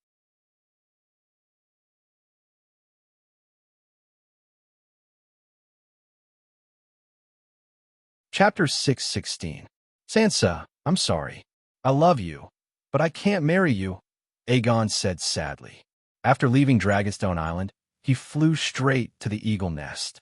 In the garden, under the twilight, he listened to the rumbling of Elise's tears waterfall in the distance.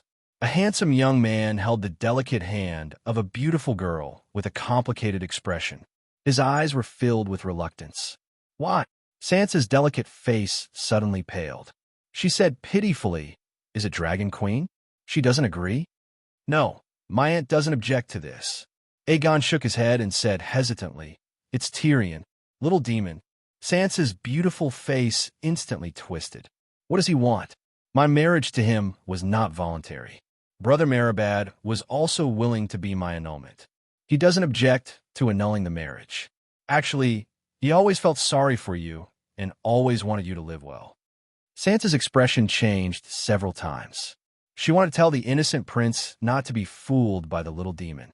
But thinking about it carefully, the dwarf did not seem to have done anything bad other than looking at her naked body with lustful eyes. Then what does he want? She asked in a muffled voice. He can tolerate you marrying someone else, But the person marrying you cannot be me, Aegon said bitterly. Why?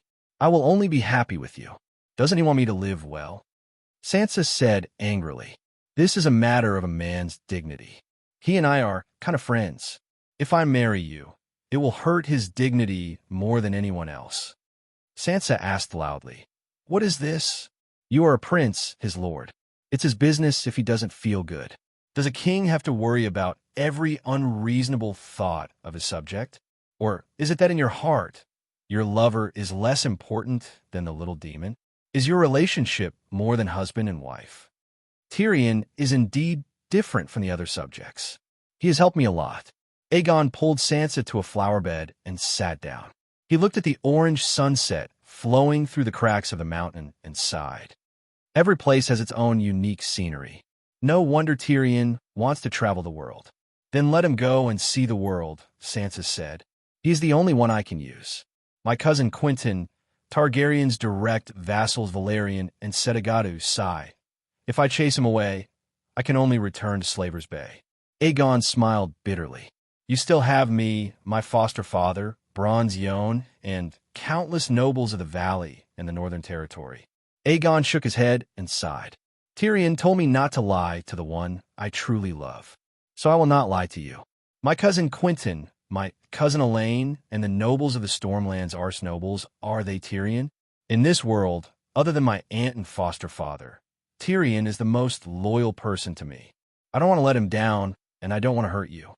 The first part of the sentence made Sansa's expression darken slightly, but the last part made her confused.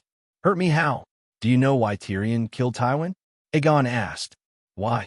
Because he loved his father too much, too passionately, but Tywin repaid him too little, too coldly. Tyrion was forced into a corner and went to extremes. I still don't quite understand, Sansa said blankly. Tyrion is very good to me, very loyal. But if I repay him with coldness and cruelty, I'm afraid that what happened to Tywin will happen to me. For example, after our marriage, you will definitely appear in front of him often. And every time you appear, it will be a provocation to him, like a slap to his face. Over time, he will be pressured to the extreme.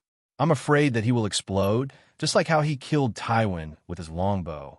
Killing you and me, Aegon said angrily. Sansa looked at the prince in front of her with a strange gaze. Is this person an idiot? What kind of strange things are he thinking?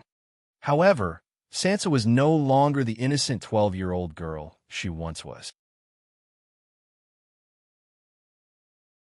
Although she was still young, she had experienced a lot in her life.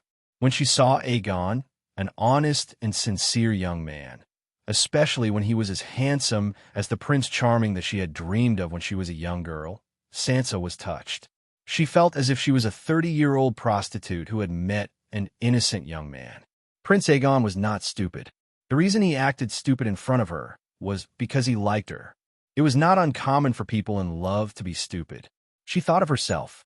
Back then, when she faced Joffrey, that scoundrel, did she not stupidly open her heart to him? At the same time as she felt sad, Sansa suddenly felt some true feelings for the young man. Such a sincere, brave, honorable, noble, and handsome young man truly loved her. Wasn't that her wildest dream when she was young? She did not expect that after her dream was killed by Joffrey, the imp and Pinky, and thrown into a cesspool, her dream could be revived like a sparrow. Perhaps her meeting with Prince Aegon was the blessing of the Virgin Mary. You think too much. Time will only fade everything. My feelings for him are not as deep as you think. At this moment, Sansa's tone was exceptionally gentle and full of affection. It was enough to melt any man's heart. He is Lannister. Lannister, he has a strong memory. If he could not even remember, how could he repay his debt? Aegon felt that there was nothing wrong with his words. Sansa's expression also became serious. That's right. I can't be too wary of Lannister. Are you going to give up on our feelings because you are afraid?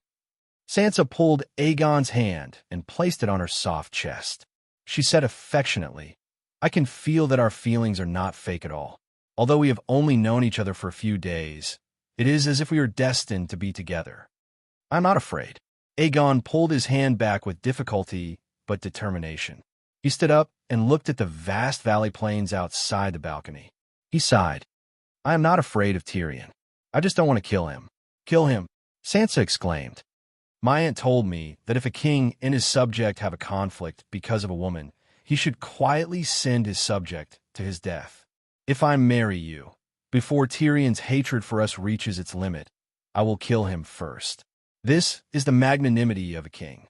I do not lack it, but I do not want him to die. If that is the case, I will not have a conflict with him regarding women. So I am sorry. Aegon made his decision without hesitation. He summoned the Black Death God and climbed onto the dragon's back. He looked down at the pale and weeping Sansa and said loudly, Sansa, even if we cannot be together, I will still treat you as my best friend.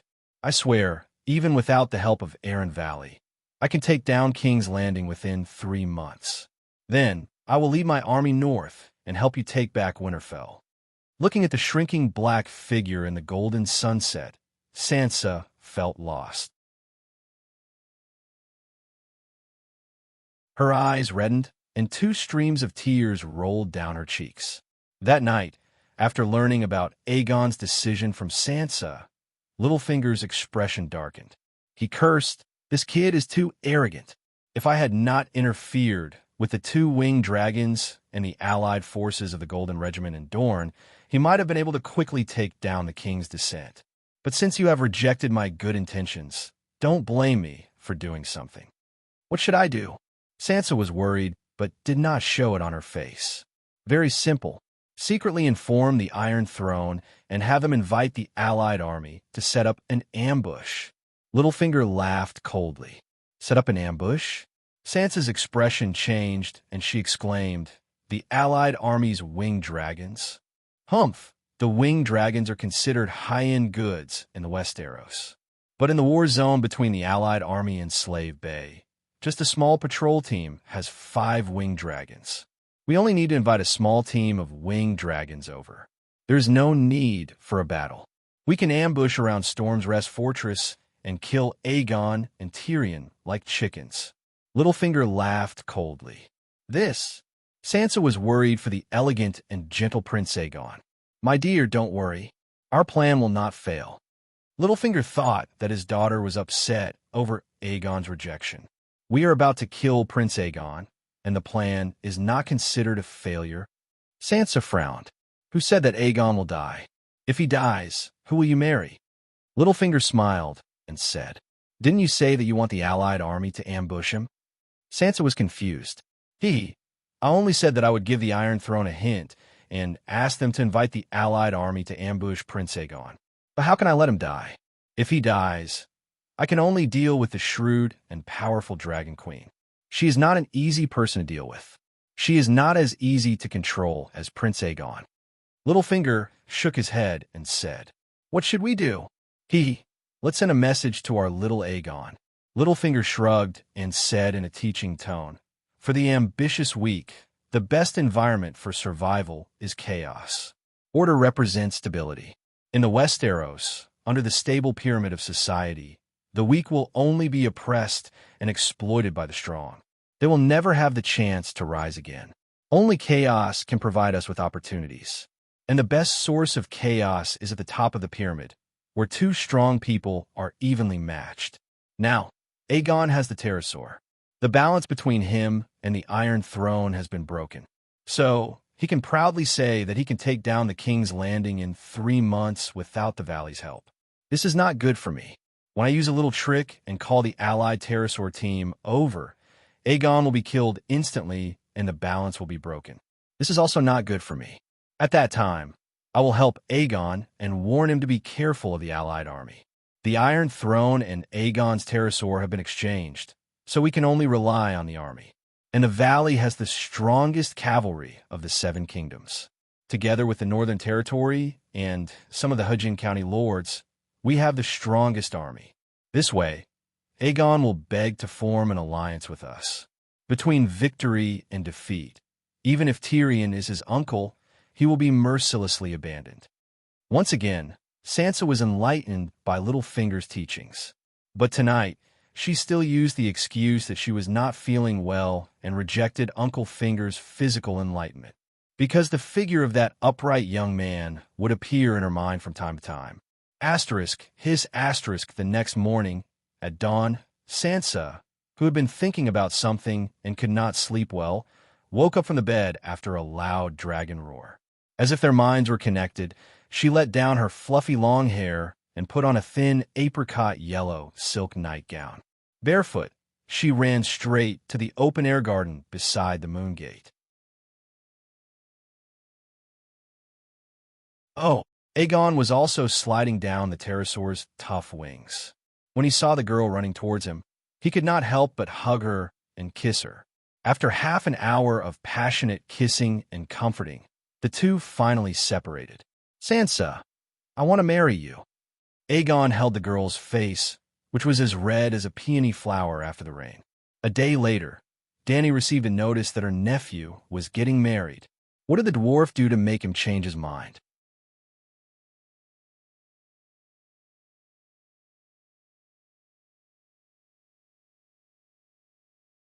Chapter 617. That morning, Tyrion and Aegon had fought over Sansa. It was Guan Yu against Zhao Yun, and they were evenly matched. Both of them were bruised and battered, their faces swollen and bruised. As for Aegon, he went to Aunt Dany and cried. Then he cut off his feelings with the sword of wisdom and prepared to give up on this love that was not meant to be. Tyrion also went to find someone to talk to. Elaine was the only familiar person in Windrest Fort. Tyrion could only go to her. Actually, the two of them were comforting each other. Elaine also knew about Aegon's plan to marry Sansa. How should she put it? Prince Dowling of Dorne was too steady and courageous. However, he sought stability all the way and did not have the drive to take risks. He and his younger brother, Oberyn, one was gentle and the other was tough. One of them was scheming and astute, while the other was decisive. The brothers were of one mind and were perfect. Unfortunately, Oberyn died. As for second brother Way, whose identity was clear, Prince Dowling observed him again and again. His daughter was already in her 20s, but he did not send her to complete the holy marriage. In the end, second brother could not see any hope of reviving the country. He became more and more extreme and crazy. However, the more extreme and crazy second brother became, the more hesitant Prince Dowling was. He was even more unwilling to put his daughter and Dorne's future in danger. As a result, the promising Ocean Palace oath signed by Oberyn and William Darry was reduced to a piece of scrap paper. When it came to Aegon, he had good looks and character. However, he had an unknown identity and an uncertain future. Prince Dowling wanted to place a bet, but he did not make a decision immediately. Instead, he sent Elaine to Windrest Fort to observe. In the end, Aegon was much more popular than Prince Dowling thought. Uncle Finger, the best godfather of the Seven Kingdoms, entered with his daughter. Elaine was tragically raped by Sansa. Hence, Princess Elaine was also depressed. They were both in the same boat. Moreover, they were old acquaintances. The dwarf and Elaine talked about the depression in their hearts while drinking to drown their sorrows. Wine was the medium of sex. Heart to heart, body to body, Aegon rode the dragon back to the Wind's End fortress with a sorrowful and regretful heart. Suddenly, he saw Tessa spreading her wings and gliding slowly under the moonlight above the ink sea.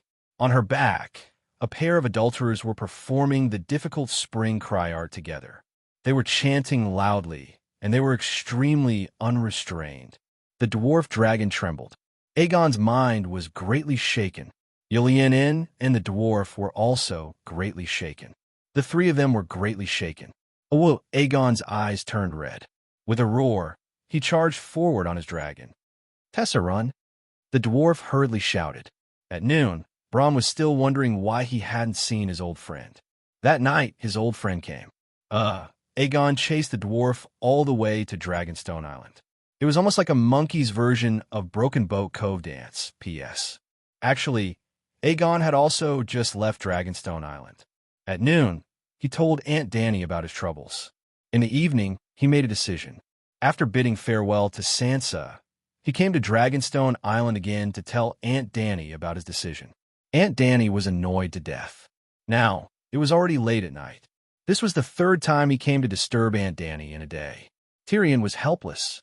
Other than going to Dragonstone Island to find the Dragon Queen to mediate, he had nowhere to hide. He also didn't want to keep running. After chasing for a few hundred kilometers, Aegon regained his senses in the sea breeze. Seeing that Tyrion had landed on the top of the flying dragon tower, he didn't go down. He only shouted, "Just you wait," and left. Yes, he returned to the eagle nest without any psychological burden. In fact, he even felt the joy of revenge. He hugged Sansa, kissed her, hugged her. If they weren't in the eagle nest and Uncle Finger was watching with a smile in the corner, he would definitely have done something else. Seeing Elaine and Tyrion in disheveled clothes and panic-stricken faces, Bronn, who brought his guards over to check on the situation, instantly guessed what had happened. After Elaine staggered away with the help of her maidservant, Bronn sighed and said, "Sooner or later, you'll lose your life because you can't control second brother. You're doing well." Looking at Bronn, who was exuding confidence and arrogance of an old-school noble, then looking down at his unbuttoned shirt and shorts that revealed his hairy and deformed legs, Tyrion felt embarrassed. "Far worse than you. Riding a dragon and playing with the king's wife, tiske tiske." The stern expression on Bronn's face instantly disappeared and was replaced by a mercenary's lewd smile. He whispered, "How does it feel?" The familiar smell made Tyrion completely relax. He didn't care about his current sorry state. He shook his head and lamented, "Sigh, it's terrible. Drinking too much really messes things up." Bronn stopped smiling and patted his old friend's shoulder. He said, "It's really your fault this time. You went too far." The dwarf shook his head. "You don't understand. Things between us are very complicated. Isn't it just Sansa Stark? You know?" Bronn nodded and said with a complicated tone, "Everyone knows that the girl didn't marry you willingly. Although she tricked you once with Joffrey, think about what the Lannister family did to Stark. Aegon is different. Just like..." The dwarf gave a very inappropriate example. "If Loras was pregnant because of me, you would be even more unhappy." Loras was Bronn's wife. Before marrying Bronn, she was raped by dozens of thugs in King's Landing and became pregnant. Only then did she find the mercenary Bronn to be her bodyguard. Slap! Bronn slapped the dwarf. "Your mouth is even worse now." "Sorry." The dwarf wasn't angry. He rubbed his face and smiled bitterly. His words are crude, but his reasoning is not. "He wanted to do my wife. How can I not be angry? He really should have done your wife. Unfortunately, the little prince isn't as shameless as you. After being beaten up by you, he went to the eagle's nest and rejected the marriage with Sansa Stark." "What?" Tyrion's eyes widened in disbelief. Bronn nodded slightly and sighed. He rejected Littlefinger's marriage proposal. Tyrion's heart was filled with mixed feelings. Sansa and Aegon's marriage was a success. This time, even Tyrion didn't have the face to object. Elaine also left the Winds End fortress awkwardly. After Prince Dowling heard the whole story, he sighed and nodded in agreement to form an alliance with Aegon VI. He no longer cared about the authenticity of Aegon's identity. He only had one goal, to seek justice from Lannister. However, it was impossible to count on Uncle Dowling to fully support Aegon. Dorne was willing to send 50 ships for 1,000 marines, 3,000 cavalrymen, and 3,000 infantrymen. A total of 10,000 people would follow Aegon to the King's Landing. 10,000 people was already a lot. In the entire Dornhill, there were less than 500,000 people. To the stable Prince Dowling, bringing out 10,000 strong men was no less than a 5-card stud. The only thing was that the people of Dorne could bring their own rations all the way to the Winds End fortress. However, Aegon would have to think of a way to provide rations for the army. Dorne didn't experience the rebellion of the Four Princes, so they stored a large amount of rations. If Aegon was really laid Jazzy and married Elaine, then Dowling would be responsible for all the supplies in the war. However, Dowling only treated himself as Aegon VI's ally. While he helped Aegon seize the Iron Throne, he also used Aegon's strength to complete his revenge. It was fair and just, and the goods and money were cleared. Aegon was very dissatisfied with this. Isn't it natural for an uncle to help his nephew? Tyrion stopped him. This is the politics of the Westeros. He is not only your uncle, but also Prince Dorne. Think about Theon and Bella. Their ancestors were Targaryen's illegitimate sons.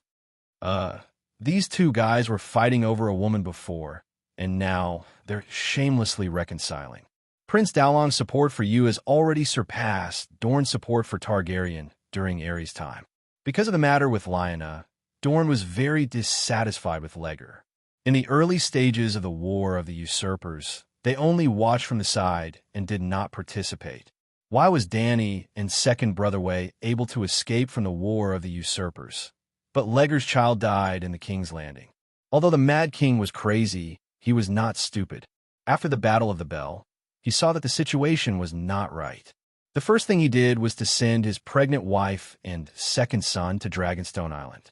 However, he kept Princess Elia of Dorne and her children as hostages to force Dorne to send troops to deal with Robert. Dowling, come and save me. Otherwise, when the King's Landing falls, your sister, nephew, and niece will be killed by the rebels. This was the message that the Mad King wanted to convey to Prince Dowling. Isn't it annoying? Using his daughter-in-law and grandchildren as hostages to threaten his brother. The key was that his trick really worked. Dowling pinched his nose and led Dorne into battle. However, Dowling did not feel comfortable. Dorne did not use their full strength, and both sides suffered a tragedy. Legger died in battle at the Ruby Beach. Tywin tricked the King's Landing into opening the city gates, and Targaryen was slaughtered. The Mad King's threat actually came true. 2 children died tragically in front of his eyes, and the princess herself was raped and killed by the Demon Mountain. Elia could be said to be the most pitiful crown princess. After Aegon reached a preliminary agreement with Dorne and the Valley, news related to him spread like wildfire. Legger and Elias' son, Aegon Targaryen, did not die. He had returned. Aegon Targaryen rode the Megalosaurus Black Death and took down Storm's End Castle. Aegon Targaryen was declared the Lord of Storm and called himself Aegon VI. Under St. Maribad's witness, Aegon VI and Sansa Stark formed a sacred marriage contract. Aegon VI announced that Tommen I was a false king. Aegon VI announced the formation of the True Dragon Alliance and issued a declaration. Since the War of the Usurpers, the people of the Seven Kingdoms have withered, music has collapsed, etiquette has deteriorated, and people have become beasts. Following the will of the universe, we raise the banner of justice, purge the evildoers, restore the glory of the Seven Kingdoms, and establish Targaryen as the rightful ruler. Dorne responded to Aegon's call and announced that they had joined the True Dragon Alliance. On the next day, Sansa Stark announced that she was the only successor of the King of the North, Robb. At the Eagle Nest Moongate, she was crowned as the Queen of the North. She would lead the nobles of the North and Hajien who were willing to pledge their loyalty to the Queen of the North to join the alliance. On the third day, Robert Arryn pledged his loyalty to Aegon and led the Arryn Valley to join the alliance. On the next 2 days, the nobles of the Stormlands announced their loyalty to the new Duke of Storm's End Castle. The king could also be a duke, and led their troops to Storm's End Castle. Aegon's True Dragon Alliance almost included 5 of the 7 kingdoms of the Westeros. Dorne, the Stormlands, Hajien, the North, and the Valley. Even the king's domain had nobles who were secretly siding with Aegon. It could be said that the marriage arranged by Uncle Finger for Aegon was much better than Tyrion's previous plan of using power to suppress others and confirm his identity. When Aegon had the full support of the North and the Valley, Taoist Lang did not care about his identity. With the support of the North, the Valley, and Dorne, the nobles of the 7 kingdoms did not care about whether he was a true dragon or a false dragon. At this point, Aegon's influence was like the sun in the sky. The 7 kingdoms were terrified, my ass. The people of the Seven Kingdoms were shocked by an even more terrifying news. Yulun is fierce, and the roses wither.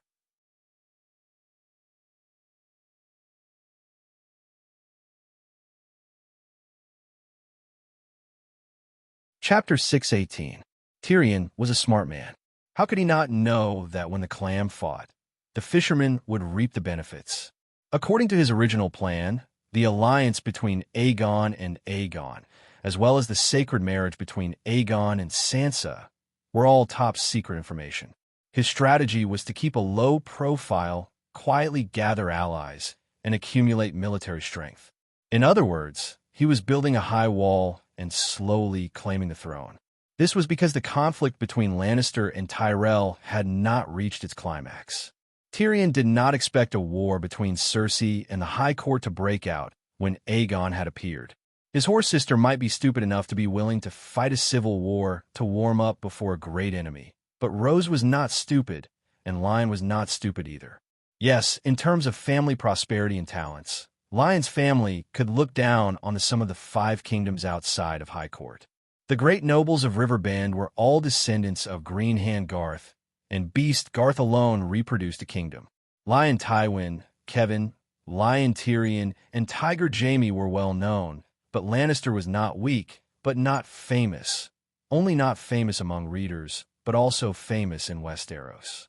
For example, the acting mayor of Casterly Rock City, Damian Lannister, was a collateral relative of Lannister, and no one readers knew him. But without thinking, if Damian did not have the ability, would Kevin have handed over his home to him? It was said that the Frey family was the most fertile family in the Seven Kingdoms. Old Wade's descendants alone could form a cavalry squad. In fact, the Lannister family had the most clansmen. There was a saying, in Lannister Harbor, if you randomly grab two people, at least one of them will have the surname Lannister. It was not an exaggeration to say that Lannister's family had reproduced Casterly Rock City. Therefore, the Lions did not lack talents. The talents of the Lions also stood out under Tywin's rule and entered the military and political system of the Lions. Therefore, even though Kevin was dead and Cersei was foolish, Lannister's foundation did not crumble. That was why Aegon could not wait for Cersei and Tyrell to meet on the battlefield, unless he did not show up. In fact, Tyrion had been prepared for a third party, such as Randall Tarley, to mediate between Cersei and Tyrell for the third time. But keeping a low profile could numb Cersei and delay her compromise with Old Rose. By the time Aegon left for King's Landing, it would be too late for Cersei to work with Tyrell. His plan was very good, but he had neglected another person, Yulun. Yulun actually managed to wipe out High Court Tyrell's entire family all by yourself. Yep, I didn't even get to see the Dragon Queen once before Old Rose received a box lunch. Oh, I was about to receive a box lunch. Whether or not I received a box lunch would be up to the Dragon Queen. 2 days after the Gouting incident. What? Gouting is gone? How could it be gone? The Dragon Queen exclaimed. Dragonstone Island. The crystal tower that was the hub of the magic net. A circle of runes the size of a dustpan expanded on the surface of the light blue magic crystal ball. The blue light formed the shape of Dany's head, as if it was a 3D image of a blue light. Strangely, everyone in the hall felt that the queen's head was facing them no matter which angle they looked from. At this moment, Aegon, Tyrion, Marwyn, Old Crab, and Bronn were gathered together. Their expressions were indescribable horror and absurdity. Since the beginning of the War of Conquerors, Blackheart Harrenhal family had been burned to ashes by Balerion, and in the past 300 years, thinking about it, it was really scary. The War of the Usurpers was still fine, but in the past 20 years, Targaryen, Theon, Stark, Arryn, and Tully had all been destroyed or were on the verge of extinction. Now, 7 Duke-level families have been destroyed, and they had all died so suddenly and unimaginably. It was easy to get addicted to power, and the Iron Throne was poisonous. Anyone who touched it would be unlucky. It is said that Gouting Tyrell was massacred by Yulun, but this news has not been confirmed. However, Cersei of King's Landing acted almost at the same time and arrested Prime Minister Mace Tyrell and Queen Marjorie for treason. If the rumors are true, then other than Loras, who is receiving treatment at the Great Cathedral, no one in the Tyrell family with thousands of years of history has escaped. Even though it had been a few hours since he received the news, Marwyn was still in disbelief when he spoke of this matter. His voice trembled with fear. "How did Yulin do it?" Dany asked in surprise. Marwyn turned his gaze to Tyrion and Aegon and said, "Gouting is still sealed by Yulin, so I'm not sure what exactly happened. Dragonstone Island only received a few messenger crows from Riverbend's vassals, saying that there was a huge change in Gouting and that they were not even sure if Gouting had fallen. However, Varys knows more than we do. He has dealings with His Highness." Without waiting for Dany to ask, Aegon nodded and said, "Count Varys contacted me once. The change in River Bend first occurred at the Shield Islands, and the Green Pavilion Island fleet was completely wiped out. Perhaps Gouting is only trapped now and has not completely fallen. Varys told me to be wary of Yuluin's sea monsters and evil sorcery. Before the situation is clear, it is best to hide in Dragonstone Island." Even sea monsters came out. Tyrion had a complicated expression as he said, "Varys said that it was a red octopus. Its tentacles reached out of the sea and were even taller than the mast. It suddenly came out of the sea and wrapped around Count Redwind's ship with a dozen tentacles, a huge warship with 400 oars. It was as simple as a clumsy servant breaking a baguette. Those were Varys' words. Unfortunately, Villa Tyrell was also on that ship at the time, and Gouting lost its heir." "Unbelievable. I always thought that sea monsters were just legends," Bronn said in shock. Marwyn shook his head and said, "After the queen hatched the Megalosaurus, the magic tide surged, and the legendary creatures became active. Since 3 years ago, sea monsters have appeared in the narrow sea from time to time. Every time they appeared, a ship would be dragged to the bottom of the sea. However, no one thought that someone could control them. Sigh, with the Megalosaurus in the sky and sea monsters in the water, how can ordinary people live?" The dwarf sighed. He also recalled that during the War of the Four Kings, when he was the hand of the king at King's Landing, he had received a report from a customs official that there were sea monsters destroying ships on the Five-Finger Peninsula. At that time, he had even ridiculed the official. There are still sailors in Lannisterport who have seen mermaids. Why don't you go catch a few and make Emperor Joe happy? My family has an ancestral horn. It is said that it can control sea monsters, the old crab said hesitantly. You're not even sure about your family's horn? Tyrion said in surprise. I haven't seen any sea monsters for hundreds of years. Also, blowing the horn requires a special talent. The old crab looked at the Dragon Queen. The last time I looted, ahem, when Rhys was trying the evil slave merchants, I also got a sea monster horn. I've studied it, and the runes inside are really effective. It's true that it can control sea monsters, but facing the old crab's hopeful gaze, Dany shook her head regretfully and said, the dragon horn uses the soul of the old demigod dragon to intimidate ordinary megalosaurus, just like how a wolf controls a pack of wolves. However, the sea monster horn only captures a part of the sea monster's soul and seals in the horn, using the remnant soul of the sea monster to control that sea monster. In other words, one horn can only control one sea monster. When the sea monster dies, the horn becomes a decoration. Tyrion gave an unusually flattering smile and said humbly, Then, Your Majesty, can you create a new horn? Snatchu Luan's sea monster. Yep, this was the first time he met the Dragon Queen after the betrayal of the Revolution, slave liberation. Sea monsters are useless to me, Dany said calmly. Communicating with the Dragon Queen through the magic crystal, everyone could see her face, but everyone's expression was different.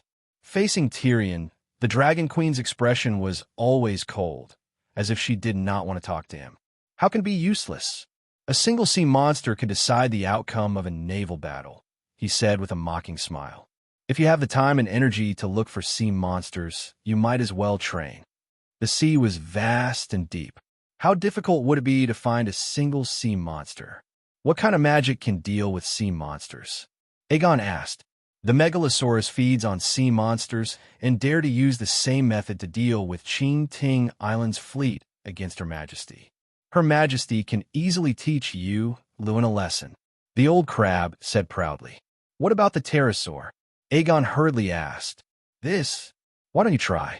The old crab said uncertainly. Try? Try with your life. If you fail, you won't be able to come back. Aegon was stupefied. Actually, it's easy to deal with sea monsters, Dany said with a smile. When the sea monsters break the ship like a towel, let the pterosaur descend from the sky and throw down a few cans of wildfire bombs. I guarantee the effect will be excellent. Even if there's no pterosaur, store a few 100 pounds of wildfire and a few dozen bags of flour in the cabin. When the sea monsters attack, throw the flour all over the cabin and ignite the wildfire. TSK, TSK. In this fantasy world, even the Megalosaurus was not invincible, let alone the sea monsters. Tyrion thought for a while and said, It's worth a try. And Dany, Lewin still has evil witchcraft. Do you have any way to counter it? I can't hide on Dragonstone Island forever, Aegon said anxiously. The Storm's End castle was built by the city builder Brandon. It's one of the only 2 evil-suppressing castles in the Westeros. You're neglecting the essentials by coming to Dragonstone Island to seek refuge. Oh, remember to guard the sewers. Don't let the wizards sneak into the inner castle from the bay, Dany reminded warmly. There were so many aristocrats in the Westeros. Every aristocrat had a castle, but only Winterfell and the Storm's End castle were protected by spells to prevent magic from entering the castle. The Storm's End castle was built to resist the divine punishment of the sea god and storm god. Wasn't Dragonstone Island built with Valeglia's stone? It can't defend against evil witchcraft? Tyrion asked in surprise. Everyone has their own specialization. Dragonstone Island is impregnable, but its ability to suppress evil is far inferior to that of the Storm's End castle. Of course, now that there's a magic net hub, I'll let whoever dares to cast blood witchcraft around Dragonstone Island know what it means to reap what you sow. Do you have a protective talisman? I have to get married, and I have to lead the army to war. I can't stay in the Storm's End castle forever, Aegon asked. Dragon Queen thought for a moment and said, On the day of your wedding, I'll get someone to send you a set of enchanted steel armor. Actually, it's easy to defend against blood witchcraft. Prepare more alert hunting dogs and equip the guards with steel weapons. Before his sheep's son grew up, Aegon had to protect his shield well. And Aegon was extremely touched. He made a promise and said, After I take over King's Landing, I'll bring Sansa to visit you personally. Dany glanced at the dwarf. She thought to herself, You should bring Sansa to visit your uncle. Your Majesty, you see.